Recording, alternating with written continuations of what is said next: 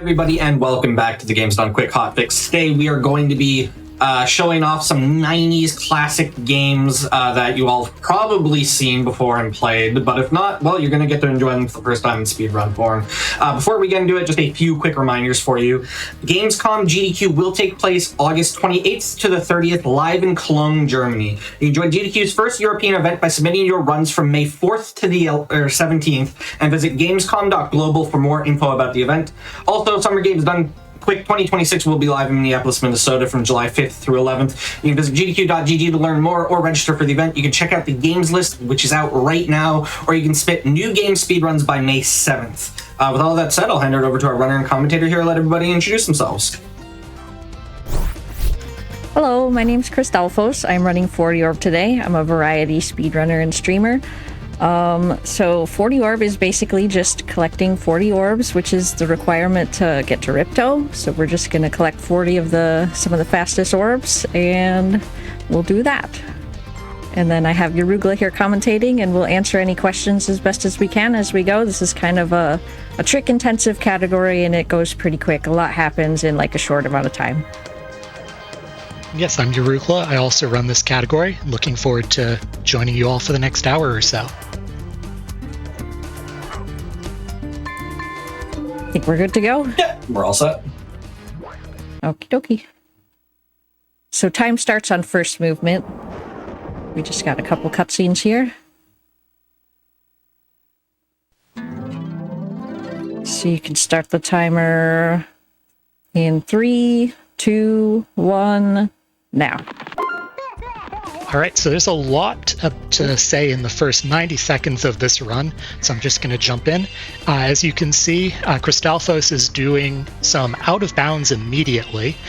There's unintended movement in this game called what we call the double jump glitch, and what happens is if while jumping you hit the square button without moving anywhere on the D-pad or analog stick, you'll get an extra bit of height. You can leverage that to get out of bounds, places that the devs didn't intend, and Christalfos will be using that tech to just completely break the game wide open. As you can see, we've already collected one orb. As she mentioned, we need 40 of those to get to the final boss and beat the game. This category being 40 orb means we can't skip that requirement. There are ways to do that. We won't be doing that here. We actually got an orb that we're not supposed to be able to get right now. You're supposed to come back and do some mandatory backtracking, at least as the devs intended. We will not be doing any backtracking in this run, thanks in large part to the double jump glitch. We have also grabbed a talisman. There are 14 in the game. You get them for getting to the end of each level. They are all required to access the various bosses in the game. And the other main collectible that you'll see scattered around are gems. There are 10,000 of them. We only need 800 in order to unlock 2 required levels. Some routes may require more. In a casual playthrough, you'd probably be picking up at least 3,800. So a big difference. We're going to be running by most of them without collecting them. And we're already out of Glimmer. Into Summer Forest, the first homeworld.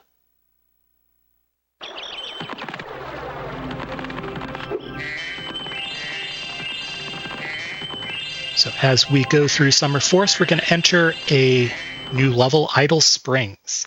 So this is the second of our 6 required levels in Summer Forest. Once we finish all 6, we can get to our first boss and head on to the second hub. So one of the themes of this level is it's sort of a tutorial. It gives you information on how Spyro is supposed to defeat enemies. In addition to the double jump glitch that we made use of, Spyro has a charge attack. He runs fast. We're going to be doing a lot of that. He has a flame attack, as well as the ability to jump, glide, and hover to traverse aerial spaces.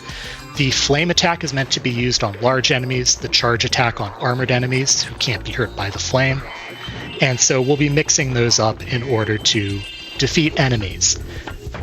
One thing that Spyro 2 adds that wasn't in Spyro 1 are spirit particles for defeating enemies. Every time you defeat an enemy in a level, a white sort of orb will float out of it and go off to a power-up somewhere in the level. You need to defeat a certain number of enemies to access the power-up. For some of the levels, we don't need the power-up. We can sort of glitch our way past them, but this is a level where we do want to defeat enough enemies. Christalphus has already done so and is on her way to that power-up, a supercharged one that we're going to be using to get another orb.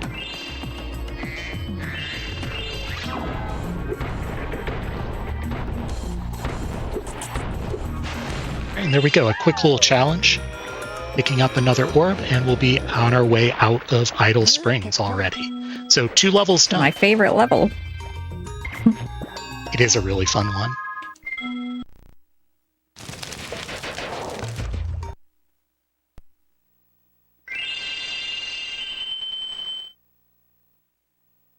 After a quick tutorial orb, that is.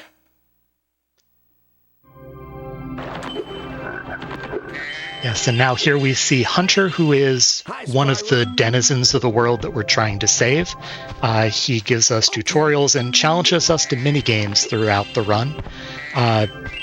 Sort of interesting that he has all of these orbs that we need to stop the villain, but makes us complete tasks for them. But game logic, I suppose. This is supposed to be a tutorial on how to jump, glide, and hover to traverse spaces. We're not going to be quite doing the exact movement he wants, but we'll get there quickly enough. Alright, and now Crystal is making use of a double jump to get to an unintended area. You're supposed to come back to that orb through a different path, but we get just enough distance thanks to the double jump in order to grab that orb early, and we're into Colossus.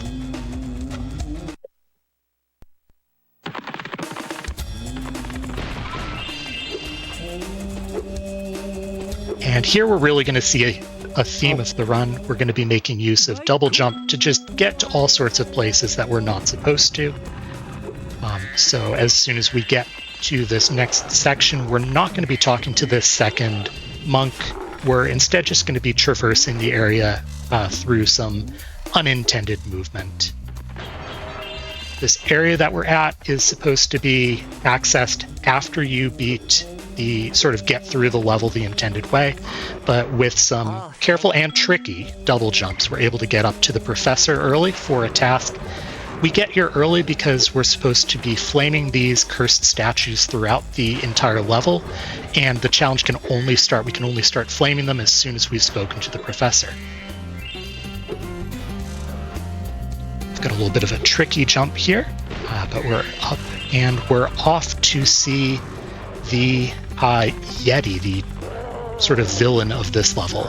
Big threat, going to be a big boss fight. Oh, he defeated himself. All right, sorry about that. Classic.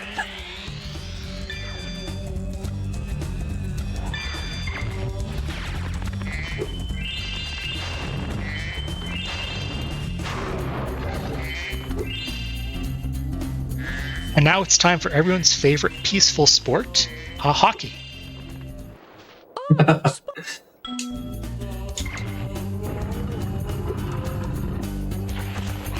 So the idea here is we're supposed to score 5 goals against the goalie within 2 minutes. Since this is a speed run, we want to do so faster than 2 minutes.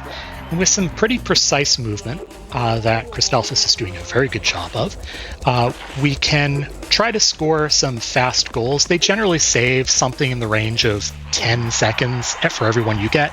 It's not a trivial movement. We're not necessarily expecting to get 4 out of 5, 5 out of 5, but every one we get is time saved. And yeah, sometimes the goalie can just do that, but every bit of time saved that we can get from these counts. All right, nice. Well done. I'm happy if I get 1 fast goal when I do this, so. I'll take 3 out of 5. All right, and now we've got a game of one-on-one. And this is an example of something that I really like about this category is a lot of people don't do this orb. I do this one because I think it's more fun than certain other orbs, which is, I really like the flexibility with this category. If there's certain orbs that are just like really hard to do quickly, that you can just kind of mix and match them and swap them out, which I do all the time. I change my route all the time in this game, so that's one of the really nice things about 40 Orb. Yeah. Don't score on me, please. As the category name says, we're going to be collecting 40 orbs. There are 64 in the game, so we get some choice. A few of them are basically inaccessible. They require long backtracks. A few of them require just too much time for a speedrun. But there are a handful of orbs that you can basically pick and choose, swap out based on your comfort, what you enjoy, and even how the run goes. So depending on how things go, we may get a different route depending on what tricks we hit and which we don't. All right, we're done with hockey. We're going to finish up the professor's request to clean up those cursed statues. And so we're going to go for a quick jump up here.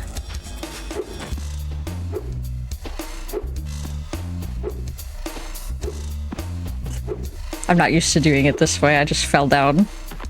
I'll just go back to where I'm used to doing it.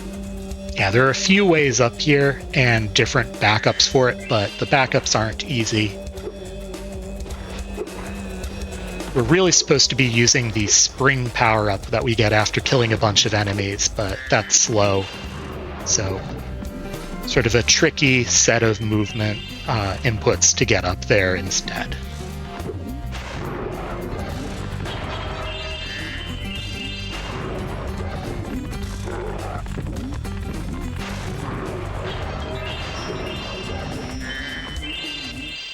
Well done. Right, and here's our reward, and we're going to be out of Colossus.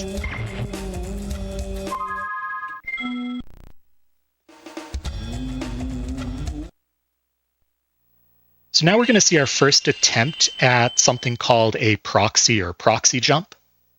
And this is another unintended game mechanic that we're going to use to try and just break things completely. So normally at this point, the game wants you to purchase the swim ability, which costs 500 gems. Collecting gems is slow. We want to get as few as possible. So we're actually going to use double jump to get out of bounds here. And we did get a proxy off of the frog. We jumped into its hitbox. The game said this isn't right and shot us out. Didn't get quite enough height to get here directly, but we're going to see a bunch of proxies throughout the run. And we're into the second half of Summer Forest without buying swim.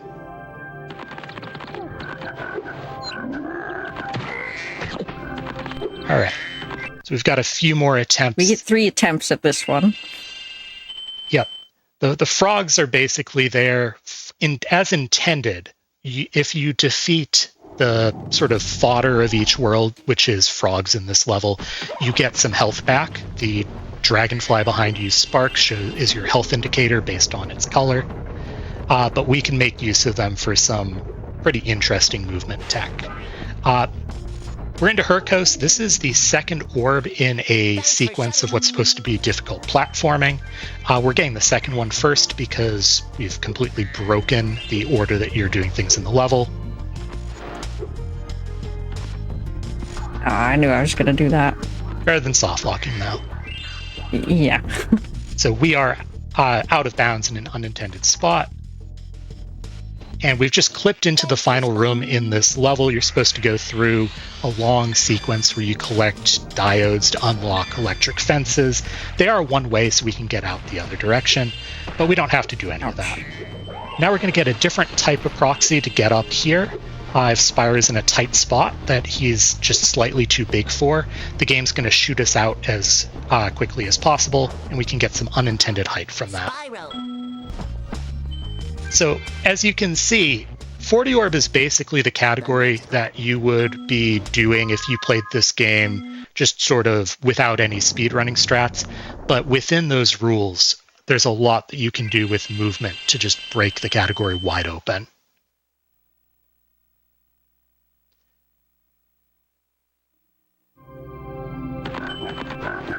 There's also a swim route where you actually can buy swim, Nice. which, oh, we got the proxy there. But yeah, the swim route is a little bit easier, like for newer runners.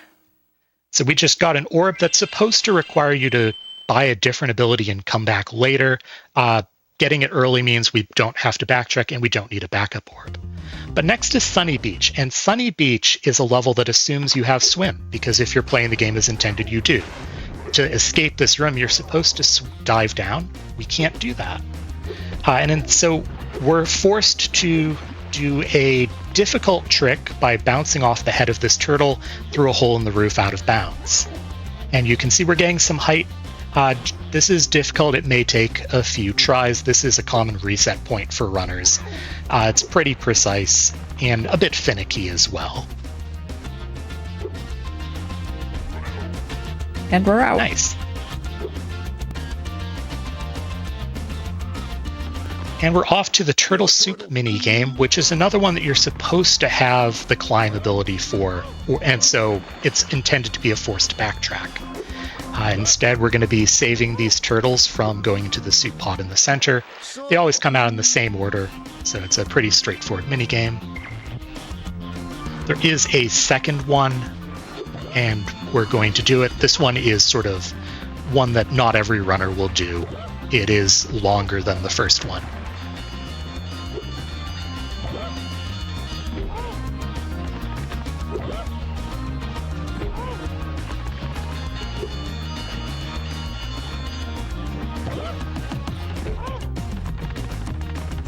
Yes, I see in chat, shoutouts to Tom Kenny as the professor in Spyro.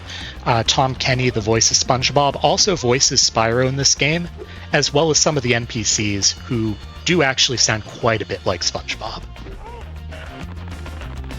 The ones in Hurricos are pretty noticeable.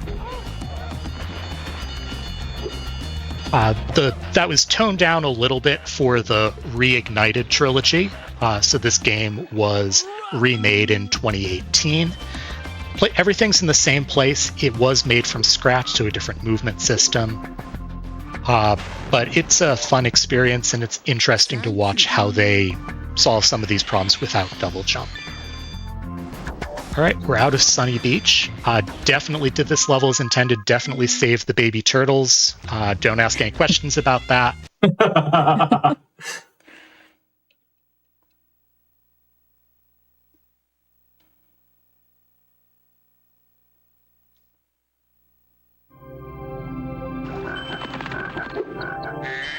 All right, and we're going to finish up with our final level in Summer Forest. Once we grab this orb, we're supposed to pay 400 gems to lower this wall. We're not going to. We're just going to go over it. That's fine. Saving some cash. This is another level where we're going to need some creative movement because the game expects us to have swim. We're supposed to be hitting buttons to fill the area with water and swim through it. Instead, we are going to be using a combination of double jumps and proxies. So we're going to try and bounce off this sheep.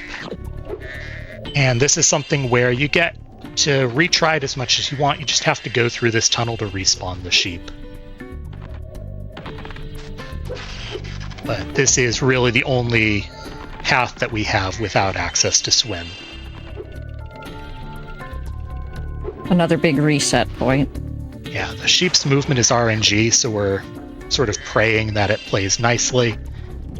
Hasn't so far, but that's okay.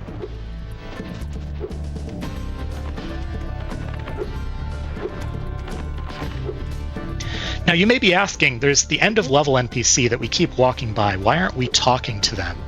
And for whatever reason, they'll go through their dialogue if you do so, but they won't give us the end of level talisman unless this area is underwater.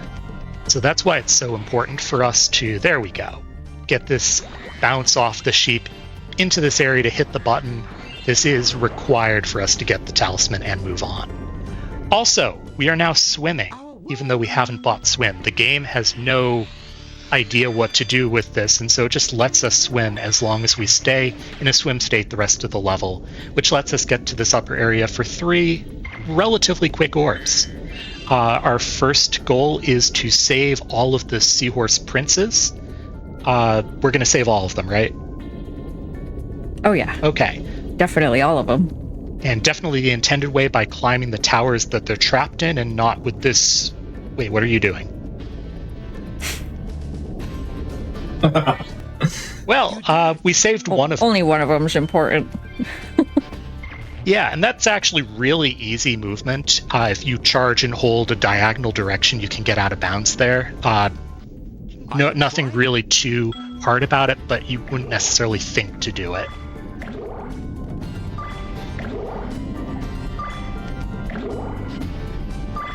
All right, and now we're going to swim through some bubbles for a couple of orbs. So let's enjoy.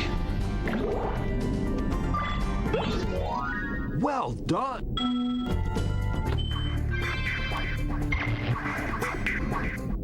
Now that the man...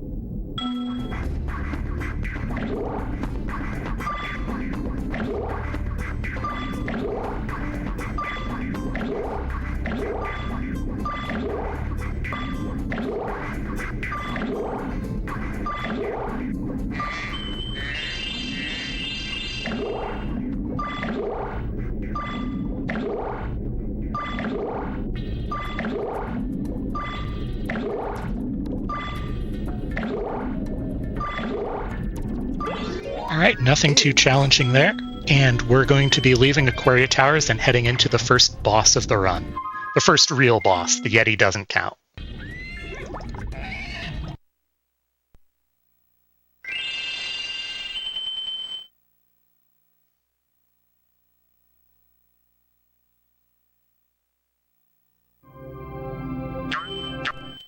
Well done, All right, our first boss is Crush. And Crush is interesting as a boss from a speedrun standpoint. Fairly straightforward in when you approach it normally. But Crush is more or less invulnerable. He has to damage himself. He's got a couple of attacks based on these pads on the floor, lightning and fire. He can try and hit you with his club, and also rocks from the ceiling can fall on you. Oh, shoot. Okay, well, I'm actually going to just start this over so that I can showcase it properly. Ready? Because there's a little bit of, like, manipulation happening here.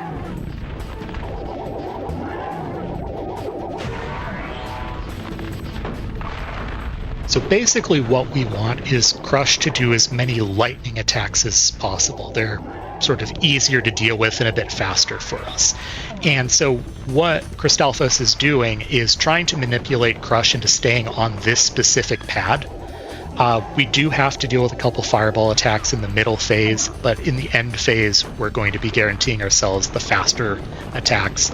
And we take some damage here to make sure that he stays where we want. Sheep fall from the ceiling when you're at low health, so we're not in any real danger. And now we get the faster attacks for the rest of the fight. And we're going to bait Crush into attacking us slightly off that pad. We're in no real danger at this point.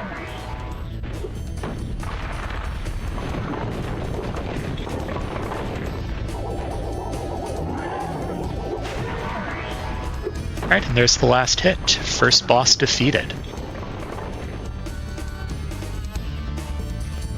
One thing that distinguishes 40 Orb from other sort of any percent type categories of this game is we do need to collect the required amounts of collectibles to get into each boss. Every boss in this game has a way to get to it out of bounds without the requirements, but we're not allowed to use that in this category. So we get to showcase a lot of the game. And 40 Orb was like the original any percent before all of those boss skips were found, which makes it pretty interesting. Right, we're on to Autumn Plains, our second homeworld. It has 8 required levels, the first of which is here, Crystal Glacier. We're supposed to be freeing these NPCs trapped in ice, and they're supposed to help us traverse the level. Not going to be doing that, unfortunately. This is another instance of us just sort of ignoring the spirit of the level's request and getting to the end in our own way. So thanks to the double jump, and a couple of these jumps are pretty tight, so well done on those. We're going to just skip through the entire level, talk to the shaman that we're supposed to be freeing. We're not going to free him. We're not going to free any of his friends, but he's going to give us a talisman, and we're going to pick up some nice gems here. Ow.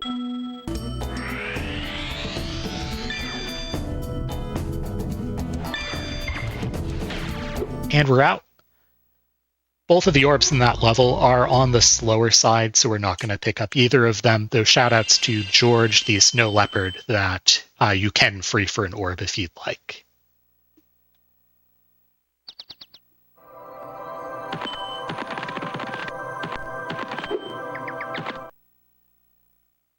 All right. Skelos Badlands is sort of the theme level of this. It's the level that you see in the starting screen and the game over screen. It's a fun one. It's got a lot going on. Nice proxy. That one's tough. Thank you. So we're able to skip talking to the NPC at the start of this challenge and just jump right into the challenge. You may remember this. You may have struggled with this as a kid. They always hatch in the same order. So it's mostly just a memorization thing. And there are 2 of these challenges with a different order for when the eggs hatch. Uh-oh.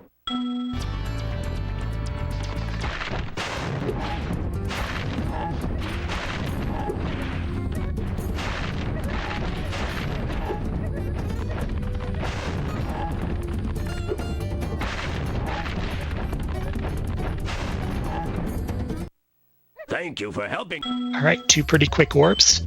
We do need to get to the end of this level to grab the talisman.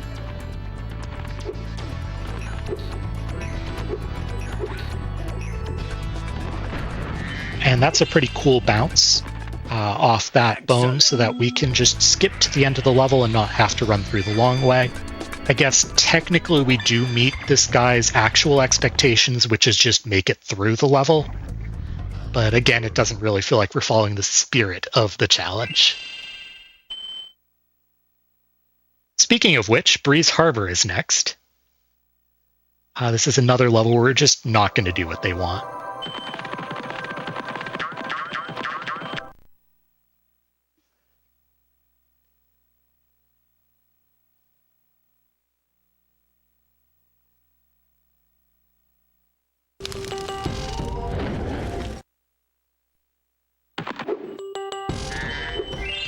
So this over here is the end of the level. You can actually just get here. And yeah, we're going to get up on this boat and on the mast of the boat. No.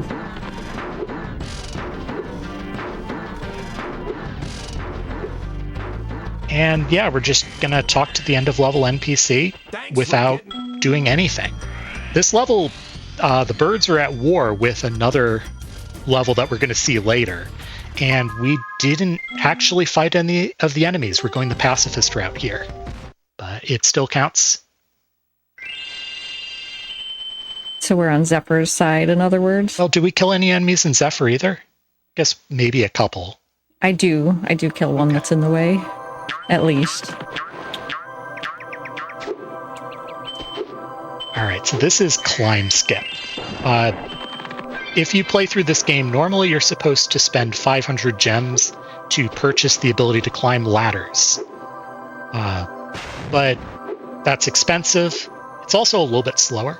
So a really well-executed set of skips there, using double jump to just get to the second half of this homeworld without buying climb. I'm sure we won't need climb later. Nah. All right, we're off to Scorch, where we have 2 secret agent kids. You're supposed to hit these buttons to open the doors and raise the flags. Double jump's really broken, isn't it? So we just skipped the entire level, got to the end. We'll take our talisman and get out. This level, if you played this as a kid, may have some bad memories due to one of the minigames, which is quite difficult. It's also really slow. We're not doing it.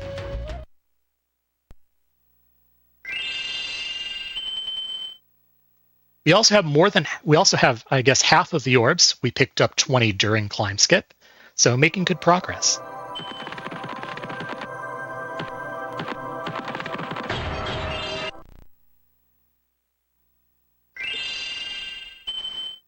and I'm just going to be quiet for this level, and I think you'll find out why soon.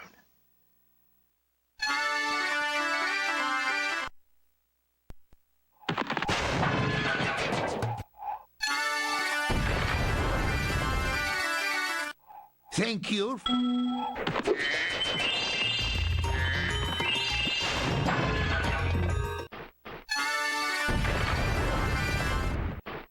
Fun fact, though, that I feel like is worth mentioning, there is a way to just skip all of these satyrs where you don't have to free any of them.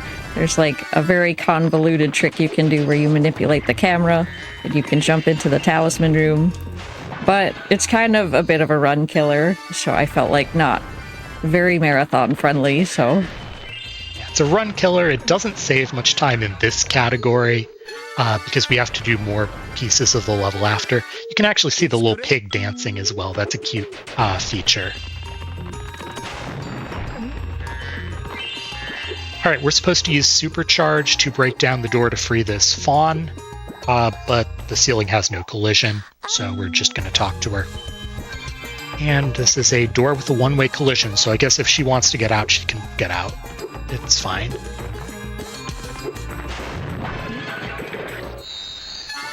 Alright, so that's our 6th satyr freed. We can get to that central building, but first we're going to do another one of the orbs that if you played this as a kid, you may have found very frustrating, and that's the Alchemist. Yeah. This is an escort mission where you're supposed to protect him from these invincible enemies. But instead of escorting him, we're just going to move the enemies out of the way and then be on our way.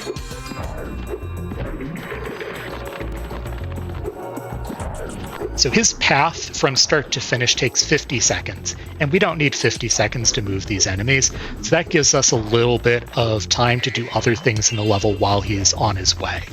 As long as we move them at the correct speed and in the correct way, then we can go off and do our own thing, like enter this building now, and save some time by overlapping our actions.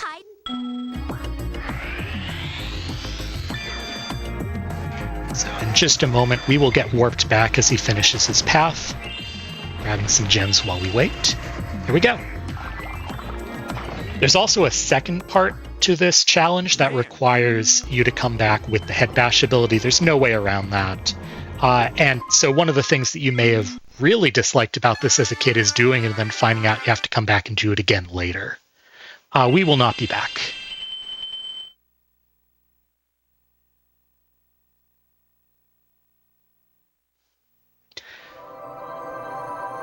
All right, so to our left, the professor is next to a door that's supposed to block our progress, assuming we have at least 8 orbs. We have more than 8. But talking to him is slow, so we're just going to jump around him into our next level magma cone. Just like in Summer Forest, we had a couple levels that were all about using swim. This is a level all about using climb. It has all of these ladders, and there's how you're supposed to traverse the level. We didn't buy climb. Is that going to be a problem? Nah. Okay, I'll trust you then. Let's go play some games with Hunter and not worry about it. The real final boss. Yeah, she's not joking. This is an RNG fest where the popcorn kernels spawn what Hunter does. Sometimes he just decides to win, and there's not a whole lot you can do about it. But with good and consistent movement, that's not a common occurrence. We have to beat him twice. He is a lot more laid back this first time, which is a race to 10. And then we get him going all out in a race to 15. Kernels are not being super nice to us, but we're not in any danger of losing this one. Okay.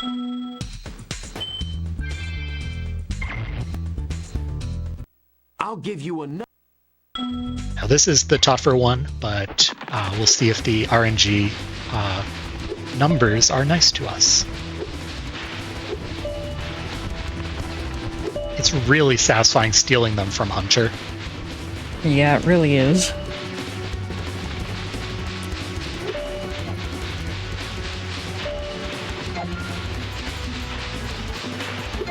Oh.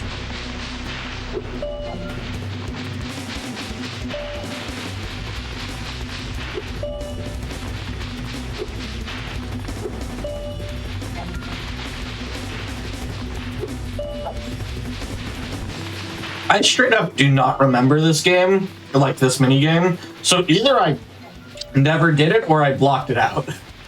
It's actually hidden. Maybe you didn't find it. Yeah. Yeah. So we did an out of bounds to get there, but the intended way is that you climb a set of ladders that are fairly well hidden in the center of this area. If you're not really looking for them, you won't find them. You seem to be out of bounds. Is that okay? I think so. Okay. I think it'll be all right. Hey, it's the end of the level. But you don't have climb. How are you going to close the lid on this volcano? Oh. Okay. Yeah, so we can get through this entire level without climbing a single ladder, which is really convenient because we don't want to buy climb. We just got the talisman. We did actually do what they requested, I suppose. That's a nice change of pace.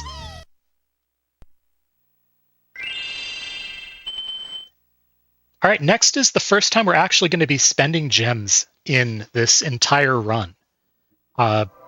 This is something that you can't skip. There's no way around this. We have to pay Moneybags, who is really one of the villains of this game, if you think about it.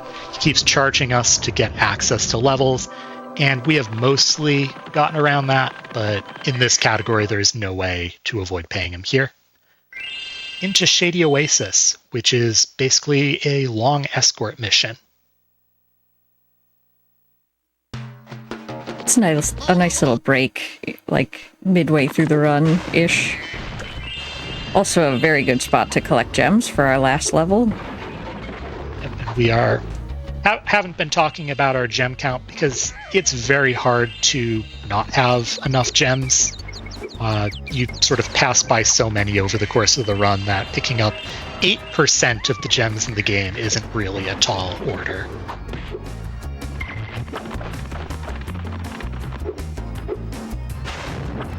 And the idea is that this NPC gets big when they eat the fruit from the tree and they can smash down the doors.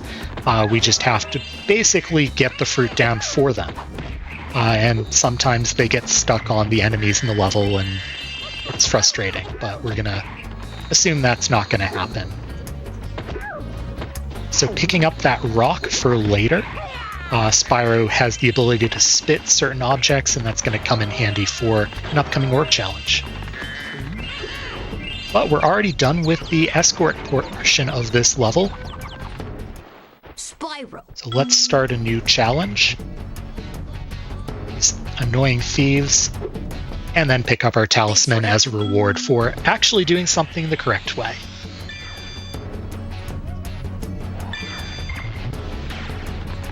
And if you are keeping track, that's 13 of the 14 talismans that we need. One more and we'll be able to leave Autumn Plains, our second hub world. Of course. Yes. So, intended, you're supposed to chase these thieves around. They have a set of paths they can take, and you eventually charge and flame them. This is not something that you're supposed to be able to do. I'm surprised that hit, but very happy. Me too. I was about to go after him. If you target these enemies with these rocks, they dodge. But if you sort of blind shot it and you're far enough away, they won't run off, and you can hit them that way. So we've grabbed all 3 thieves, another fairly quick orb, and we're off.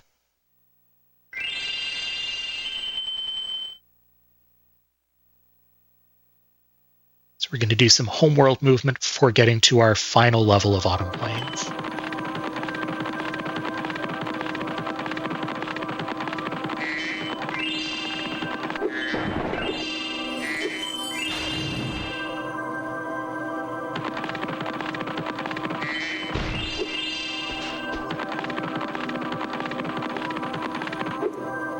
It's not quite the intended way, but it's close enough. We're going to get out to this little floating island in the distance that has an orb and also 75 gems, quite a few. We didn't need 75. We've got plenty to pay Moneybags for the second and final time of the run. Giving us access to Zephyr, the other world that's at war with Breeze Harbor, as we mentioned earlier. Going to be doing a lot of out-of-bounds traversal here.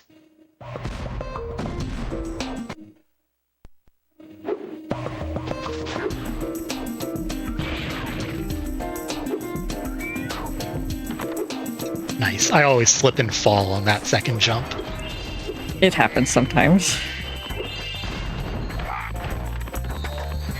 All right, and now it's time for some true love. We're supposed to play a mini game where we plant various plants to get up and climb through this area, but double jump's broken. We're just going to grab our orbs and run. But the idea is we are trying to bring together two lovers on opposite sides of the war, a Romeo and Juliet story, thus their names, and they give us orbs for doing so. You can see the hearts, and that's actually a fun category that people run in this game, true love. Just get that orb and watch the hearts appear as quickly as possible. You can do it in only a few minutes, actually, from the very start of the game. Aww. All right, so Christalphus tried to proxy off of a balloon there. That's a pretty inconsistent one, whether you get enough hype to skip to the end of level with it, but not that big a deal. We'll just break down the door the intended way.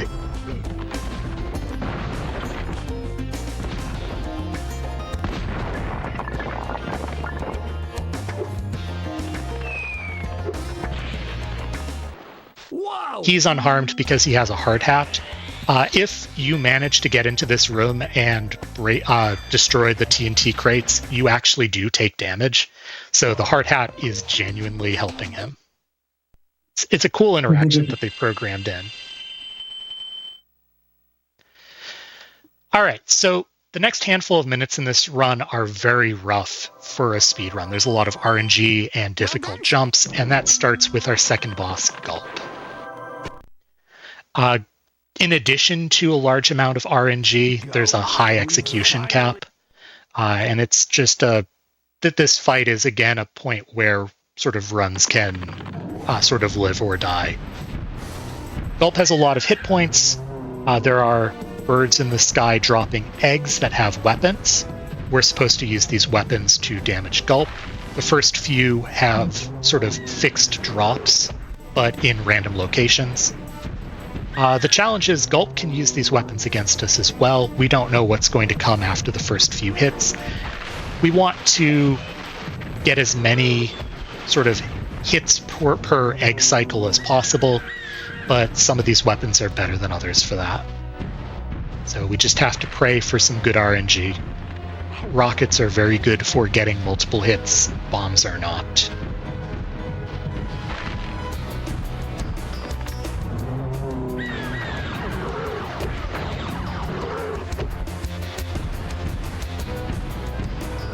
And we just sort of stay behind him so that he doesn't attack us while we wait for our eggs.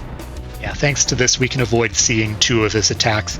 If you played Reignited, the remake of this, you may have some flashbacks to some of his more frustrating attacks. They are not as bad in this version.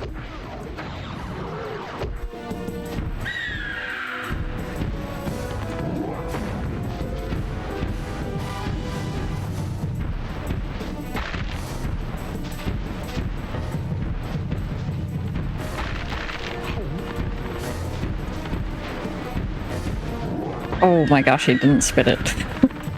That's okay, we've got another egg cycle here. Let's see what we get. Alright. That's not a big deal.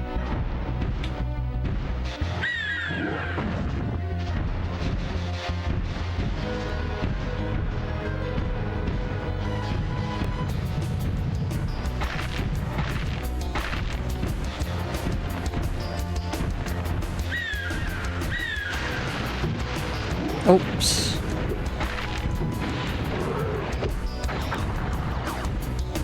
Well, we could be done. We got a couple doubles. Nothing too bad happened. This fight can go very wrong. Oh. I have to before. Yep. Yeah, so the pause button is the one that you use to skip cutscenes, and so it's common to accidentally pause I think I in finally places come where up you with a expect a cutscene, or if you're a little bit early for skipping one. With that said, we're off to Winter Tundra, the final homeworld. If we get 40 orbs, we can fight the final boss and finish the run. But we're going to do things probably different than how you might have if you played this as a kid. So first, we're going to skip buying Head Bash and get into the castle that way. So that's all in line with what we've been doing throughout the run. But now we're going to get into the bonus level that you're supposed to access once you've completed the game. And something that's interesting is if an area is meant to be accessible later, you can't do it now, they store the entrance underneath where it will eventually be. So by going out of bounds and under the level, we can get into this area early. Now we're going to be trying to get a couple of rewards that are normally granted after beating the game. But first we have to fight the wall. Nice. 1 out of 2. So with this first attempt of getting over the wall, we're able to get the permanent fireball ability, which replaces our flame breath. And it's just super overpowered. It's meant to be a reward for 100% completing the game. So well done there. Now our second one. So this is sort of a tougher trick. It'll probably take a lot of moving pieces. But we want to get into the theme park this time. And we want to go to the movies. It's a speed run, but let's treat ourselves. It's been a tough time saving Avalar. And Spyro really wants to see the movies. But he doesn't have enough gems to get in. So we're just going to try and glitch our way on top of the wall and into the park.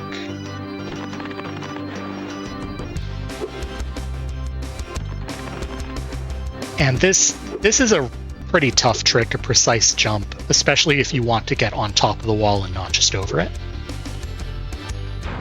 All right.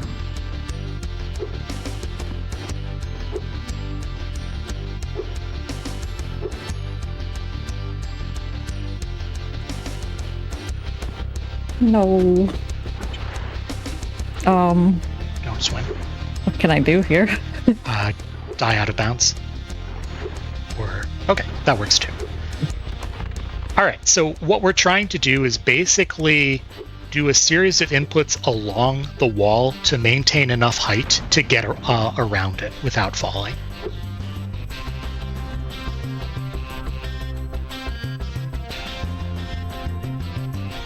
Okay, if we can just get into the park, that's All good right. enough.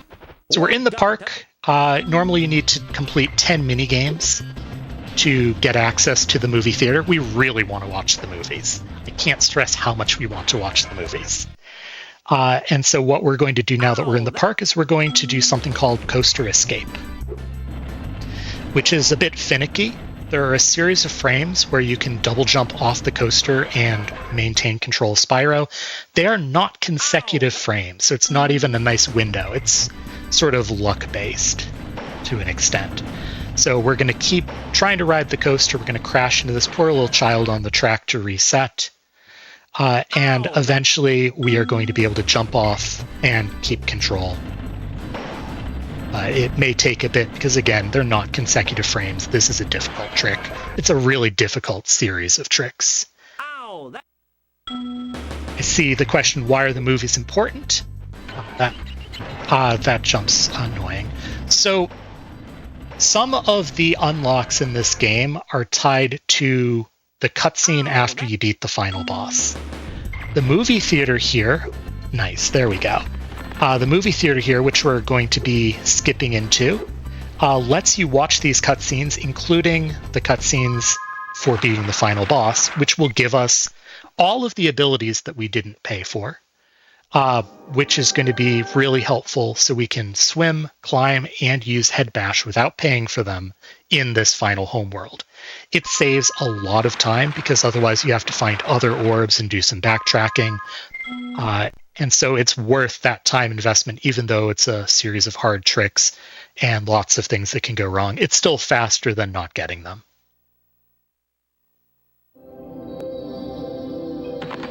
All right, now that we have Fireball and all of the abilities, we are in the home stretch. Just going to grab our final orbs from a few of these levels in Winter Tundra and then go torch Ripto.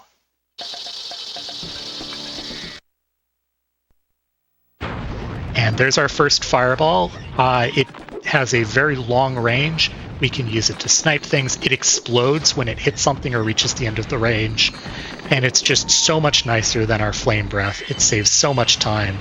And it damages things that are also immune to our normal Flame Breath. As Crystalphus goes through this level, she's going to kill basically every enemy she sees.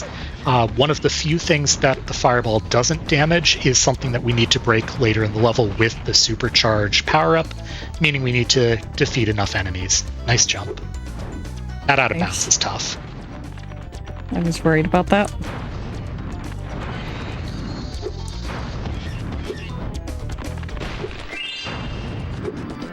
All right, we're going to help out. I think this is Farmer Green Bean.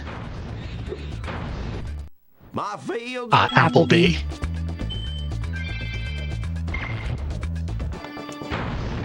And that minigame's a lot easier when you can just fireball them from a distance.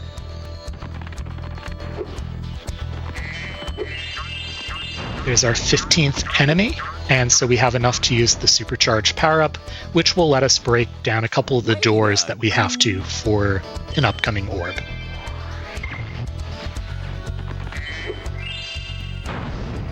You can fireball these metal pumpkins, but the doors have to be supercharged for whatever reason.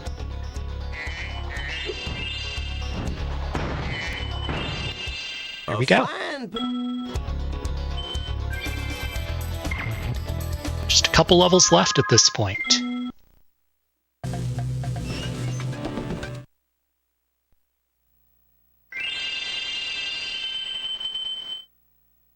There is an NPC in that level called Farmer Greenbean. I forget which one it is. I'm pretty sure it's the first one. Okay.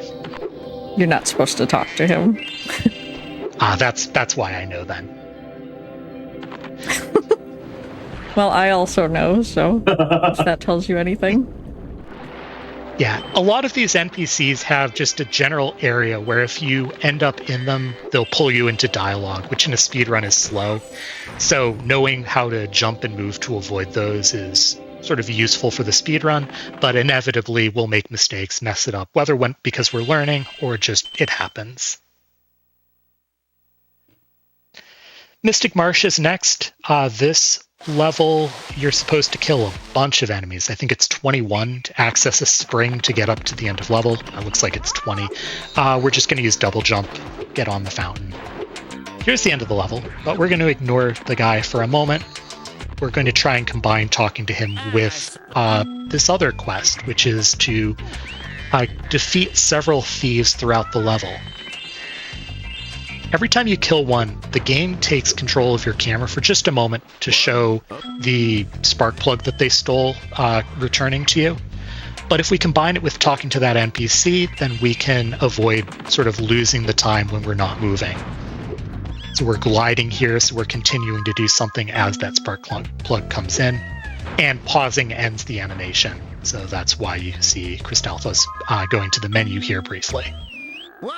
And just like that, 2 quick orbs were out.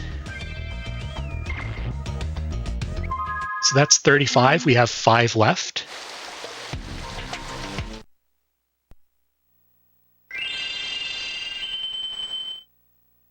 Sadly, we're skipping the best level, Cloud Temples.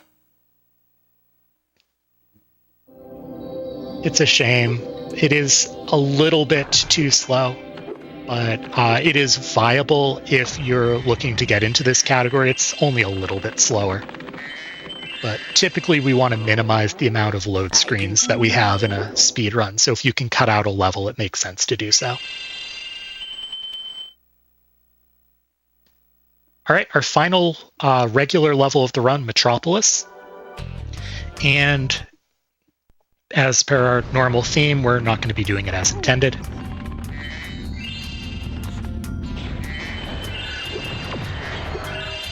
So first, we're going to make use of our newly acquired climb ability to grab this ladder. And we're going to beat up an ox with our fireball instead of shooting bombs back at him.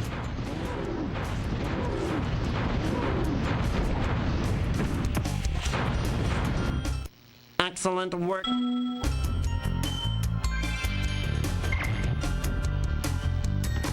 Wait, where are you going?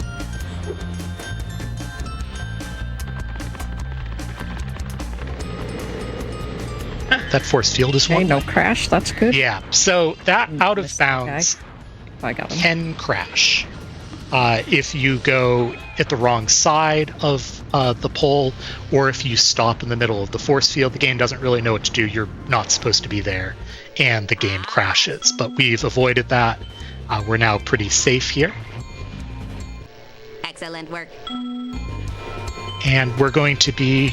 we've already destroyed 3. We have 5 more UFOs to defeat, flying saucers.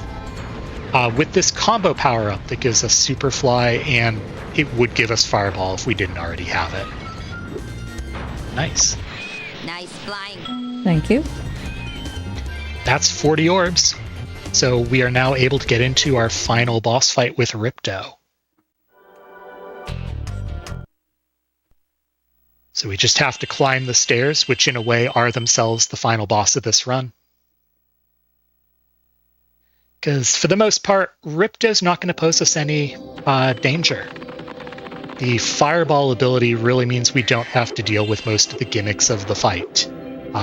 He takes damage directly from the fireball. He does not from the normal flame, so that's a big reason that we grab it early.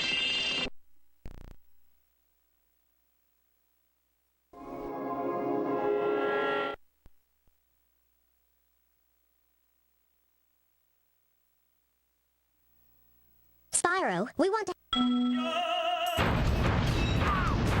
Every hit just is going to lower his health bar a little bit. There are 3 phases to this fight. You're supposed to be grabbing orbs that Hunter drops that give you different power-ups while you're racing Ripto, who's also trying for them. We're not doing any of that. This is phase 2.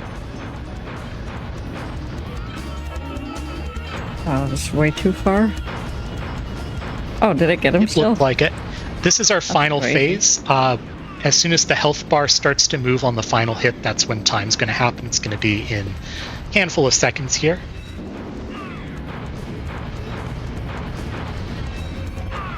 Right. 2 hits left. 1 more, and... time. That's time. Thank you.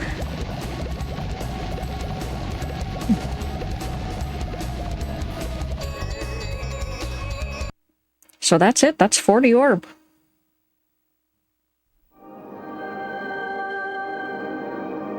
You're looking at a 5617. Nice. Not bad.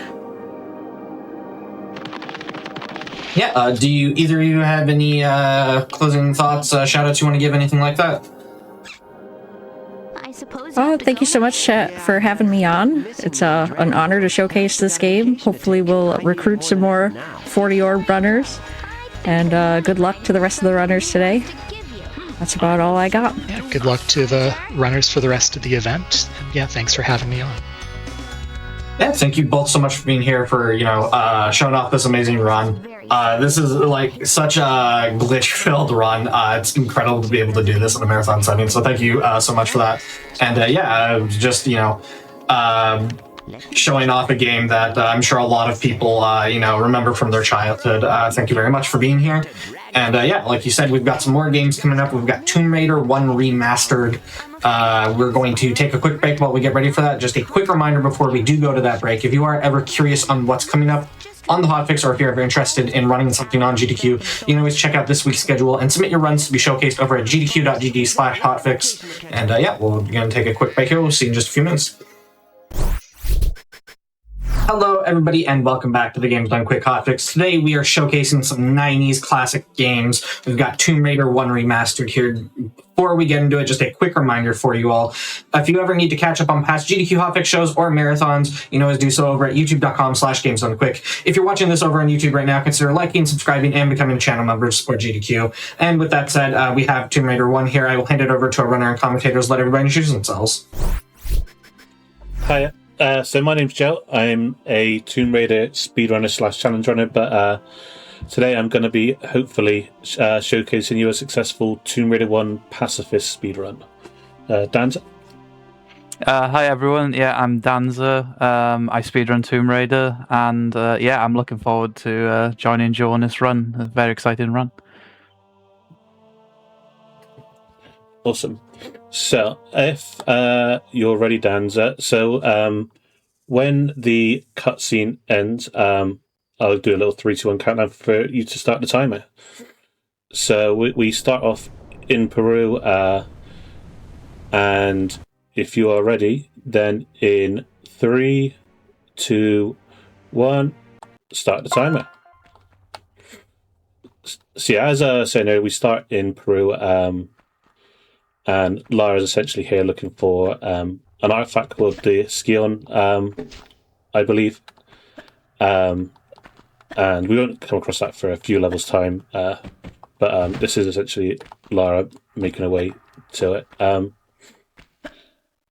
So how a pacifist run works is it means that we can't actually kill any enemies at all throughout the run unless the game physically forces us to. Which we will end up doing for the first time in a few levels' time.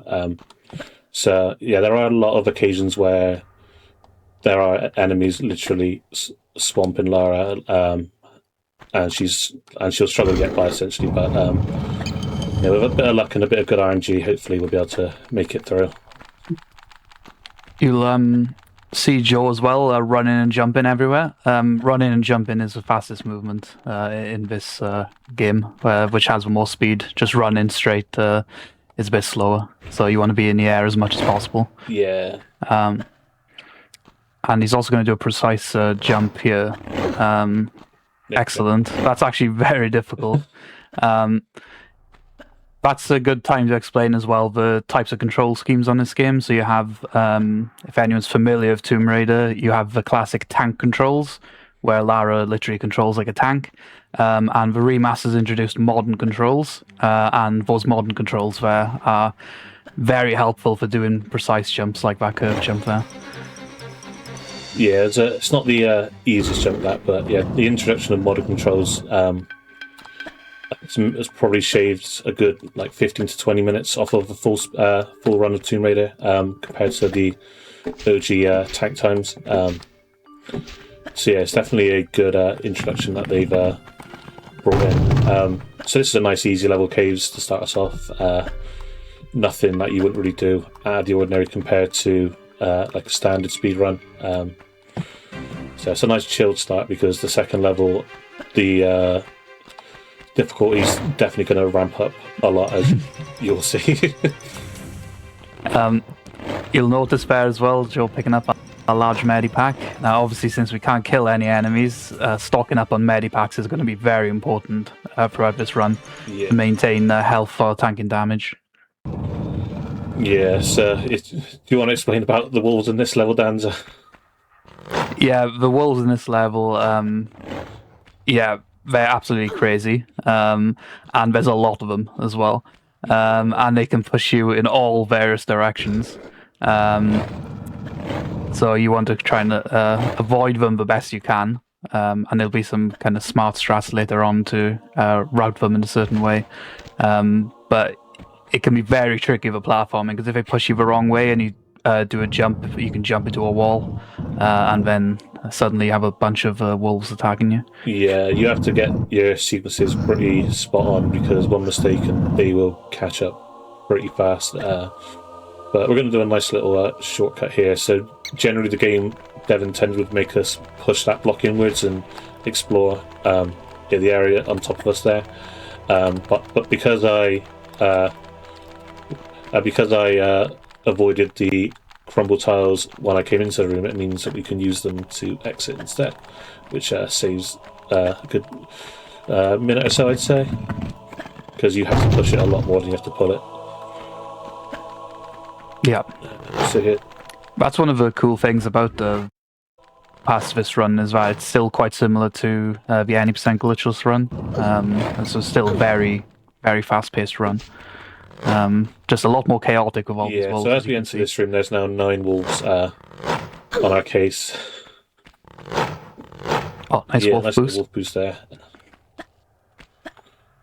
That was a good path there from Joe as well. He went to the left, so that the wolves chased him to the left. But now, because he's jumped up, they have to go all the way round up the stairs. So it buys him a bit more time away from the wolves there. So yeah, we get a few moments peace here before we head back down there, which is nice. Yeah. Nice medipack in the corner here. They're stacking up. Yeah, essentially the first, the aim at the start is just to not run out of medikits, because there isn't a huge amount improved, but there's a lot that can do damage, so it's essentially just survival here, and then we'll restock up as we get further into the game.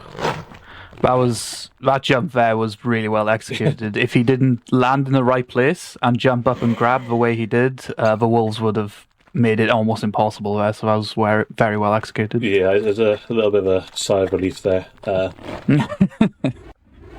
yeah, this would be the last time we face the wolves, and just to make it even harder, we're going to introduce swing axe blades as well to this point. Yeah, so these blades are obviously quite deadly because the wolves can push you left and right while you're trying to run through them. But once again, that was very nice. Yeah, the wolves were quite nice to us. We've not had to medital yet. Bear may have things to say about that, but yeah, that was generally quite good RNG from the wolves today. Yeah.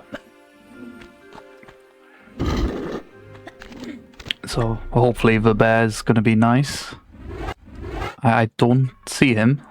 Yeah, this is good. This is good. Oh, there he is. Perfect. Brilliant. Nice. It's practically a perfect little command of that.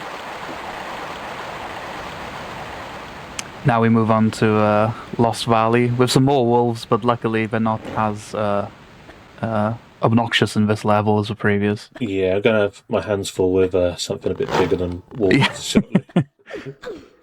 Although this one's decided to play around. There we go.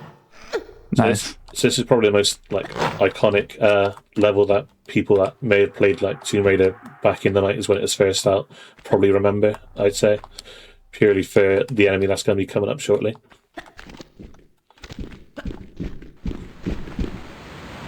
Yeah, our favourite cameo of our favourite animal, Barney. Yeah. There he is. There he is. Oh, evil, which is always good. Yeah, that's a key thing. Obviously, Barney has kind of different states. One of them is charge Lara and try and attack her. Another one is to kind of taunt and roar. Yeah. If he's roaring, that's very good because it means he stopped moving, which is brilliant for a pacifist run. Nice movement of a cog. Yeah, there is a strat that a lot of people do use within the Tomb Raider community for when they are trying to run from the T-Rex, which is the Walk Me Baby strat. Generally, if he gets close and you say Walk Me Baby, he will tend to stay away and give us a little roar, which is nice. There is zero logic to it, but for some reason it does seem to work. So it's like the Believer strat. Yeah. Some more good iron. That was nice. There, yeah. Yeah, very nice raptors. The other thing to mention at this point as well, since we're running on modern, your run-in jump distance is actually slightly quicker. So the amount of time it takes you to do a jump, which means it's actually faster on the modern control scheme to do these run-in jump sequences as well. Yeah.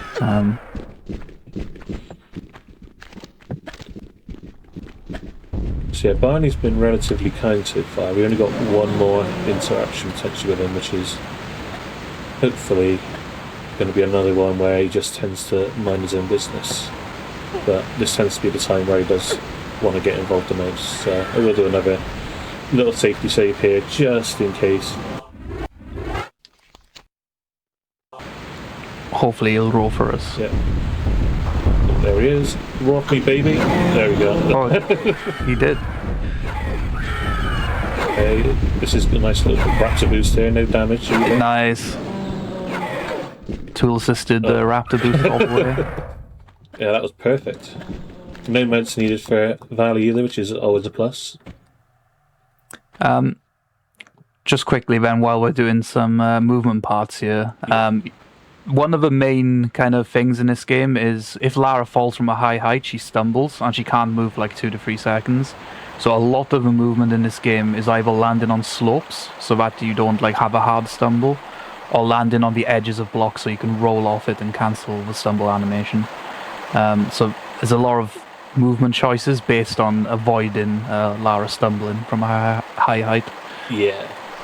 Luckily with the modern controls being brought in, you can roll out of the stumble, which you can necessarily do in the tank ways because it's quite awkward to do it, whereas in modern, yeah, it's not quite too bad.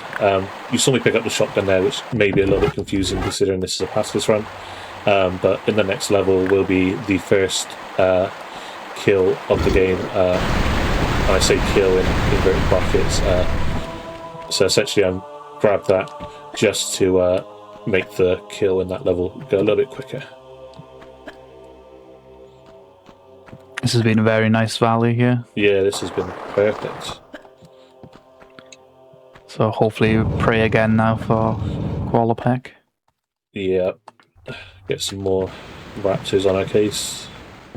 Yeah, this can be quite challenging here because you have raptors in a very tight enclosed space. Unlike Lost Valley, which is nice and open, there's a lot of tight corridors here. Yeah, but that was nice though. They had a little nibble, but we generally got through quite unharmed and unbothered there, which is good. Yeah. Nice. I don't know though. Oh, no, never mind, they're bited. It does mean he should go into the ceiling though, so it's one less walk around now, because he was in the block. Yeah, when enemies are in blocks, they get sent, because they're not in the playable space, they get sent to like some void space very high up in the air. So their position, their like height goes super high. Now it's quite interesting because they're almost still chasing Lara miles above the map. You can't see them right now, but they're still kind of doing it. So any enemies which kind of get stuck in the block and go out of bounds, they may suddenly parachute in later on, which is very funny, but also a pain for a pacifist run. Yeah, so that's what we're hoping to do here. So essentially the reason I have done the rooms in this particular order is because I want to do this room before the next room, as the next room has like a little bit of an awkward jump, and ideally I'd want these raptors to be in the void in the ceiling whilst I do it, so they're not bothering me, which they've done, which is nice. Nice. So yeah, that part of that raptor's gone, and yeah, they may parachute back down at some point. Yeah, they do always return, but it's a case of when. I could hear one already. So one of them's escaped. Oh, there he is. Oh, there he is. So I need to... Oh, just nice. It's quite a precise curve jump there. Yeah. Especially because of our raptor bothering him, it was quite challenging to kind of find the right time to jump. Let's try the safe way here. Go for another curve jump. Yes. Lovely. Here again. Yep. They are not being friendly.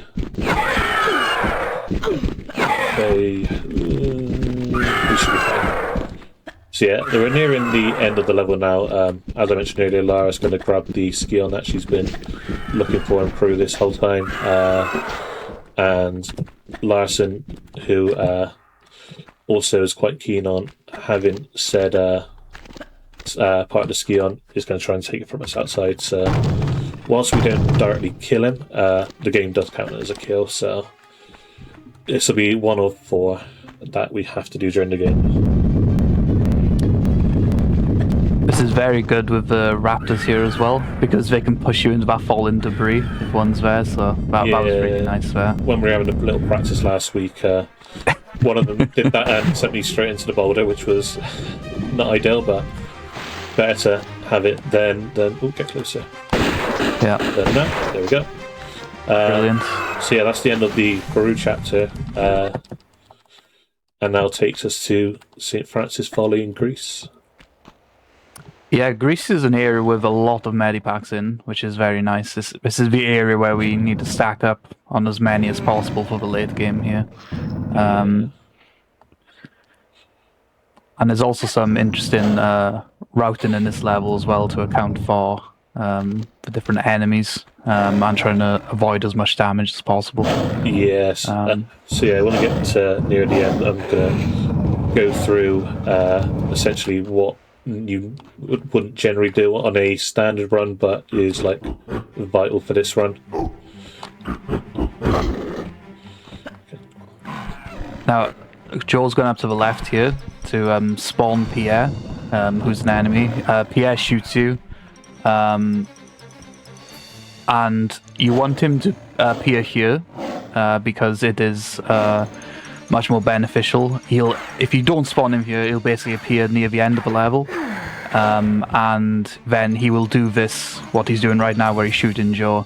He will do that the entire time while Joe is trying to insert 4 keys to escape the level, and it's not nice having that much health loss when at the end of a level. Yeah, he's been not the friendliest here, but I did mess up the jump, so I gave him that little window of opportunity. So luckily we had a really good Peru in terms of meds, so it's not too much of an issue. Oh, missed that. It's fine. Let's just swim the long way around.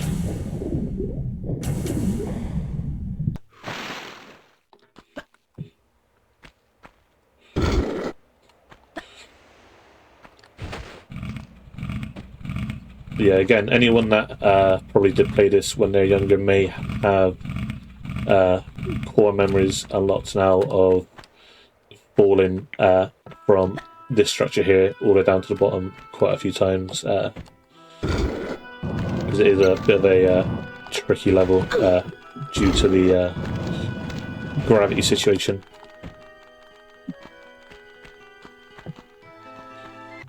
Okay, so this route here is quite specific to help with the enemies compared to the normal route you would take in 90%.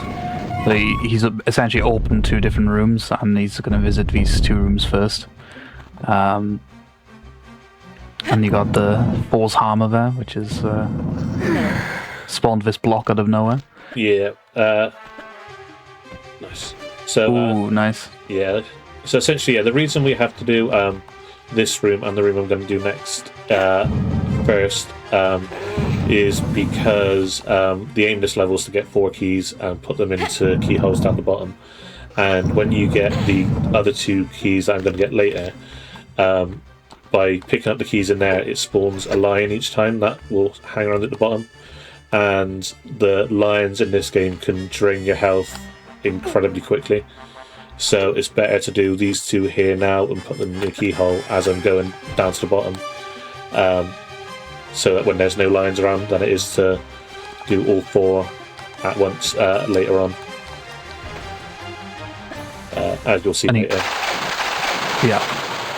And you can see there when Joel's coming down from the top, you can see what we were talking about earlier with the rolling off the ledges and rolling out of the stumble to basically have as little time as possible while Lara's standing still, which is essential for kind of speedrunning on this game. Yeah. So hopefully we don't get touched by any swords on the way down in here. Yeah, this room is quite challenging. There's a lot of swords, which they gravitate towards Lara as you run, and you have to avoid them, essentially. They do a lot of damage if they land on you, but that was perfect. Cool. So let's go pop these 2 keys in. Yeah, luckily, because there's a lever down the bottom that we'll go and pull in a second, we have to come down here anyway. So doing the rooms in this order and not having to deal with the lines for 2 extra keys just makes sense. Because, yeah, they will literally drain Lara's health from full to empty within a space of about a second and a half if they're in bad positions. Here come the bats.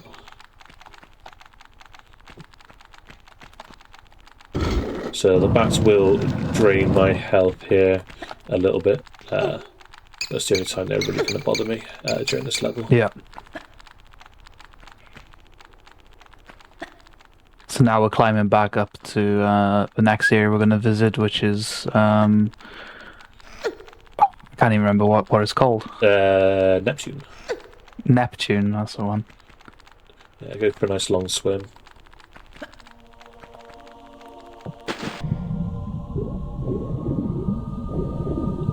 Yeah, so there's a current that's forcing Lara downwards there, so you have to essentially solve this puzzle, which is just pulling the lever and getting the key before you can actually get back out of the water. Yeah, it's not the most complex puzzle, but yeah, you don't get much of a puzzle in quotations. Yeah, in tank, you don't get much of a time frame in terms of oxygen, so I guess maybe that's what a few people out back in the day. Yeah.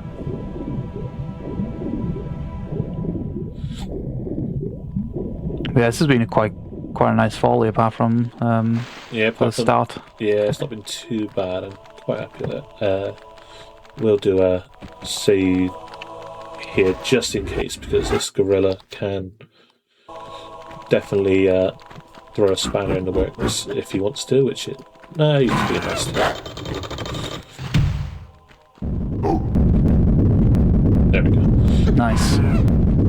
So yeah, that gorilla, he can follow you into this room. So you don't particularly want him to get in the way whilst I'm trying to beat the boulder to the part in the wall where I can climb up. Okay, so now we got all 4 keys. So we're just making our way down, and we're going to use these stairs to bait the lines up here pretty much, because they have to go the long way around, whereas I can just fall off the edge pretty much. So it gives us a little bit of time to put the keys in whilst they make their way over. I'll probably take a little hit. I'm going to use a single med here. I just never trust these lines. Yeah. So the bats will try and get involved here as well, normally if the lines are a bit slow, but it looks like they might have got stuck somewhere, so that's good. Oh, here they come. There we go. So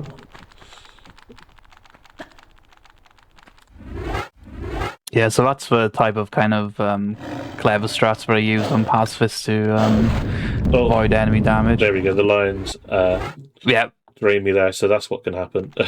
That's why he's doing the strats he is, because of how much damage they did there. I think that was like 60 HP in an instant. Or 60% HP. Yeah, see the gorilla there decided to mess things up. This is why I'm glad I saved here. Yeah. Yeah, the saves are very strategic for these types of things, which are, because you're relying on enemies, it can be so variable what happens during the attempts. Yeah, luckily I saved like right at the last room, so it's not like we're going to lose a huge amount of time to the death. Yeah, it's a very good choice with the save position in that. Yeah, those lines have killed many runs, so I just never trust them anymore. Yeah.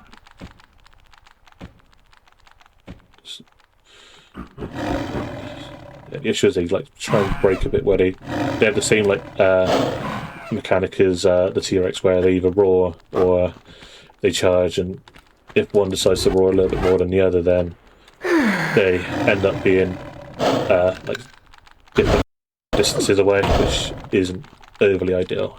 We should get through this time, though.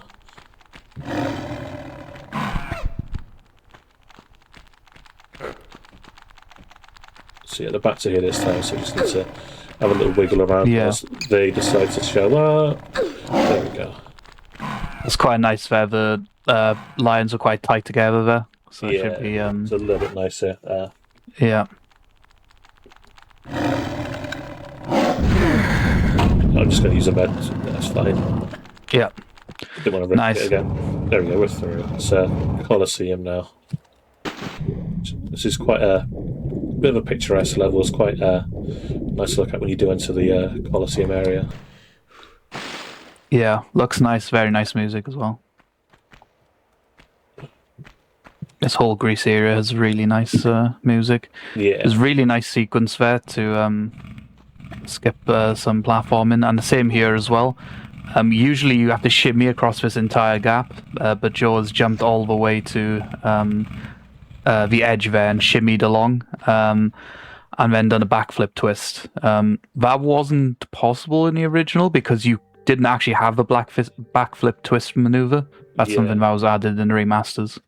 Yeah, it's a new mechanic which has come in quite handy and been helpful for quite a few strats. That being one of them, because otherwise you used to have to shimmy all the way along from the start on the other side of the wall, and yeah, that was slow. Yeah. So, you want to talk about why the two gorillas there are just standing still and not really doing much?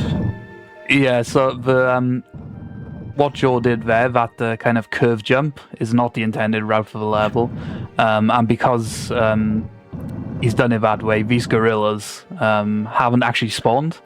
When an entity isn't spawned in this game, they are kind of model is there, but they're completely frozen. So they look like statues, but they are actually enemies which just haven't been activated. Yeah, so they're staying perfectly still.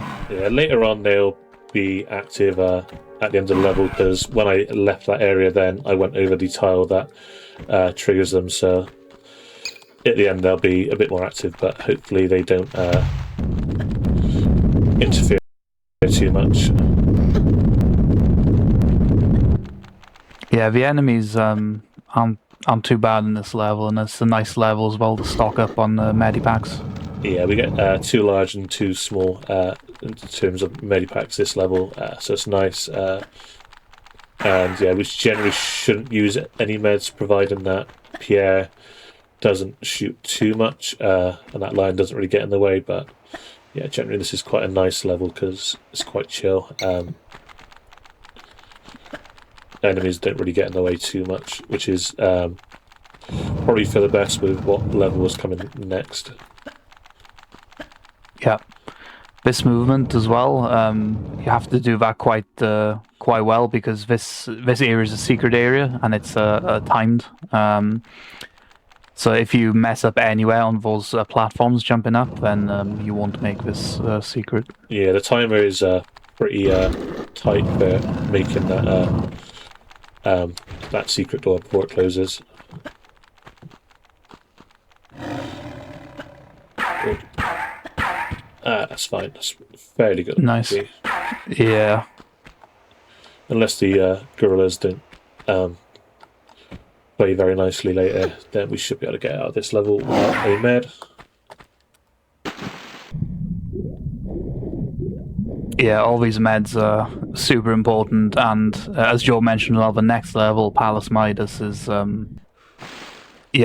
another level with I think it's basically like an entire army of gorillas ready to chase Lara. Yeah, if you thought the wolves were bad in Vilka, the amount of enemies we'll come across in the next level is something else. Yeah. Yeah, essentially, majority of Greece is essentially where we are stocking up on meds for the later game, because the later game has enemies that are a lot less forgiving. They're a lot faster, they do a lot more damage, and they are in, like, some of the times quite enclosed spaces. So we do have to essentially just bear the brunt of it and heal through as much as we can.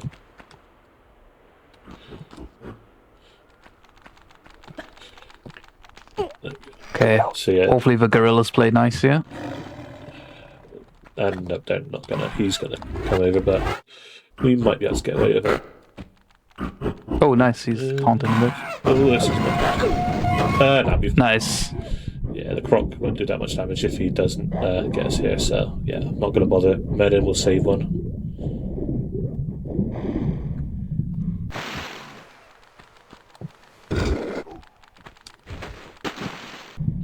There we go, so that's Colosseum done. Fairly straightforward, no real issues there.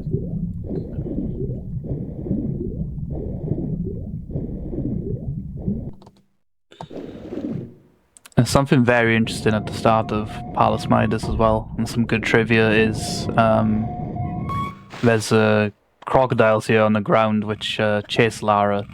Their movement speed is actually faster than Lara, I believe, right, Joe? Yeah, so they've only got little legs, but yeah, on land the crocs are faster than Lara.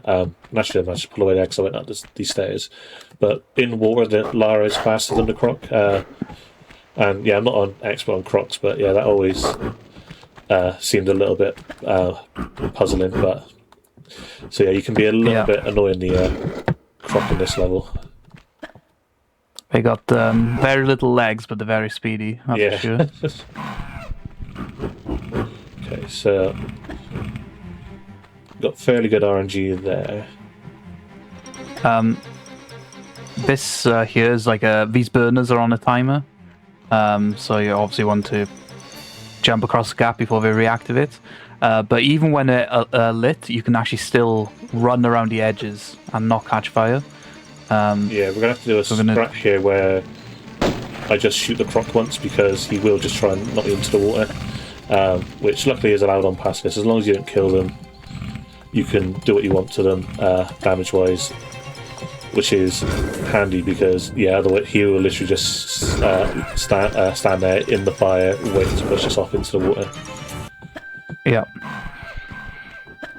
Yeah, there's a lot of little kind of AI manipulation tricks you can do in this. One of them, like as Joe did there, was if you shoot an enemy when Lara's like on an area they can't reach, they'll do like a different behavior. They'll either like run away or run around or something. And same if you're leading enemies onto blocks and then dropping off that block, they can't, let's say, climb down or drop from a block. They have to always take the longest path around. Okay, good RNG there. Yeah, very good. That's a scary section. Yeah, that tiny little like area down there we pull the lever, because at the moment there's currently the croc and 4 gorillas active. And yeah, it gets a bit tight for space in there, and yeah, you can just get cornered by them. Luckily these two doesn't look like they decided to come in, so we only had 2 gorillas and 1 croc in there, but I think by the end of the level, I think we'll have 13 gorillas, 5 lions or 4 lions, and the croc all after Lara. So yeah, it's quite a sight seeing Lara trying to weave in and out of all of them around the level later. After pulling those levers there, you might be wondering why Joe jumped to that like single platform and then jump back. It's to trigger what's called a flip map. So this room is usually in a state where it's kind of in one piece and you have to move like a block to make it destroyed basically and collapse a pillar.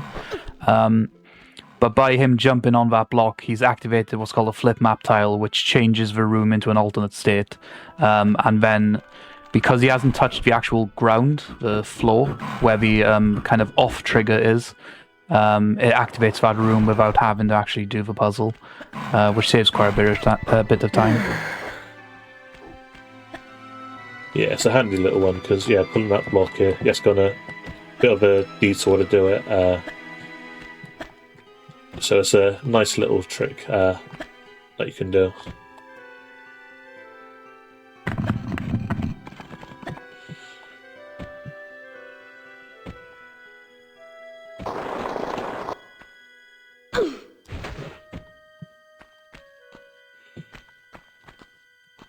Nice, so we got another lion to hopefully avoid here. Yeah, he's not on Spawns right in the path. Yeah. Nice. Because it's only a Good dodge. one tile wide, like little pathway at the top there, you can quite easily get pushed off it by the lion, or as we saw in Folly, you can just ping up against the wall and drain your health within like a second. So it's always a little bit scary there, and you'd hope that he's like far enough away from the wall where you can just pass him quite nicely. And now the fun begins. Yeah, now we're entering some party rooms here where there's nothing really we can do at this point. We've been avoiding all the enemies who've been spawning long enough. Now's the time they're all going to kind of surround us, and we're going to witness the army of the apes. Well, it's been quite nice there. Yeah. Very nice, actually. So yeah, there should be a good handful in this room, I'm going to wager. Yeah. There's some. There they are. Proc again. So all these enemies are just constantly trying to follow Lara around, and they're just forming into like a massive gang. Yeah, there'll be two more that get spawned in this room as well. Just in case what we had out there wasn't enough already. Yeah, it's one of those things where it's just scary. You feel like you're slowly approaching some impending doom the closer they get to you. Yeah. I'm sure a lot of people probably may have memories of this hand as well when they were younger and turning Lara into gold.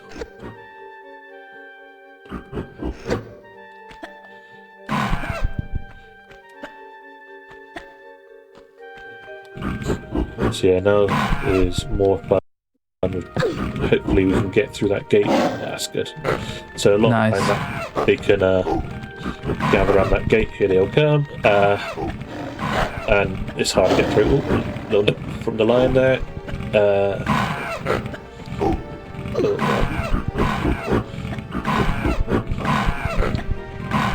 They're quite spread out today. Yeah. Hopefully there's none in this little area here. Yeah, so yeah, the lions aren't going to be much of an issue, but the gorillas, essentially when we put these gold bars into the relevant slots, it's on like a little bit of a platform where you put the gold bars in, and the lions can't climb it, so they're not too much of an issue, but the gorillas can.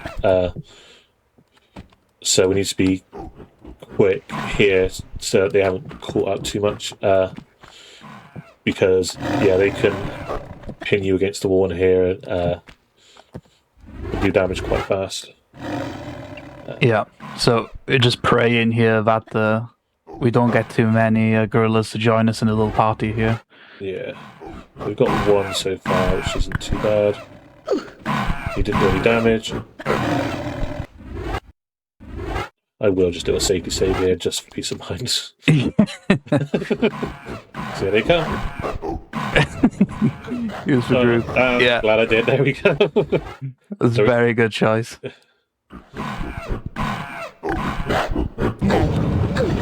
Oh, we didn't see that time. Nice. Yeah, so now that we are in the system, it's kind of a tradition that we come out of the original outfit and we pop on the Vegas outfit, just so Lara looks that little bit more glamorous while she's round in the proverbial sewers.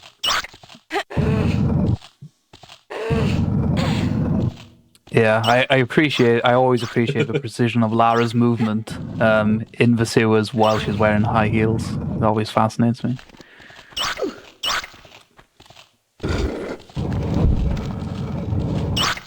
Yeah, as many people are mentioning, it's probably one of the best outfits. Yeah, it's very Marmite, the Vegas outfit. Definitely caused a divide in the Tomb Raider community about whether you love it or hate it. Yeah.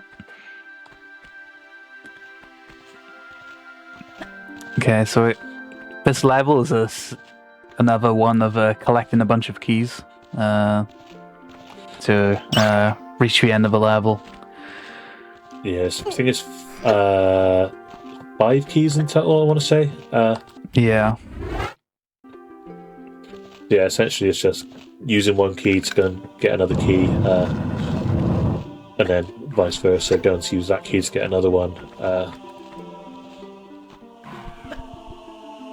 And Pierre's in this room here as well. So that's who's shooting Lara at the moment. Hopefully he doesn't do too much damage. Yeah, he's that's about average. Decent. Too bad. Yeah. So we save here because we got a pretty hard skip to do. Oh, we got it first time. Excellent. We'll just do another safety save here just in case. This one's not too easy either, but we got that as well. Nice. Very nice. Yeah, Lara doing those jumps in high heels, just outstanding. Yeah, it's even more impressive that she's managed to do it in high heels. Yeah. But yeah, those jumps are very good. Skips quite a lot of platform in there, which is great. Yeah, there's a few jumps that I'll be doing in the run where you have to grab as late as possible because like the longer you leave it, like the more perfect like it can be to that Lara can actually reach the ledge. Like if you go too early, it will affect when Lara actually is able to grab. So you have to leave it as late as possible and time it on a few occasions.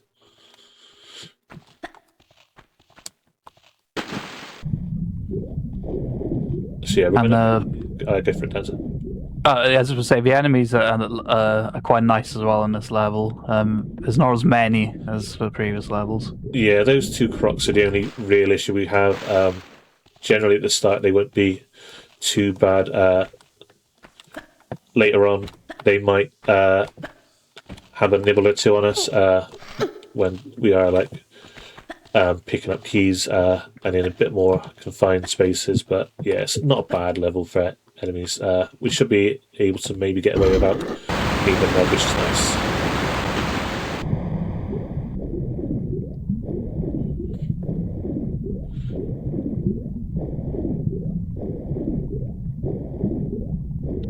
And coming up, there's some more very nice jumps. Yeah, hopefully I can get it. There we go, we got it. There you go. Oh, I didn't get that one though. Unlucky. Thought I had it as well. I'll just play it safe this time around. You can generally get it from where she jumped from. But if I'm not confident this time, I'll just do it the slow way. But at least we got it once. Yeah. Because yeah, pulling up is slow. Not as slow as falling sort of water over and over again, but yeah, you want to try and avoid pulling up as much as possible. But I'm just going to do it for to avoid dropping in any more times. Yeah, that's the kind of challenge of these glitchless type runs. Is there's a lot of platforms and blocks and ledges where you can just about make it without climbing up or without needing to do a grab, but you need to have a perfect jump on the end and jump at the last possible frame to make it. And yeah, when you get, like, as the runs get more and more optimized over time, like, those are the sort of jumps that, like, are almost, like, mandatory in a lot of these runs because they can be what, like, separates, like, a good time from, like, a really good time. Yeah. So he's going to get some meds here, which is handy. And also the tile up there, which we looked at during practice. There's 2 doors here. It usually opens when you pick up the key, but you can actually open it by jumping on one of the tiles, which the Medipack is near. Yeah, we had no idea, did we, until we were practicing, and then we looked into into TR view, and we noticed there was a trigger there for it, which... So it baffled me for a while that sometimes it was open and sometimes it wasn't, and it turned out that sometimes I stood on the tile and sometimes I didn't. But the Croc's been really nice this level. I've not been like... Yeah, I was going to say... I don't know where they even are. I don't know. I actually know where they've gone. Maybe they're tired from all the running they've been doing.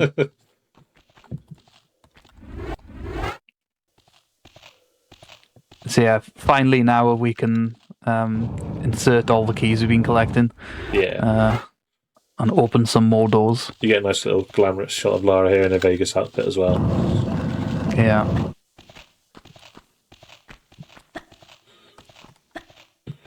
I always wondered who Nice put this gorilla up movement. here. Yeah, well, yeah, I wonder how did he get up here?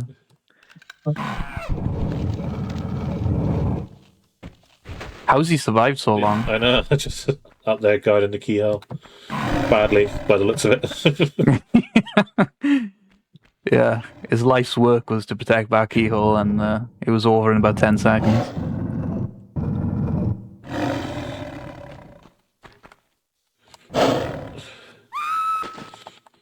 Nice, so we're on to Tehoken. Yeah, so this is the Tomb of Tehoken. So once this level's done, it'll be a good marker for a break, as it puts us halfway through the areas, and it works out nicely about halfway through the run as well, which is good. So yeah, this level is another one where enemy-wise it's not too bad. There's not too many to worry about. And yeah, as long as everything goes to plan, we might not need to med on this level, which would be nice.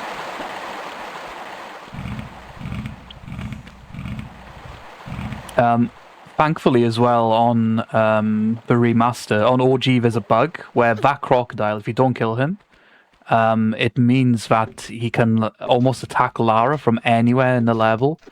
So you just constantly lose health. So thankfully that's been fixed. That makes pacifist a lot more viable.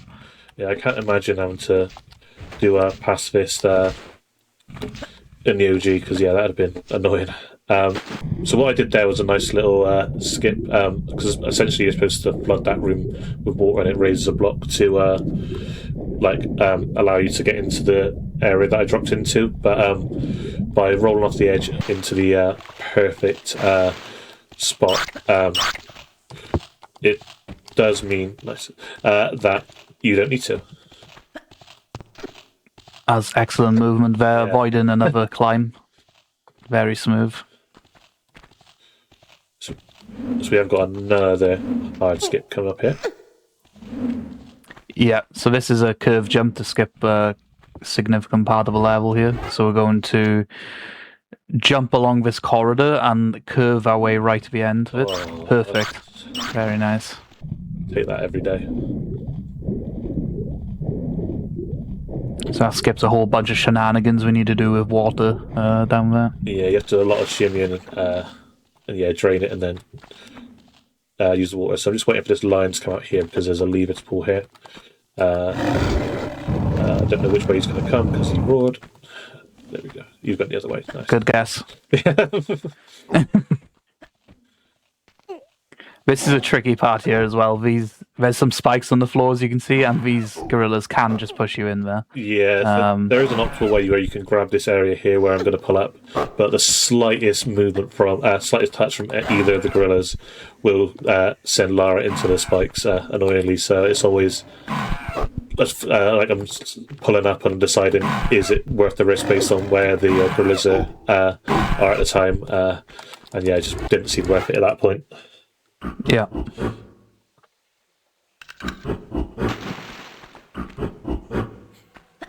So now we're kind of up to one of the most exciting areas in oh yeah,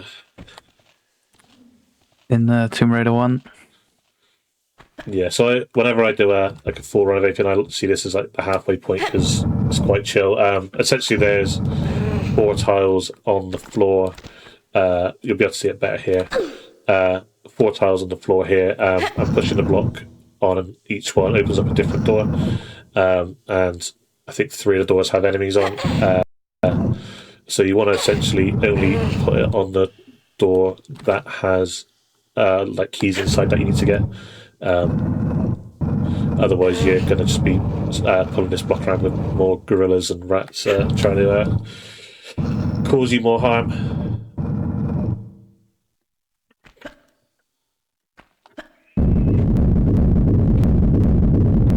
But Medipack there is also very dangerous. As you saw, there's boulders there, so it was always tempting when you're a new player to just want to pick that up straight away. But yeah, don't do it. Yeah, I've been guilty to like switching off entirely on a run and land on it and just for some reason going into autopilot and just picking it up. So that was an embarrassing way to go. It's interesting because especially it's a bit like psychology as well with if there's a run which involves meds, or if you're in a situation where you need meds, you're like, okay, right, I need to get a medipack, and you end up completely ignoring the fact that there's danger near it. Oh, this is terrible RNG. We're going to need to heal during this level, I think.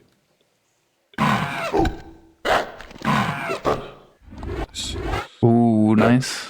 Thank God for the modern hitboxes for keyholes. Okay, I'm just going to get some distance because he is in his attack mode. There we go.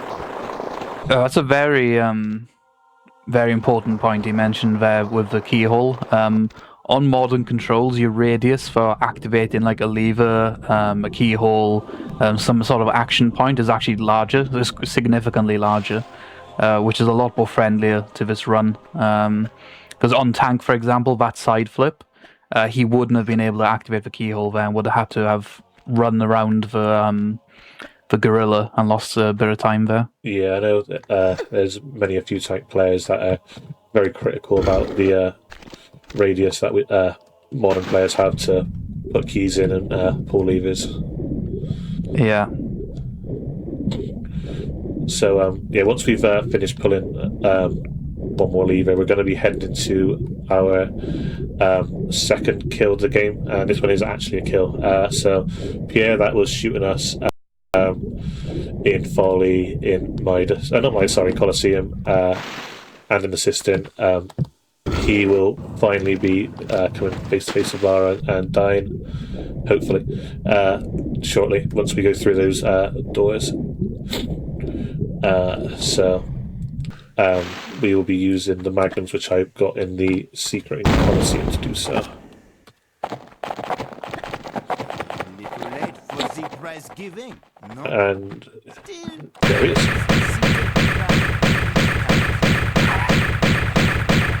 Luckily, for some reason, if you stand on the block, he doesn't really know what to do himself. A lot of the time, he decides to try and run into the door to escape, forgetting that the door is actually there. So he just almost looks like he's on a treadmill, sort of thing. But yeah, if you want to pause the timer as soon as the cutscene starts as we go through that door, then we'll be at the halfway point for the break.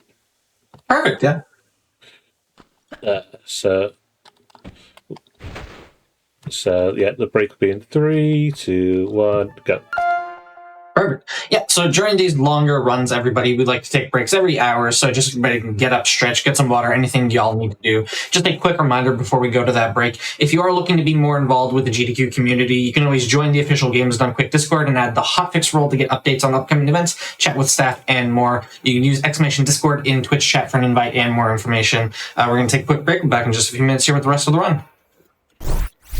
Hello, everybody, and welcome back to the Games Done Quick Hotfix. Today, we are showcasing some games from the 90s. We're in the middle of a Tomb Raider run. I'll hand it right back over to you whenever you're ready, if you just want to give a quick 3, 2, 1 countdown. Yeah, sure. So, 3, 2, 1, start timer. So, yeah, we've made it to Egypt now, which is where it probably starts to ramp up in difficulty, including this skip here, which is probably one of the hardest to do in the game. Nice. We got it first time. So yeah, what you're supposed to do there is pull out a block to be able to make it over to there. But yeah, you can use the corner there to almost like boost Lara a little bit with the right setup. Yeah, this area introduces the more harder enemies, as you'll see in a second. So we're going to save here because essentially what I've got to do now is pull out a block here and hope that the enemy there that you've just seen doesn't go on the other side of it. Oh, we're going to need some luck here. And we're going to have to reload because you can't be on the other side. Yeah. As you can see from the way that enemy was jumping around there, they are very erratic, the enemies in these later levels. They do high damage, they move extremely quickly, and they're very erratic. And quite a few of them have both ranged attacks and close proximity attacks as well. Yeah. So the difficulty really ramps up here, and all the medipacks are going to come in very useful. Yeah. So if you'd got through here, you'd have been attacking me whilst I put that key in. I'd have to try and make my way down that tight hallway with him attacking me. And yeah, the mummies aren't the nicest, to say the least. But yeah, generally this is quite a nice level for pacifists. The enemies don't generally get in the way too much. So yeah, it should be another one where we're building meds up rather than using them. Yeah.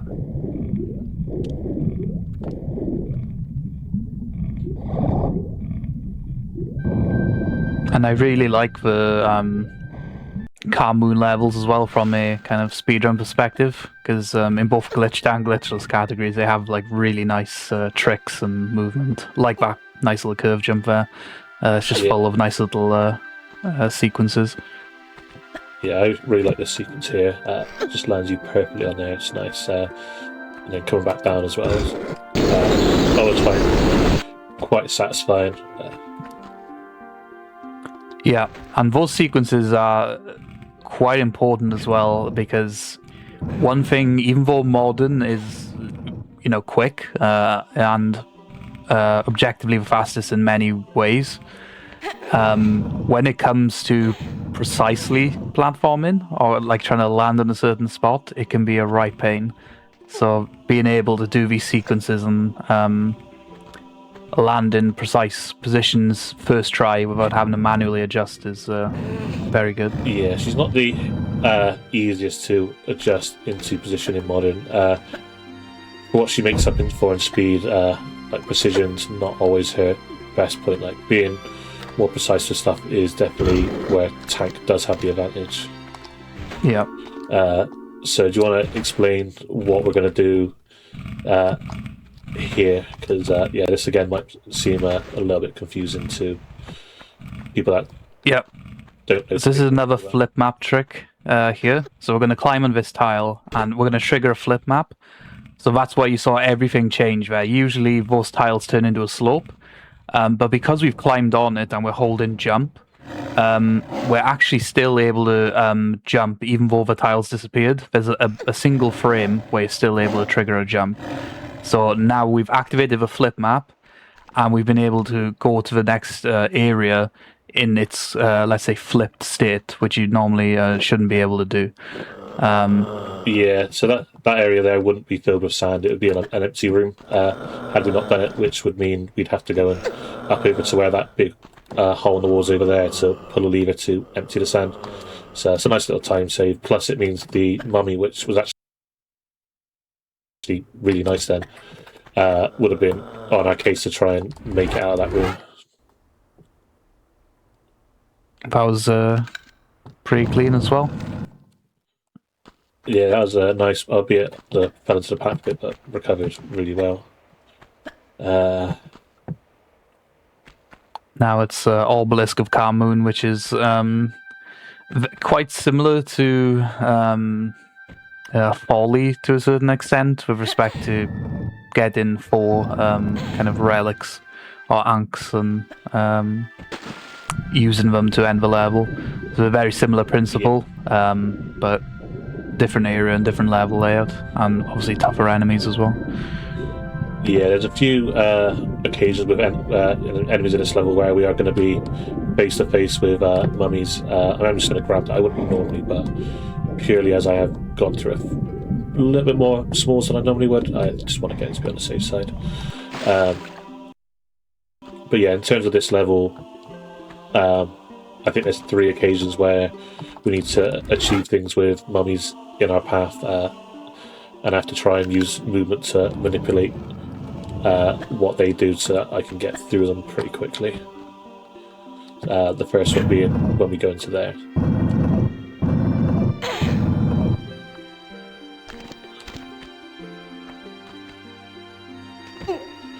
Nice grab. Yeah, that's Praying. it's harder jump than it looks. That one is. So yeah, for this one here, we have to hope that he's nice here, which he is. So by going around the edge of the room and keeping a safe distance, he's going to stay in like his stance where he is like doing that there, where he's almost like stalking Lara rather than attacking, and it means that we can escape. And as soon as we get to the bridge, we can't be touched, because how the game works is if the Atlantean went onto the bridge and I pulled the lever, there'd be a mummy that ends up in the water below, so the game doesn't allow things like that to happen. So it's a nice little safe spot for Lara. So now we've got probably the hardest skip in the game coming up. And it doesn't even save that much time. But Yeah. It does look super cool when you hit it. So let's go for that. We'll save. So what you're supposed to do is you're supposed to shimmy. Oh, It's just shimmy along there to get to here.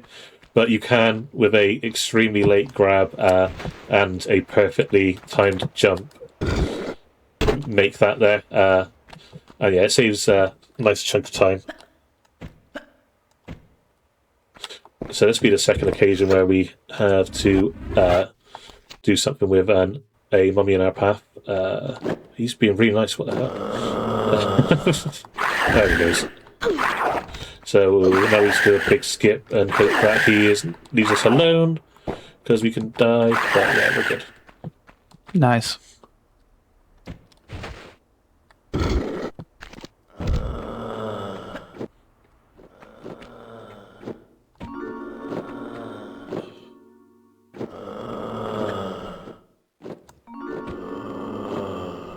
So we're going to the secrets here because they have some medipacks, which is very helpful.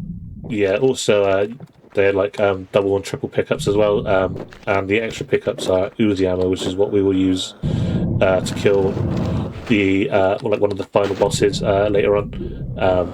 So the fact that they're in pickups with meds means that we can save time later on by not having to go and pick them up individually, which is nice.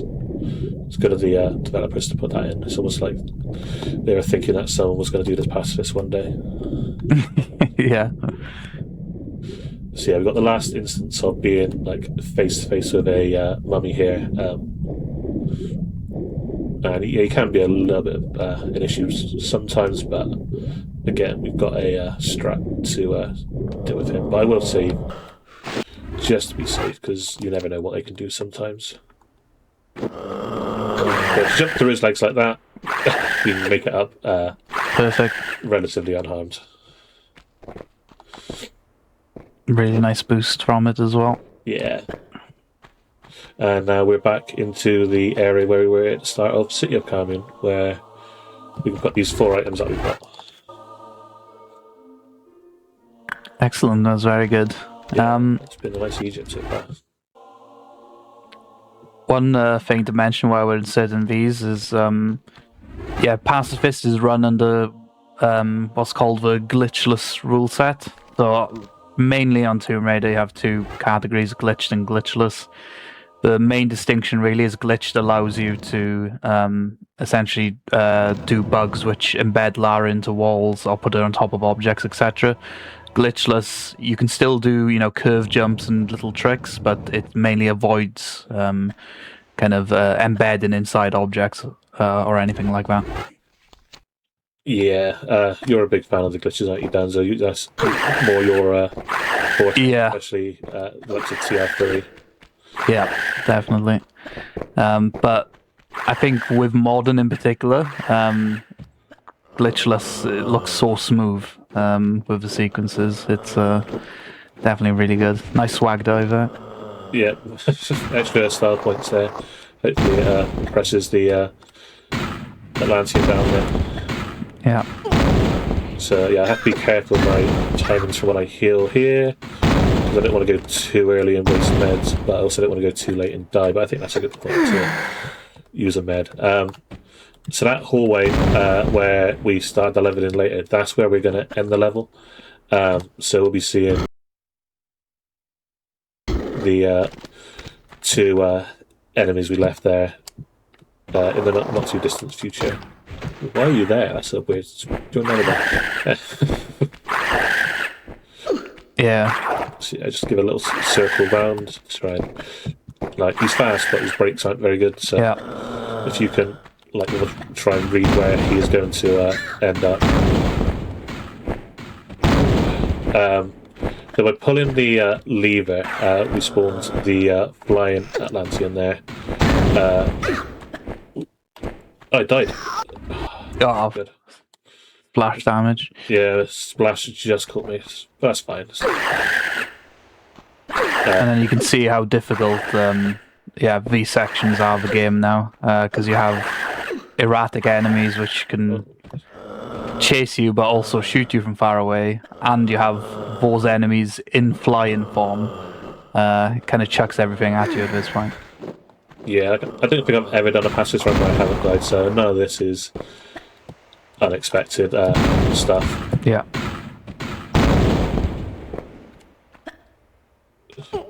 Just do this a little bit slowly because it messed me sequence up. There we go, that's what. I thought we were going to get the gunshots, the bullets instead of the meatballs then, but yeah, he changed his mind. So yeah, this is one of the levels that essentially we were building meds towards, because there's not too many like safe areas for Lara to be to avoid them. So we will end up burning through quite a few meds, especially towards the end of the level, as you will see. There we go. So we're back to where we died now. Let's use a small med just for peace of mind. So we are going to have to hope for RNG in a second, because when you pull this lever, for some reason, when the remaster came out, where they spawned another Flying Atlantean from, he can sometimes get stuck in the wall, which means he won't attack us. It's pretty 50-50 about whether he will or not. And on a pass this run is especially helpful should he get stuck out there, because we have to go into a room later on that both of the flying ones can go into, and it is a bit of a nightmare to try and get through if they're in there. So we need a little bit of luck. We'll be able to see if he is stuck in there as we exit this room. Yeah.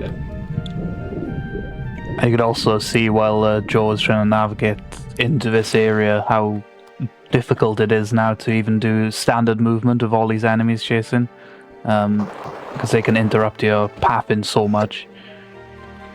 Yeah, like trying to like almost be one step ahead of them is the hard part, because you kind of hope that they go one way so you can adjust, and then sometimes they don't, and that's not good RNG. And we can move you round a bit.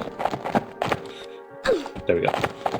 Nice. So that was very smart play there from Joe, because if he just went for the key, he would have just taken an absolute metric ton of damage from that Atlantean shooting him. But he made him rotate so that he basically couldn't shoot him until a very late point. Saved him a lot of health there. Yeah, it's nice that they don't have much of a turn and circle, and they can only shoot while they're facing forward. So well, that's nice RNG for a change. So this is where I normally check to see if he's in the wall, and he is. You can see him flapping up there. Yeah. So that's a good omen for the where we're going to head to next, which is nice. It should mean that worst case scenario one goes in there, but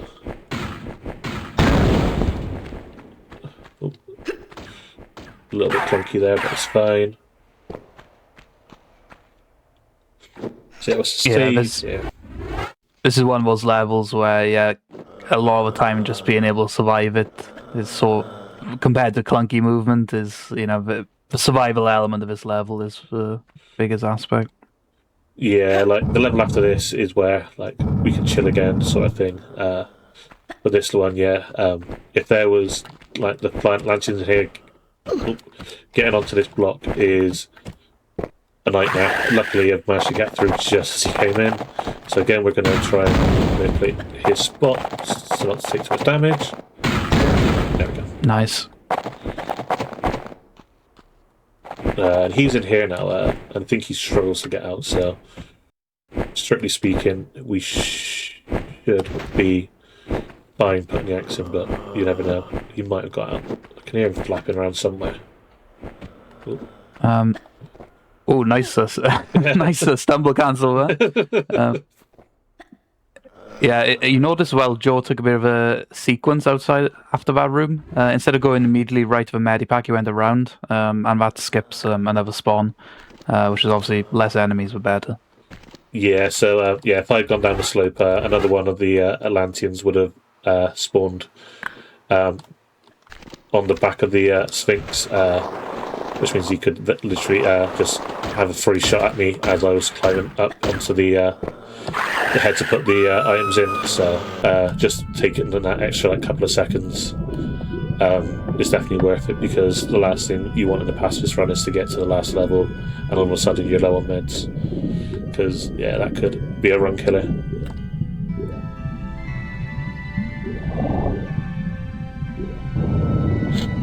Yeah, so we're approaching the end of the level now, which is good, but I think for the end of the level we're going to need everyone in chat, I think, to believe for that. Yeah, the end of the level, I would say, is the scariest and hardest part of the run, as you will see. So the hallway that we were in earlier, essentially on either side. Oh, this is not good. Oh, nice. That was lucky. Yeah, so as I said, on either side of the hallway that we went up, one side has a gate that is concealing the key. On the other side is the keyhole with another gate, which we have to try and put the key in. But guarding that keyhole will now be 4 Atlanteans and 1 Centaur. So it's a challenge, and they will melt through my meds. So saving is quite important at the right time as well, because you don't want to get a bad save here where you can't really get out of the tight spot that you're in. So yeah, we need a lot of people to believe. Yeah, everyone get their prayers out. You can already hear them getting worked up out there.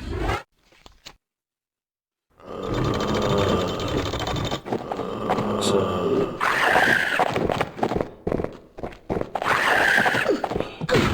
okay, we're on the keyhole.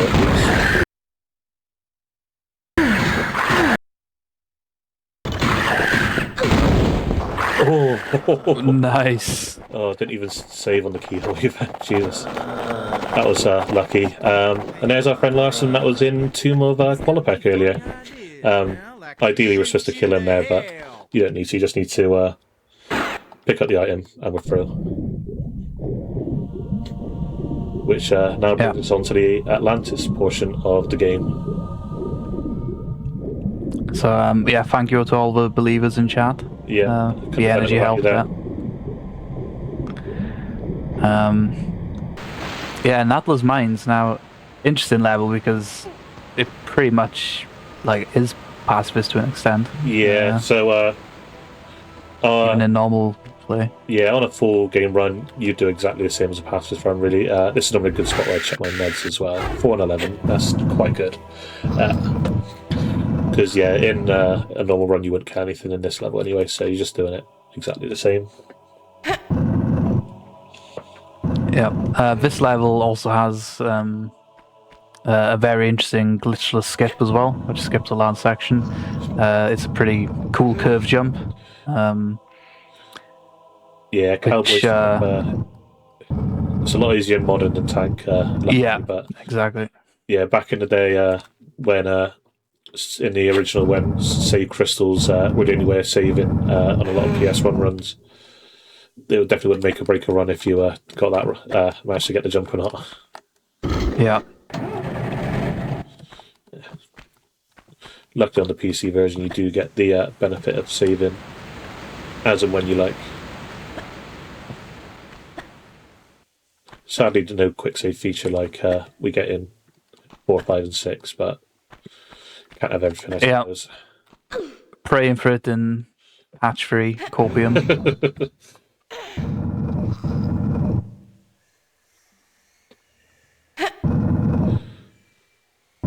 That being said, the most like elite Tomb Raider runners at the moment, your likes of Hazy and Javi, neither of them save an entire run anyway, so it wouldn't make much difference to them. Yeah, it's crazy how talented and how optimized the runs have gotten, where it's at the point, because obviously a save costs about 3 seconds, and we're at the point where full game runs are being done without any saves at all in a single segment. Just to save those few seconds. Yeah, like the runs in a moment for 1 and 2 especially are incredibly optimized at the moment. Like one mistake is essentially a reset at this point with how like how fast people are getting with it. Hopefully we won't get the cameo from Tony Hawk here, because he can do decent amount of damage. It's one of the rare times you don't actually want to see Tony Hawk. So as long as we don't see that health bar at the bottom, which generally means he's not that close, which is nice, because he's got R Uzi. So in the cutscene that I skipped, essentially Lara lost all her guns, which is why her holsters are currently empty. And this level is essentially where Lara is supposed to get all her guns back, but naturally we're gonna skip all that because the game gives us our guns back in the next level anyway, so you don't need to kill any of the enemies that currently have them. Instead you just get a little nice block pushing pretty much. Yeah, now we're back to some more block pushing here. An interesting note as well on the kind of single segment stuff. Originally, for the old Tomb Raider runs in like the early 2010s and mid 2010s, you weren't actually allowed to save. So single segments were the only ones you could do. But that was obviously very masochistic and not very beginner friendly. So thankfully that changed. Which was changed for the better. I had no idea about that. Learn something new every day. Yeah, I'm definitely glad that that isn't the case now. Yeah. Yeah, that sounds miserable. Yeah, it was. Especially when there's no checkpoints on this game. So, on the older games, at least on the PC run. So it was. Very difficult, but it's we've come full circle. We're so fast now that people are doing over no saves. Yeah. So yeah, we got another nice little skip here. Yeah, so this door is on a timer, and Joe's done it perfectly. With modern, basically, you can beat the door. You're not actually meant to go past it that easily, but with really good movement, which Joe had there, you can just run straight past it. Yeah, first time it's pretty tight to get. If you reset it, it's a little bit easier due to how modern controls work, and Lara being able to turn on a spot, you get a lot more time to do it. But yeah, first time round, it does get pretty tight to whether you're going to make it or not. But luckily we got it, and yeah, nice easing out those mines before it's about to ramp up again. Yeah, this is we're heading into Atlantis now, which even given by the name is a a very challenging level. I think this room sums it up quite well, in which you're walking into. It's a massive hallway with immediate spawns of enemies. Yeah, so I'm trying to do my path in here to not spawn as many as I can. I think the 2 that I spawned are mandatory, but essentially I want to keep the numbers down to a minimum until I'm literally forced to. There's also some very smart movement here from Joy. You can see him jumping over a gap and curving back in. When Lara's in the air, she's still registered in the view of the enemies to the block she's actually above. So you'll see her shadow is actually on the ground. So the enemies think she's actually on the floor. So they'll start to turn around and run back down the bottom. Yeah, so it's using them here, aren't we? Yeah. So it's just buying us some time there just to help us essentially not get trapped by any enemies. Yeah, here he comes. So yeah, there should be 2 flying and 1 on the ground. Ooh, nice. Ooh. Keeps you on your toes. Yeah. That was nice. So yeah, that room is another one of the parts that is really scary to go through. So yeah, it's always good to go through first try without anything causing too many issues. I might as well use that edge now because I'm going to need it. So yeah, that room's definitely a run killer. Yeah.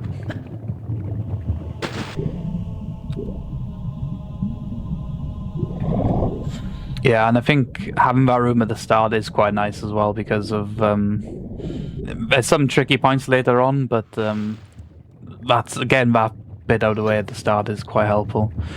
Yeah. So we've got a bit of a tricky jump here. It's not the end of the world if I miss it, but it's just annoying to have to reset it up. So I generally use this as a good point to save because it also means then if I was to die anywhere. Oh, nice. There we go. Nice. Anywhere else in the level, I wouldn't have to deal with the guys at the start again. So that's good because this level can absolutely take no mercy on you at the best of times. Yeah, that jump he executed there is another one of those ones where you can grab, but save the maximum time you want to avoid grabbing and get the perfect distance and angle. Yeah.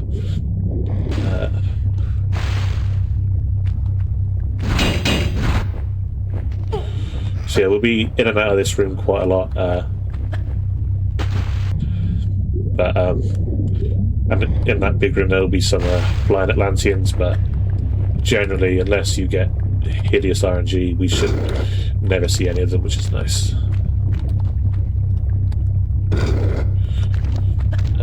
We will come face to face with Atlantean here, but we can use this wall on our left to essentially cover as he jumps out. Perfect. No damage from him there, which is really nice. Yeah, I'm really happy with this Atlantis so far.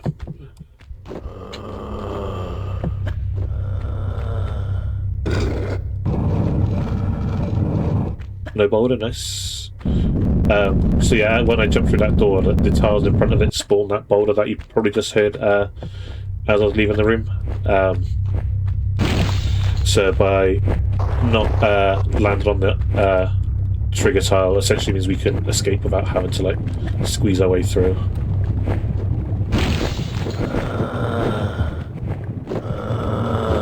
Nice jump sequences there. Oh, that was perfect. Yeah, that's really nice. So that's another nice modern sequence there. On tank, you wouldn't be able to do those curve jumps; you'd have to climb up. But Joe got both of them first try there. Even on modern, it's still quite tricky. You got to get the right angle to do those curves. They're a little bit fiddly, and yeah, they've definitely got the better of me a couple of times. So yeah, it's nice to get them first try.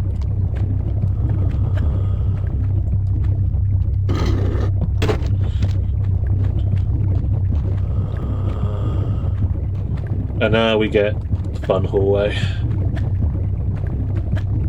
This is another one of the areas that is arguably one of the hardest parts of the run.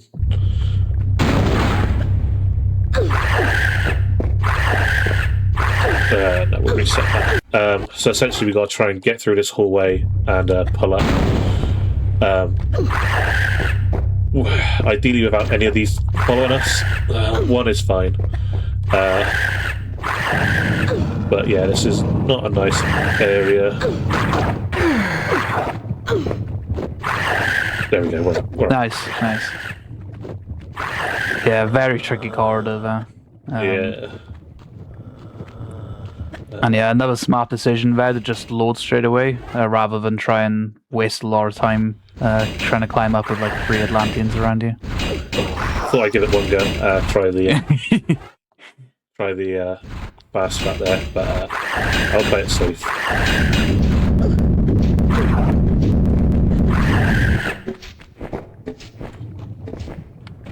And we have a nice little skip coming up as well. Or quite a unique trick in the run. Yeah, I think it was Chris that donned it the people's strat because it was voted upon by the Tomb Raider community not to don it as a glitch. So I don't know if you want to explain how it works.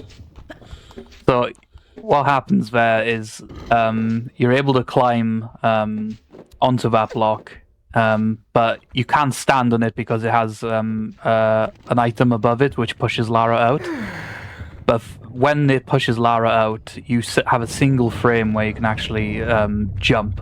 So you climb on the block, and as long as you hold jump, but when it pushes Lara out, you can actually jump where you need to go. And yeah, as Joe mentioned, it was quite let's say a hotly debated strat, whether it's glitch or glitchless, because you're going inside something. It does look kind of weird, but yeah, everyone, the general consensus is that it's glitchless. So we're nearly out of Atlantis now. We just said goodbye to Baker and Lara, who kindly sacrificed herself to open the door for us. So yeah, this is the final room before we make it onto the Great Pyramid, which is the final level, and where our final 2 kills will happen.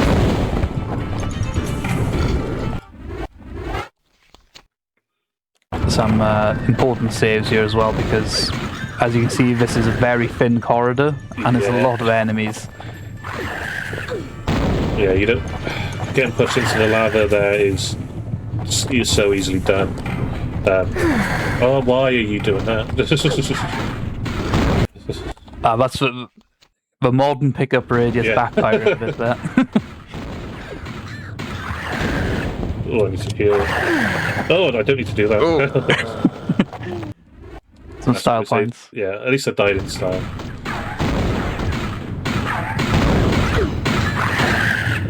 We should be fine, I think. Just about. Nice. Okay. So yeah, now we're going to be starting the last level with our 3rd kill of the run. And this is why we picked up the Uzis at the start of the last level, is for use against Plus-Up.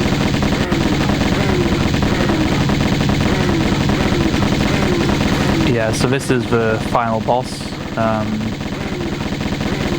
which is just a giant torso. Yeah, you just drag yourself around looking like a young Eminem. Yeah, young Eminem.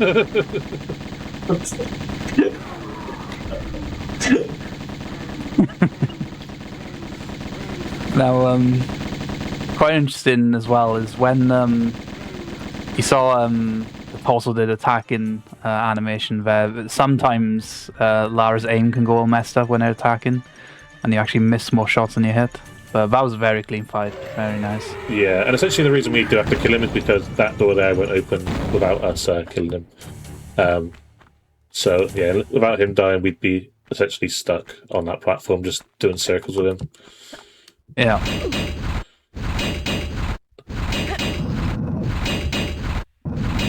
Yeah, so now it's essentially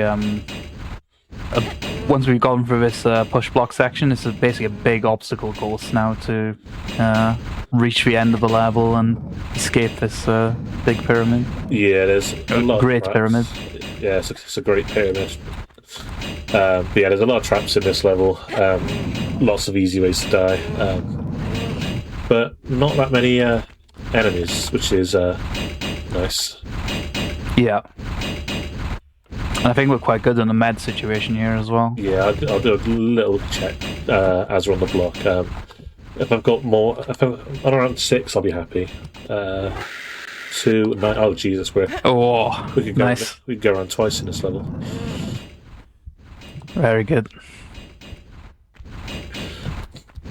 So yeah, the difficult part about past this as well is like trying to optimize your meds, because you just never know what RNG you're going to get, considering you have to like leave them alive. So you have to essentially prepare for worst case scenario with the med situation. Otherwise, you're going to get to the end of the run and leave yourself short.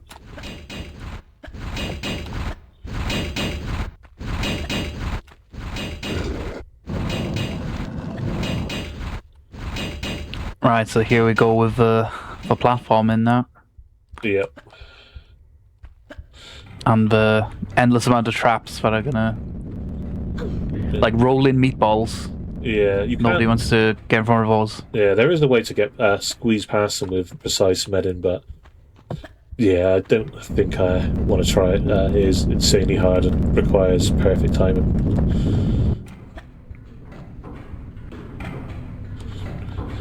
Definitely one that's a lot easier on keyboard and mouse compared to controller as well, considering the how the med inputs work.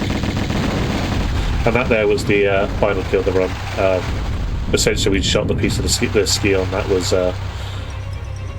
floating in there, and has now started to blow up the pyramid. So for the rest of the run, if the game is going to be shaking around, which is a little bit annoying, but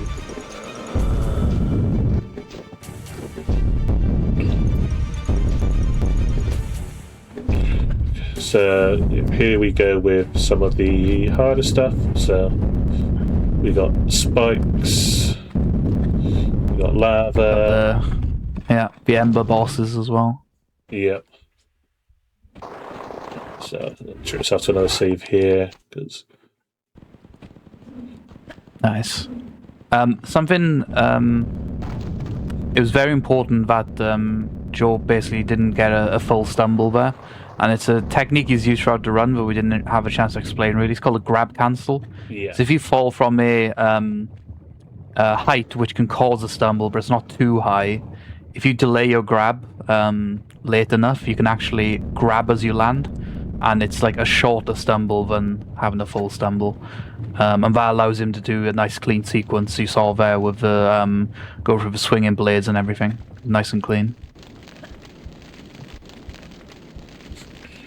Okay, so yeah, we got through the traps fairly comfortably there,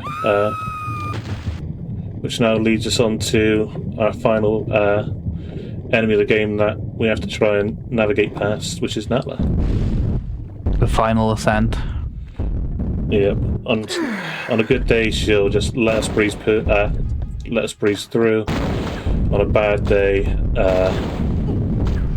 yeah, lots can happen.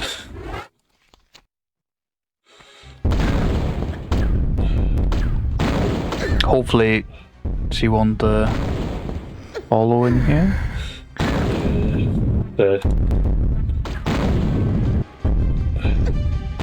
No, looks like she's going to wait at the top, which means we do have to be a little bit more careful. Oh, hello. Oh, wow. I've never seen her come up like that before. I'm going to save here. Jesus.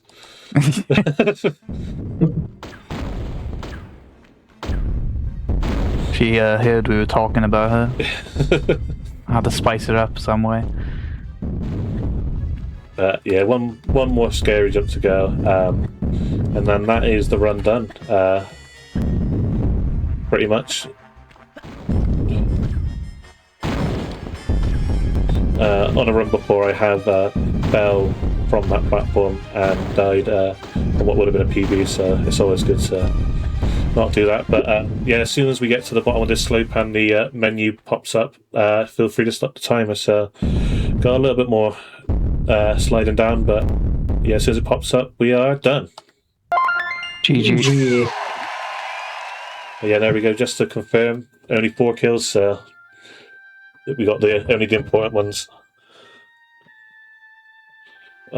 Excellent run. Thank you. Yes, I went pretty well.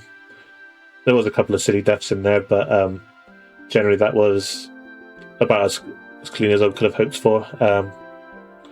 So yeah, I'm reasonably happy with that. You're looking at a 133.05. 133.05, not bad. Yeah, the last couple of weeks I have got a couple of PBs. So yeah, a 133.05 being safe is pretty good. Yeah, there's definitely a lot of areas in that run where things can go from like seemingly well to absolutely terrible. So yeah, it's nice to make it through relatively unscathed.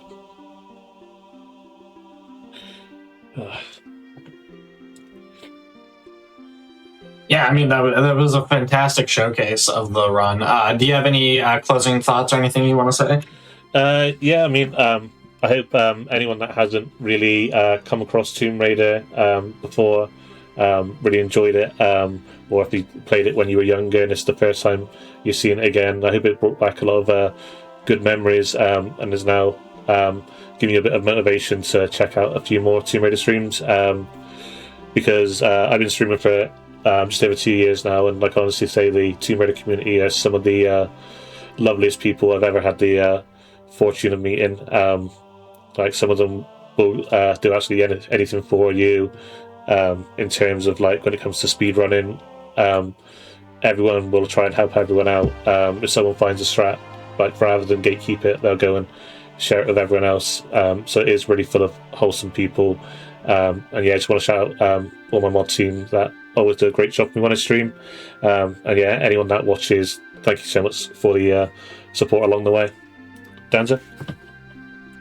Yeah, just want to echo Joe's sentiment there, and yeah, as he mentioned, there's very good community. There's plenty of talented runners, as can be visible in the chat there.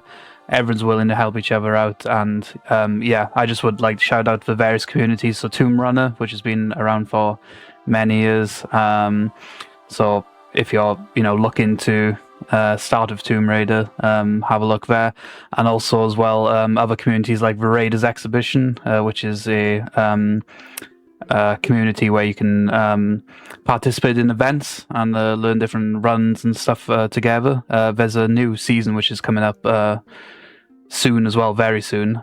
So that would be a good entry point for some new runners. So yeah, and excellent run again, Joe. Absolutely fantastic. Yeah. Thank you, Dan. Very good showcase. Yeah, thank you for commentating for me as well. You did really, really well with a lot of the points, because you know a lot more than I do about a lot of the more technical side of Tomb Raider. So yeah, thank you so much for helping me out today. No worries. And thank you, GDQ, for allowing me to have the opportunity to showcase this run, because yeah, it is a lot of fun at times. Yeah, and thank you so much for being here and showing it off. A fantastic run of a very difficult category. So appreciate you both being here, showing it off, doing the run, talking about it. And yeah, GG's again. We do have one more game. I guess, do either of you have anything else you want to say before we move on? No, nothing more from me.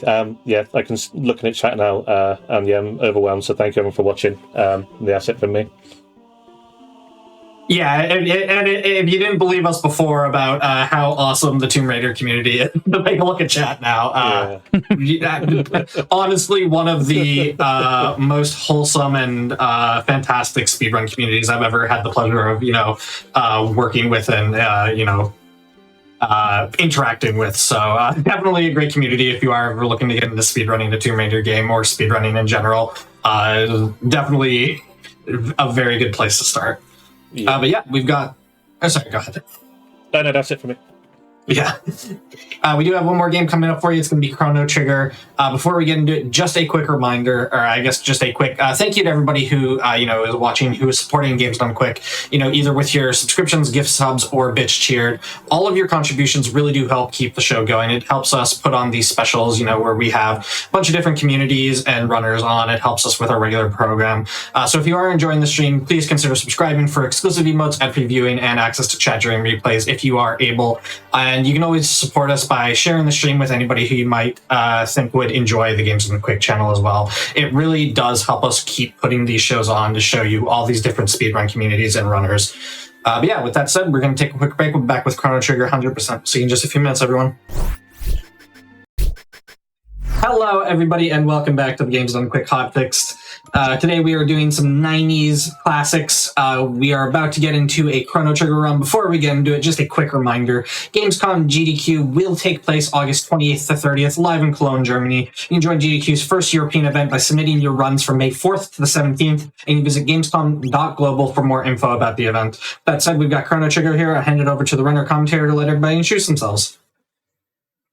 All right. Thanks, Church. I'm Jared Kandra. Welcome in, y'all. I'm excited to do Chrono Trigger for you today. And I got an awesome commentator. I'll let introduce himself. Hi, everyone. I'm Dai Nuatari. I'll be the voice in your ear for the next 4 hours-ish. Yes. And we're going to go through Chrono Trigger 100% RNG Manip. It's the first category of its kind on PC. So without further ado, I guess we're going to do a 3, 2, 1, and we're going to go on Chrono. So 3, 2, 1, Chrono. So RNG Manip in Chrono Trigger PC works kind of similar to the way in SNES. It does have a couple of extra caveats. As you've seen before the run started up, this run uses your system time as a seed, kind of like if anyone's played or watched the FF4 PC speedruns. So this was a pretty big thing that Jerica found out after she kind of did a stint with FF4, and she was like, I wonder if it'll work with this. So, and then she ended up doing the basis of the Manip, and then another community member, Onimus, ended up refining it and really hammering down a lot of it to skip out a lot of resets. So this does mean, unfortunately, in certain areas, if we do act a little too fast or a little too slow, or in the PC, heals will also increase the RNG seed, which it doesn't in SNES. So if you end up healing one too many times with a tech, or getting in too many encounters, your Manip kind of does get a little skewed until the next fixed reset point. Here we are, beginning of the game. We really don't worry about renaming the characters too much. PC text boxes are pretty much instantaneous, unlike SNES, where they draw one character a frame. So with instant text boxes, it's not worth losing the handful of frames to rename characters. So here in the beginning, you are there's a hidden point system going on in the background. We kind of ran into this unknown girl. We didn't see if she was okay. We just grabbed her pendant because shiny things. So this is, unfortunately, there is a trick on SNES where you can skip this. It does save a couple of seconds. You see it mostly in the New Game Plus category, only because it's like a 4 to 6 minute run.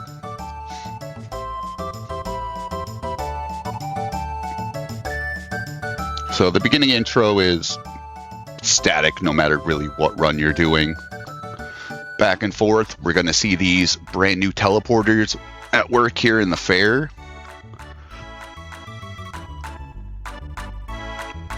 When I first started running this game, I didn't know you could just talk to Marl right away. So I was doing the teleport with Chrono, and I was like, why am I losing 14 seconds in the first 4 minutes? And then it's like, yeah, you just talk to Marl and away you go. And I'm like, oh crap. I had the same thing happen to me when I first started running. It's so common, and early you're just skipping. So you're like, yeah, it's text, I know this. And then you're just like, something doesn't add up. So if we would have done it with Chrono, he would have teleported fine. There's something mysterious about Marl's necklace that causes this dimension to form up, and then she ends up getting sucked inside of it. So Luca and her father Tabin are gonna kind of be like, all right, show's over, everyone just exit stage left. My daughter totally didn't just disappear in a squirrel. He's probably like, I hope we don't get charged with kidnapping. So Chrono, being the good silent character, instantly grabs the pendant, and he's like, let's just see what's going on with this. So battle speed is going to be another very big change from a lot of people that have seen or played the SNES runs. Battle speed in this game is just cracked. Like Battle Speed 1, your speed stat really no longer matters because you're pretty much getting your turn instantly. Now, because this is a speed run, anything above, usually about Battle Speed 3 or 4, you end up leaking too much ATB because there still is a draw time for the menu to come up and then for the game to accept your inputs. So there are some certain fights where Battle Speed 1 is preferred, but you really have to be on point. Thankfully, with Steam's built-in turbo is allowed in the category. So this first fight, we're targeting a very specific imp to try to stop as many counters as we can, or I should say getting hit as many times as we can. Coming up, this is a bird skip. Oh, and Chrono's hitbox, is shrunk down a little bit more while running. So it is a little more lenient than PC, but you're not really moving 2 frames per step anymore. So it does make it a little bit wackier of a timing if you just tap a little too much. We should talk about that extra encounter and how that deals with the seed. So it will push the RNG forward. So there are some points in the run where it's like, do a tech heal. So if you got an extra encounter, you would just do 1 less tech heal. If you don't have any tech heals coming up, you're kind of in the toilet for a little bit, from my understanding of it. There are some backups, but yeah, it's rough. So here, because of that one encounter, I'm assuming we lose the RNG minute for Yakra. Nope. No... Before Yakra, there are 8 tech heals, so we just do 1 less. Oh, I scrolled down too far. Look, I'm already failing at the notes. Sorry, the notes are pretty scarce because it's like all in my head. So. No, I scrolled down to Yakra because I was like, when we were talking before the setup, I was like, oh, there's nothing up here, and then I just missed everything. But this goes back to the thing we were talking about, the first 4 minutes of the speed run. We don't care about that. We don't need it. It's fine. We'll just do a quick reset. We'll start over again. Now, this might screw up the Naga manip, but that's like not the end of the world. It's going to slow us down a little bit, but. So we find out that girl we ran into in the Millennium Fair is actually a princess. And for some reason, this time area, they're calling her Nadia. Don't know what that's about, but she's kind of like princess life. Am I right? No, they're calling her Lean, right? Oh, that's it. And they think she's the queen, yeah. So we grab that ether. Ether will restore 10 MP. Chrono Trigger in general just has a very low HP and MP cap. I think once you get to about level 70, everyone generally gets around like 999 HP and like 99 magic points. So 10 MP, especially since we only have 12 to 14 max at the moment, is it's a very nice restore. So here, Luca is just telling us about how family lineages work. If you, because Marl is being called Lean, the actual Queen Lean hasn't been rescued. So if she doesn't get rescued, then everyone after her just no longer exists. So when we seen Marl get teleported, that was a part of the world trying to correct itself. There's not really explained much in the game unless you do some like deep diving on like Chrono Compendium. They have a phenomenal write-up over the timeline of the game. If you ever have like 2.5 hours of toilet time to kill, it's a really good read. So there, we just gave Chrono the Power Glove for an extra speed. We gave Luca the bandana for 1 extra, or we gave Chrono the Power Glove for 1 extra strength. Luca gets the bandana for 1 extra speed. Luca generally is a very, very good powerhouse. She's just very slow. She needs a lot of help.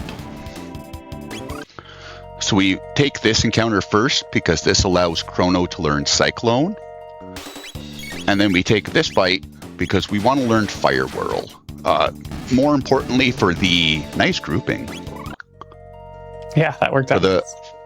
For the first encounter in the cathedral with the 4 Nagas, the Nagas are very physical resistant, but because of the fire attribute to Fire Whirl, it ends up dealing quite a bit of damage.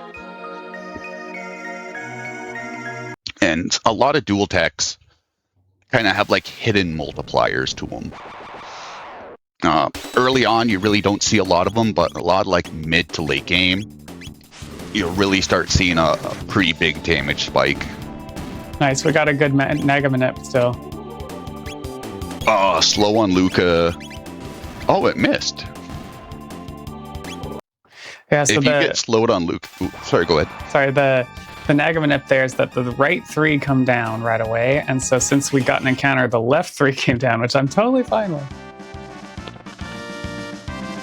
Yeah, the Naga is one of those fights you can definitely struggle for trying to get a group of 3, and if Luca ends up getting slowed, Chrono, you don't feel it too much. Luca, you really feel it. So here's the most overrated, underrated, perfectly rated character in the game, Frog. We will use him extraordinarily too much.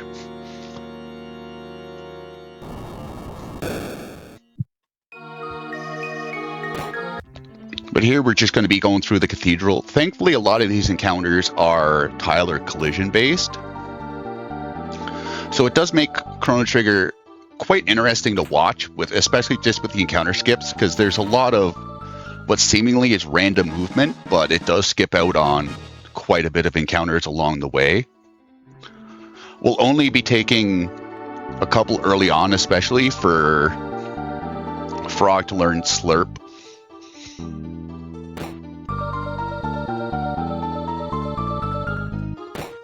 But for the most part, unless we're actively grinding for either levels or TP, tech points, we're pretty much bosses will give us the majority of everything we need.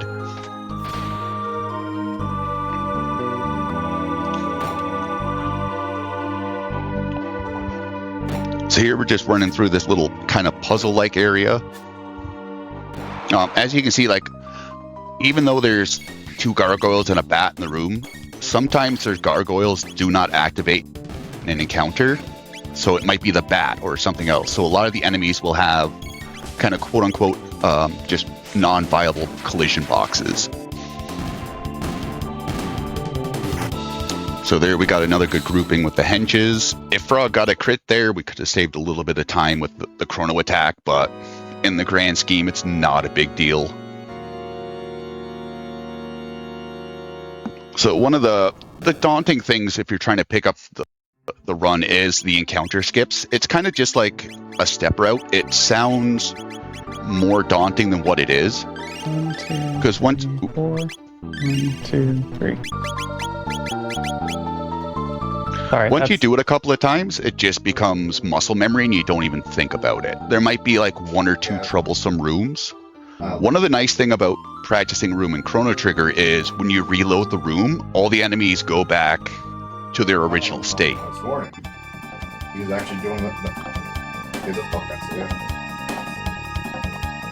So it makes it extremely easy to practice rooms over and over again. You just need to reload your quick save for PC or reload the save state before the room in SNES, and then you can just keep grinding them out until you notice a good pattern, and then you can work around it. Okay, so we fixed our manip by doing 1 less tech heal.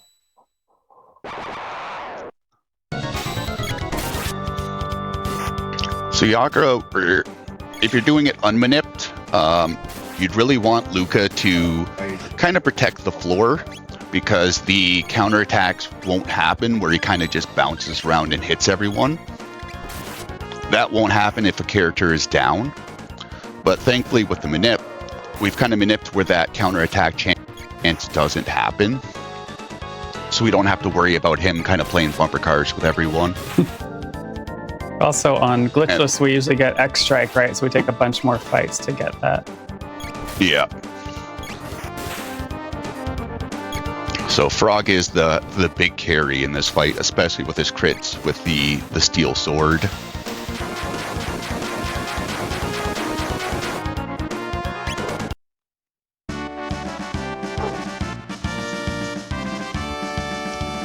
And that Giacra down and out. Yep, mostly just an auto battle. Yeah, you'll see that a lot. Auto battle in the PC port speeds up animations, ATB regeneration, everything by 50%. The only downside is it defaults to attack. So it's not something like if you're used to the like Final Fantasy Pixel remasters, where it's you queue up your abilities, you hit auto battle, and you kind of see who's going to win. Chrono Trigger, you do have to be, it's a lot more macro intensive, especially for some fights where you're going to be leveraging dual techs or even triple techs later on for damage. So that was Battle Speed 5. As we were talking about earlier, Battle Speed 1 is probably about 2.5 times faster than that. Yeah, PC is the battle speed. They did some tweaking to it. Andy and Halation did a lot of the early game or early routing for this game when it first came out. And everyone kind of settled on like Battle Speed 5 and 4 because that seemed to mimic Chrono Cross's battles or Chrono Trigger's SNES Battle Speed 1 and 2 quite perfectly. And then as the routes evolved and as we started chipping for more time, there were some strats revolved around like Battle Speed 1 and 2. Battle Speed 1, some fights definitely gave some runners carpal tunnel because you turned a very lackadaisical fight into until basically a button mash for about 2.5 minutes.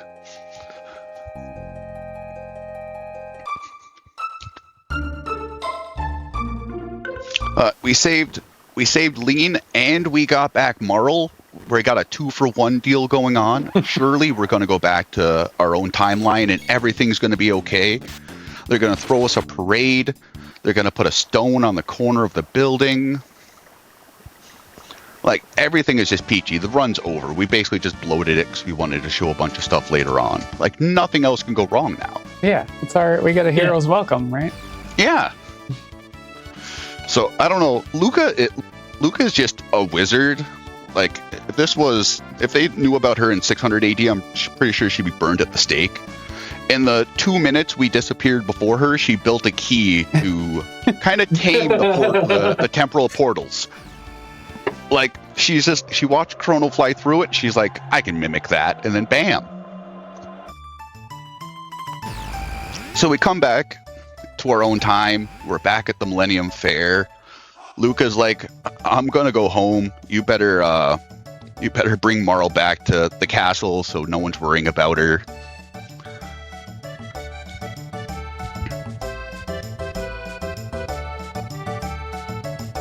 Yeah, I should mention. Shirley, go ahead. Because of battle speed 2, certain manips can only be done at certain battle speeds because it actually starts screwing up the turn order, even on auto battle. Yeah, there's something weird about that. So that Yakra manip is battle speed 5, but we really want to be in battle speed 3 for the guards and stuff before we get to Dragon Tank.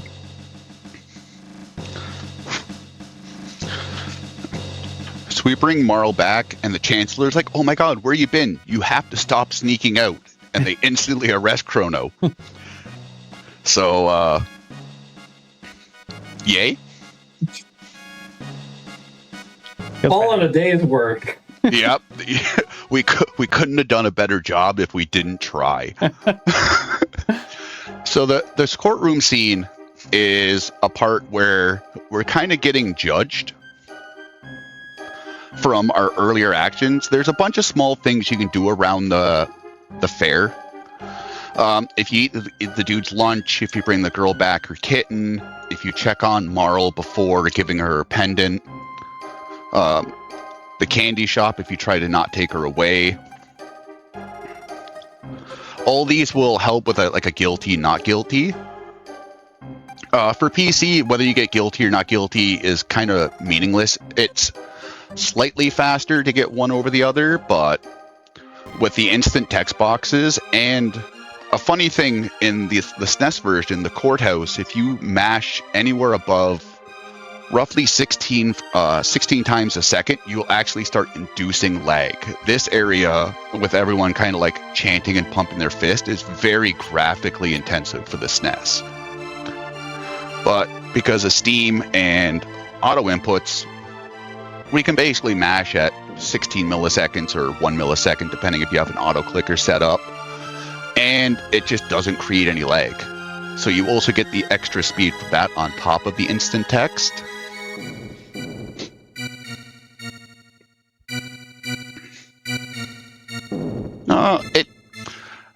The only reason battle speed feels like it affects enemies more than the player is enemies just generally have a much higher speed stat than you do. Unlike every other stat in the game, speed caps out at 16. And a lot of the enemies have 10, 12, 14, which work well for some people, but you also have the added bonus of enemies don't need to draw a command box where players do. And if you're getting an ATB bar on Battle Speed 1, for instance, if you're getting it every 34 frames, well, it's 34 frames plus 6 to 8 frames for a tech menu to draw, where enemies just get their ATB bar full and instantly choose an attack. So, like, there are a little bit of those things that will just, like, slowly add up, especially over, like, a long battle. If you're facing a boss that has 12,000, 15, 18,000 HP, those variances will start to add up extremely quickly. So regardless if you're guilty or not guilty, you still get sent to the slammer. They're going to test out Chrono's cloth by just giving him a little swipey swipe. They really don't want to let him know where the jail cell is. So something I didn't know casually is you could just escape from this place. So I kind of just sat there for 3 days and I would go make myself a sandwich. We got a nice little heal, so we can just bash on these gates and then we can just instantly escape. Outcome is still pretty much the same. Like, you're not going to mess with an ending or really anything with the game by waiting for the 3 days. You will skip, like, running through the castle, but...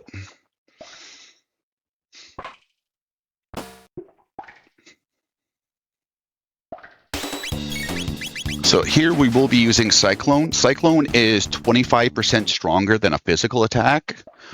So if we could manipulate crits would be slightly faster. Unfortunately, when you're doing a RNG manip, something might look cooler but take longer, therefore it's not worth it. And nice little encounter skip there with the shields. They don't have a collision box in the center of them.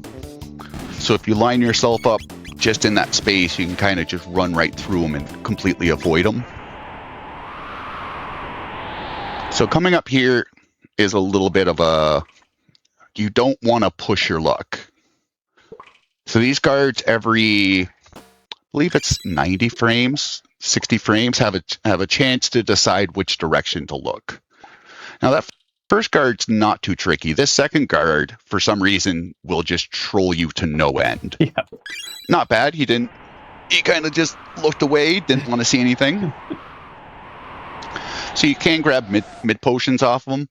They are a pretty good heal early on. Some runners will skip it to save a handful of frames, but there's really, especially in a marathon sequence, there's no reason not to grab them.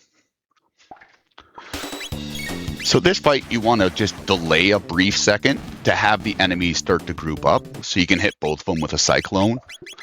Another one of those things where you can go fast and do 2 Cyclones, which will equal out just going slower. So the superintendent sees that we broke out of jail, and his instinct is to instantly run and then get gunned down in the face by Luca. So you can grab 5 mid-tonics from the superintendent that's down if you're looking for a little bit of a safety strat. Dragon Tank is, especially at these levels, is a very big hurdle. So the head will automatically heal all 3 parts of itself, the head, the body, and the wheels, if you do an AoE attack. It will also heal itself first turn and quote-unquote randomly. But because this is manipped, we're looking for Chrono to do 4 attacks and Luca to do 3 attacks. Each crit is counted as 2 attacks. So as you can see here, we don't have a lot of hit points to our name to begin with, and this guy does a lot of damage, especially with 3 different parts attacking us. So then after Chrono got the 2 crits or 4 normal attacks, you'll do a Cyclone to kill as long as it hasn't done a 3rd heal. And the head is what gives the whole body fire immunity. So now that the head's gone, we can leverage that little bit of extra damage from Fire Whirl. And easy peasy. That fight, for anyone learning either PC or SNES, is going to be the first big hurdle. There's just a lot of things that can go wrong very quickly if you're not paying attention. Yeah, it's rough. Without the couple crits that we manip for that, it's extra rough because we haven't spent the extra time to get X Strike and have more levels. Yeah, that's with the manip. It's a double-edged sword. You know the enemy's actions ahead of time if you can stay on script. But for most parts, especially early game, you are going to be quite a bit lower, so you don't have that survivability if things go off script. Especially when you get into like the glitched categories. There are some points where, sadly, as soon as you fall off of manipulation, the run's just over. Because you don't have the levels, skills, or stats to kind of like get yourself back to where you need to go.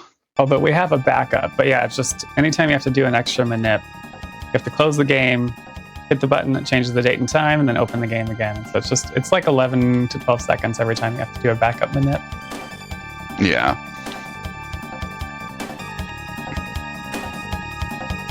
So here, Marl's also kind of like, hey, you guys broke out. I want to go with you.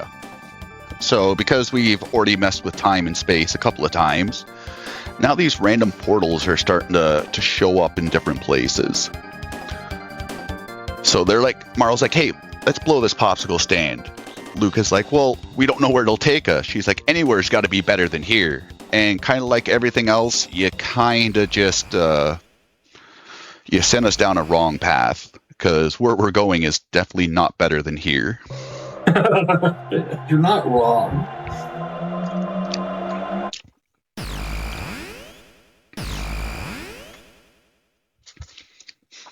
So I always liked these mysterious doors in like a casual playthrough. I was garbage at remembering where all of them were, but they are kind of like a nice way to kind of get you to come back and travel around a little bit more.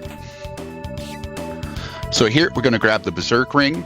It grants a character auto Berserk, so they deal 50% more damage for physicals, and they receive 50% less damage on physicals. The only downside is that character is completely uncontrollable.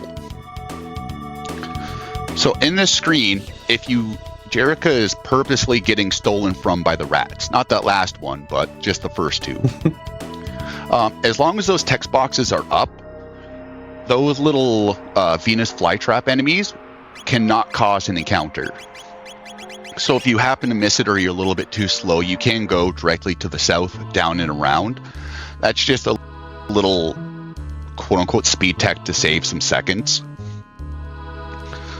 Downside is, if you don't have any tonics, I believe they start stealing money from you, which really sucks. So we did pick up a new sword for Chrono and a new weapon for Marl. So sadly here we can't just enter the code because everyone's played this game 300 times and we know the code off by heart. So this next fight coming up, Guardian, is another fight where it's going to get tricky. It's another multi-part boss fight. You got the main boss and you got the 2 ads on the side. If you attack the main body while the 2 ads are up, it'll do a triple tech counterattack, which will deal quite a bit of damage to our non-existent HP. Each one of these bits have 200 HP. So we're kind of just divvying up. Chrono will deal about 80 damage. Luca and Marl will do about 40 each with their respective abilities. So you're kind of just counting damage, and then once both bits are dead, you just hold down auto battle. It's not worth Luca doing flame toss here. So you're just really keeping an eye out for where the bits will revive. And this is kind of a part that really start to get newer runners, is because you'll auto battle or you queue up attacks just a little too long. And then it'll be 0. You'll try to thread the needle a little bit. The bits will come down. Then you'll just be wiped from a triple attack counterattack. Even if there's 1 bit alive and you attack the main body, it will counterattack with an amplify attack. So here you're kind of just count. Well, you know what? We're just showing it off to everyone. Oh! All right, let's redo. Thank God we have autosave. That was an auto battle that made it through. But we will be off the seed now. Jerica being kind and showing us what not to do. All right, round 2.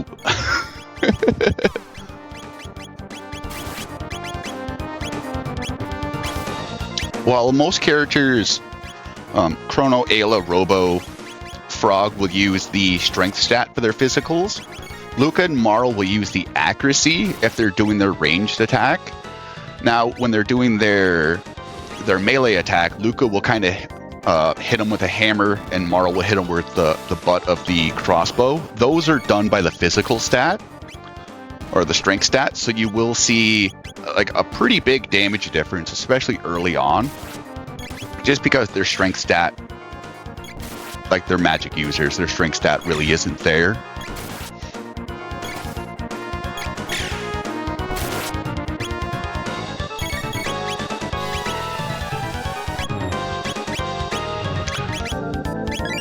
Nice little heal for Chrono.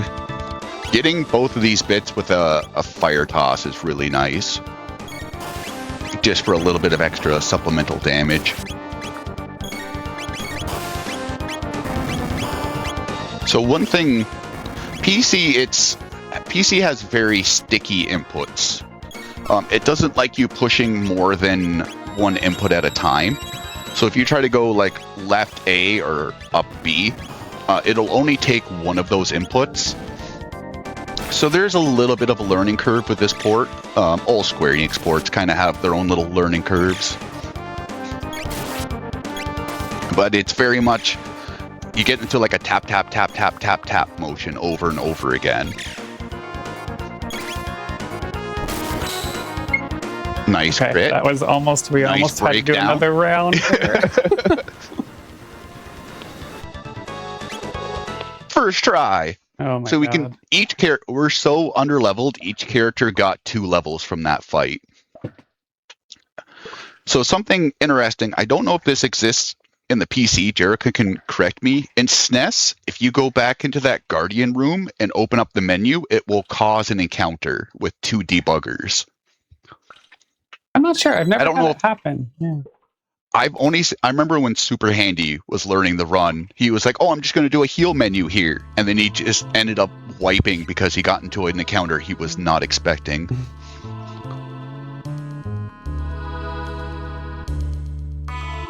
So here we have to catch this little rat. We are just slowing down. We do want to catch him close to the edge of the screen. I still don't know the inputs to PC. I usually just mash the face buttons with L and R and then hope for something to happen. BYA or confirm Y and then whatever your buttons are mashed. I just mash and pray. So these rooms here, especially, are some of the really enjoyable ones to watch when they're done correct. It's just the movement in this game is really well done for it being 8-way directional and just very fluid as well.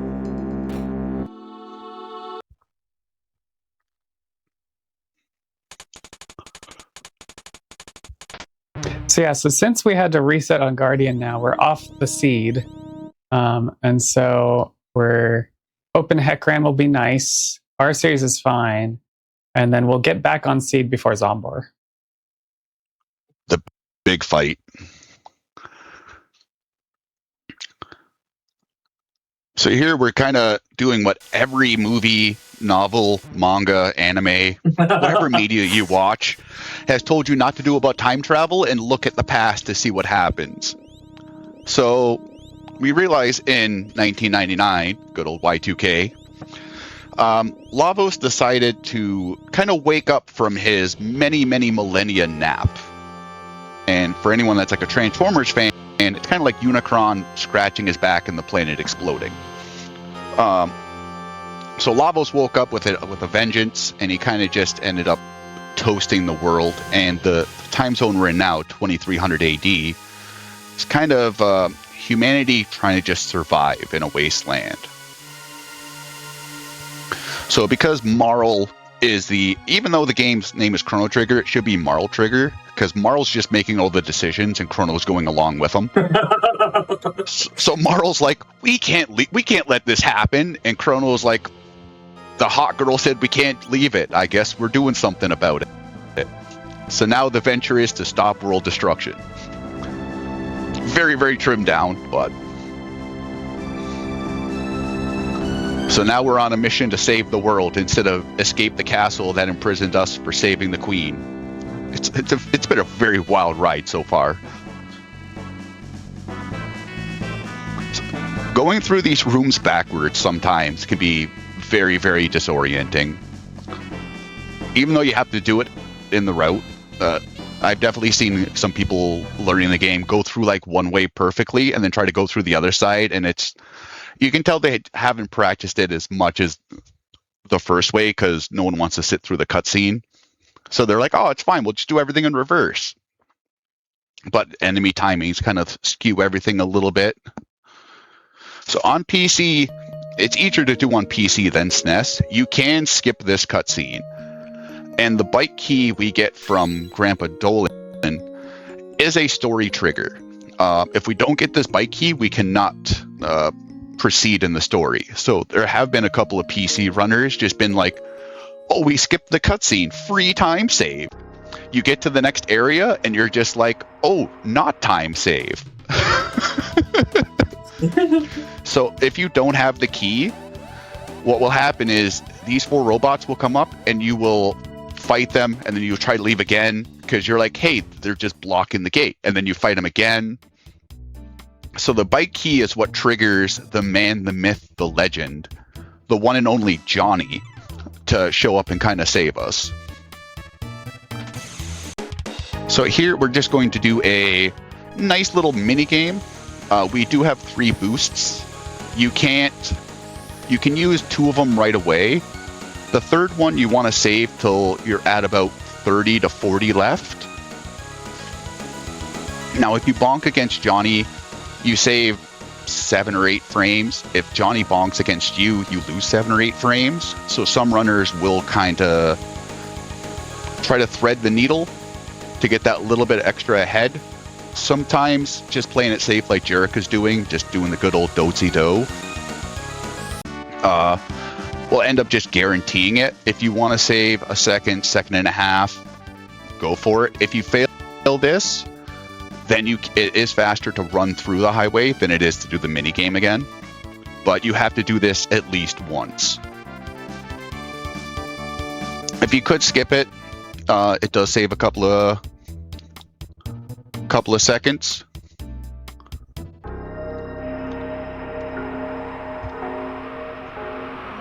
So here we're kind of just progressing on to the next area, making sure HP is a little set, because some people will take damage from this first debugger fight. So here we're just gonna auto battle and let everyone kind of take through it. This second fight is only triggered if you're running. So by walking by them, those enemies are just going to stay there for the entirety of the game. However, we will be coming through here 3 times. And you do have to remember each time to hit that walk button. All right, should I do the Robo Rick roll? Sure.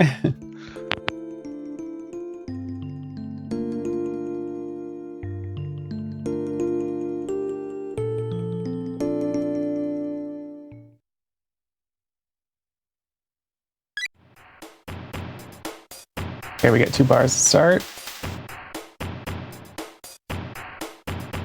Never gonna give you up, never gonna let you down, never gonna run around and desert you, never gonna make you cry, never gonna say goodbye, never gonna tell a lie and hurt you. And that's how you know you can, that's when that finishes, that's when you name Robo. There's so many good mashups on YouTube with Chrono Trigger in the song. It works so well. So we get our 4th party member, and he's like, door not open. Go to Factory and North. So whether you take Luca or Marl here, it doesn't matter. There will be at a point where tech points do matter. Right now, it doesn't, because we're kind of capped at learning the tier 2 tech for everyone except Robo. So we give Robo that Berserker ring to give him a nice, lovely shade of red. You can tell he's really overclocked his CPU for that extra damage. So these red slimes are incredibly infuriating. As you can see, a Berserk Robo can deal 1 damage. So they can take from 1 to 14 damage. And I think they have 12 HP. So the green ones are a lot squishier. The red ones, though, like Robo can crit for 4 damage. And it's just, you're sitting there and you're like, come on, man, we got to do better. Because those fights, if you end up just getting 1 damage here, 1 damage, does take quite a while. Or you can just smack them once and be on with your life. So here, staying to the top and then staying to the bottom to skip more encounters. This slime room is definitely one. The pattern you get is decided on what frame you interact with the computer, from my understanding. So there are 60 different patterns. Obviously, you're going to have some that are overlapped. So what you're going to do is just hope that Robo hits like a king. The slimes kind of group up. You are going to take some potential reaction damage like you're seeing there. But dealing that extra damage is well worth it. Yeah, what's interesting, if you're on the same seed, you get the same amount of greens. Oh, really? Yeah.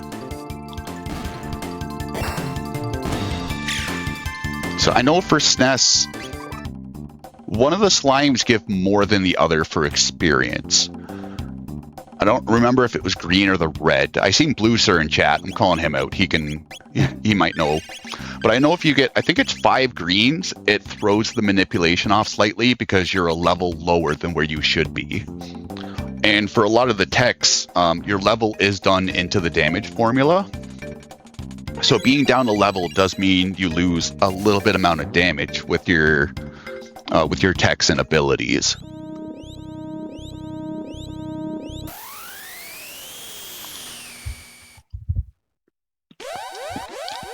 So here we activated the reactor to give the dome to the south power, which inadvertently triggered a self-destruct response. So now we're just like every other good being, we're just running away from the problem. So thankfully, Robo is mucho macho and can hold the doors for us. And then he pulls off some sick dance moves.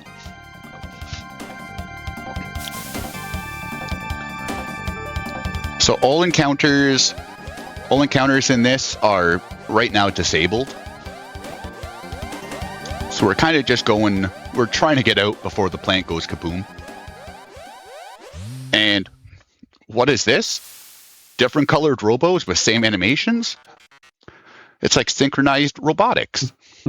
So Robo's like, hey, buddy, and they just whop him in the face. So Robo is kind of gone against the robotic overlord named Mother Brain. Please don't sue us, Super Metroid lovers. So they end up just throwing Robo in the deep, and then it's kind of like if you've ever had siblings. Like, this is just a family reunion to me. So they kind of just give Robo some love taps, and they're just like, all right, buddy, we're good. So while he's doing some sick dance moves again, if you interact with him, this will actually make the sequence longer because text boxes will show up. So we should have just brought Marl because she's well more in tune to this than Chrono is. We're just going to watch him get beat up for a little bit. So our series is pretty simplistic. We're going to do a cyclone to the front, 2 to the back, 1 to the front. So we're trying to plan it exactly where we avoid their big damaging abilities. If you leave some of them alive and then you do into damage, I believe it's below 50% HP. They'll start using an ability called Beast Toss, which takes a lot of time and it deals a lot of damage. They basically bounce Chrono back and forth like a ping pong ball for a little bit and then throw him into Luca. So this is kind of set up where we kill the back 3, and then before they really get the front parts even get a chance, we're just going to take them out with a cyclone. Easy peasy. This is short but very satisfying fight, because one little tappy tap and a misclick and you could be going down a much different path.